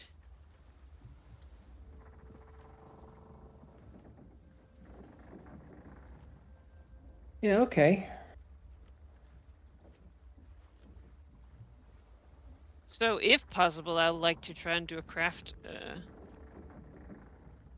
Or start a craft, I guess. Okay. Of what item? Yeah, see, now I have to go. I mean, I You're would really look at my trying to make a inventory, garbage but I version don't of- have anything in my inventory. Yes. So you can make level 0 or 1 items of something you have the tools for. Raw materials is just garbage. So that's handled. Yeah, so I guess I don't have the tools, right? There are crafting tools about. Easily find that, Oh, great.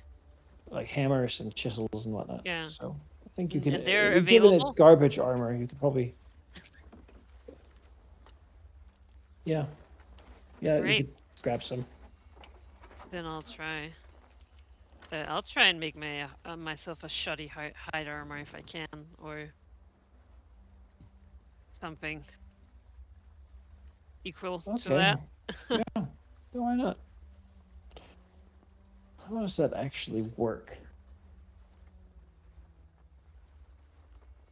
Craft skill. Yes, the crafting rules are very Crafting confusing to me. items.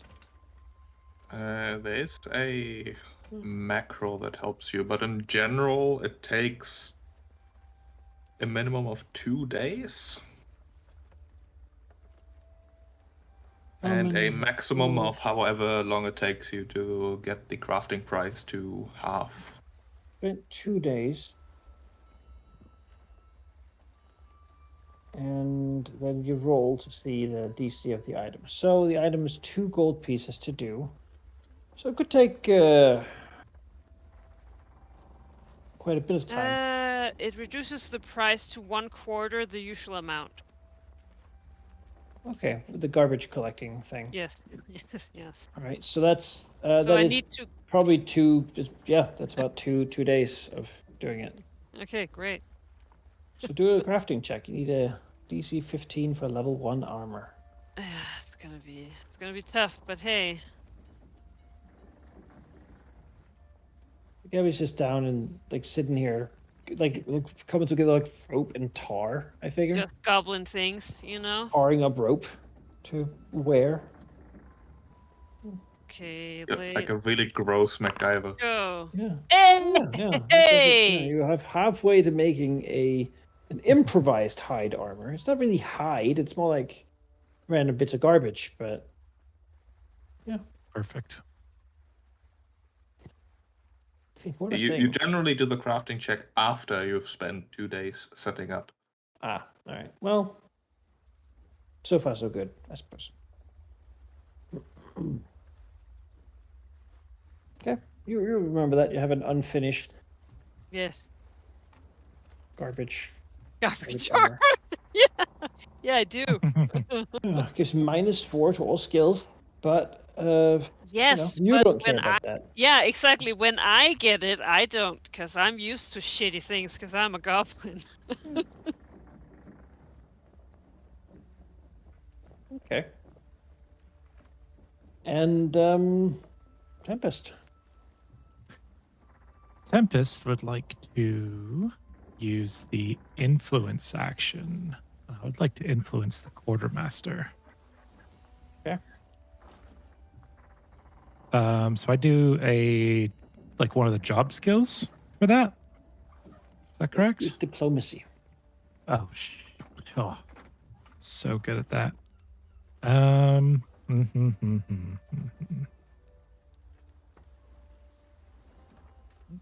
Well, so be it. Let's go. Maybe I'll get lucky. It's not terrible.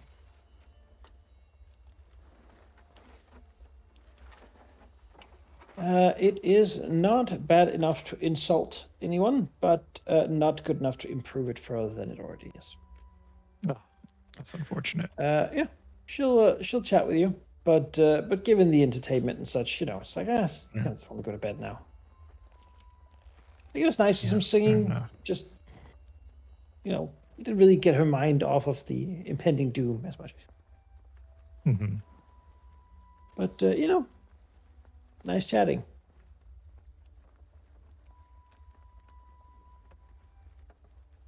What if I, I'm sorry to do this, but is there any lightening of the mood if we kind of shit talk the performance a bit?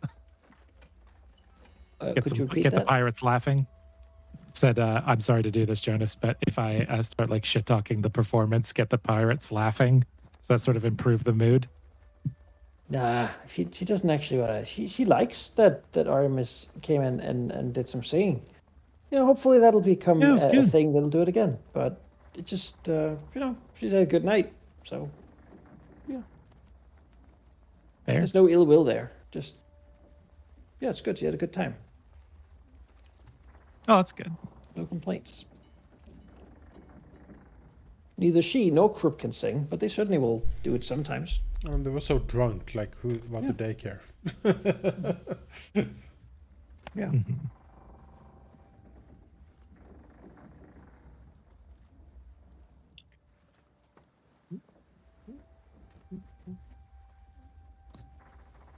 Yeah. And then, of course, Grask will have an action. He will like double sleep to recover his spells. Well, he's allowed that. Makes sense. And I don't think we should continue any further days. No.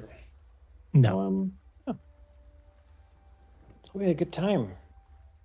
Yeah. Getting into the enjoyed this. pirating and to orient That was on fun. the ship a little bit, see the power structures, see the weak points that we can start chipping away at. Mm-hmm. I mean, this is pretty perfect. Other than my rolls for most rolls, this is pretty perfect so far. Because you see, I'm working in the kitchen, and one of my starting items that I know the quartermaster has is arsenic. Nice. Nice. That will be very useful. Yes. Man, you got the best job. Yeah, you got a very good job. Yeah, kitchen's always the best job. Yeah, it's true. Man, I should play an alchemist. Yes, of course. I will Might need brew some a help, but if I can, potion. Yes. if Tempest can get a job, like working for the quartermaster, then that could be a way of, smuggling things out. Yes. I'm not stealing anything. No. What you don't do, you don't just like steal it because there's probably pat downs, lack of trust or whatever. But what you do is just get in there and then start just palming things into other things. So you like go and buy a backpack, but there's also like a bunch of knives in there. So it goes out through the legal channels. It's just got some contraband in there. It's not stealing, it's reappropriating. Embezzlement. Yeah, embezzlement. Yeah. Yeah. What was that guy Keel Hill for? Stealing from a crewmate, I believe. Yeah. I mean, the quartermaster is a crewmate. Yeah, but the quartermaster doesn't own the quarter. It's more like Okay, the quartermaster manages the captain's stuff. Yeah. And So you would be stealing from the captain instead. He has to put it to exactly. use for the ship, and by donating money to the captain, you get to be the people who get to use the equipment. Oh. Well, there we go. I think stealing from the quartermaster would be a very bad idea. It would be better to steal money and then buy stuff. I'm gonna finally succeed at performance check and probably earn some money, hopefully. Oh. Seems like that's going to take a long time that way. I'll hopefully succeed at any check whatsoever. Although my combat rolls were pretty good. Oh, I yeah. need to earn like 1 gold so I can buy my studded leather back. Beyond that, of course, you need some XP. Yeah. Already got Oh, for you- the encounter. Hey. You Beyond earn that, 1 gold, Yeah, and then we- you gamble it to make it 2 gold, and then We- 4. We I was tempted to fucking. make myself a weapon of junk, but I was like, it's gonna be very obvious as I walk around with a stick with like a knife and a hook on Just it. keep it in your mouth. Mhm. Yeah, I can't keep that. Oh. Like, Keep I could everything make in- that instantly. That's like 9 silver, original price. Mhm. you get an additional 25 XP each Yahoo! for finished tasks and improved relations. All right. Whoa. All right. 105. 105. Let's Yeah. go. 10% of the way, All right, 10 more sessions. Feel good about this. pretty much. Yeah. 10 Oh more my sessions, 20 days, No. 365-year journey. yeah. I got you. Uh, All right, I'm gonna turn off the stream here. Thanks, people, for watching. I'll catch you next Friday for more Skulls and Shackles. You can catch me and Manaki tomorrow for some War Tales. See you then. Good night. Bye.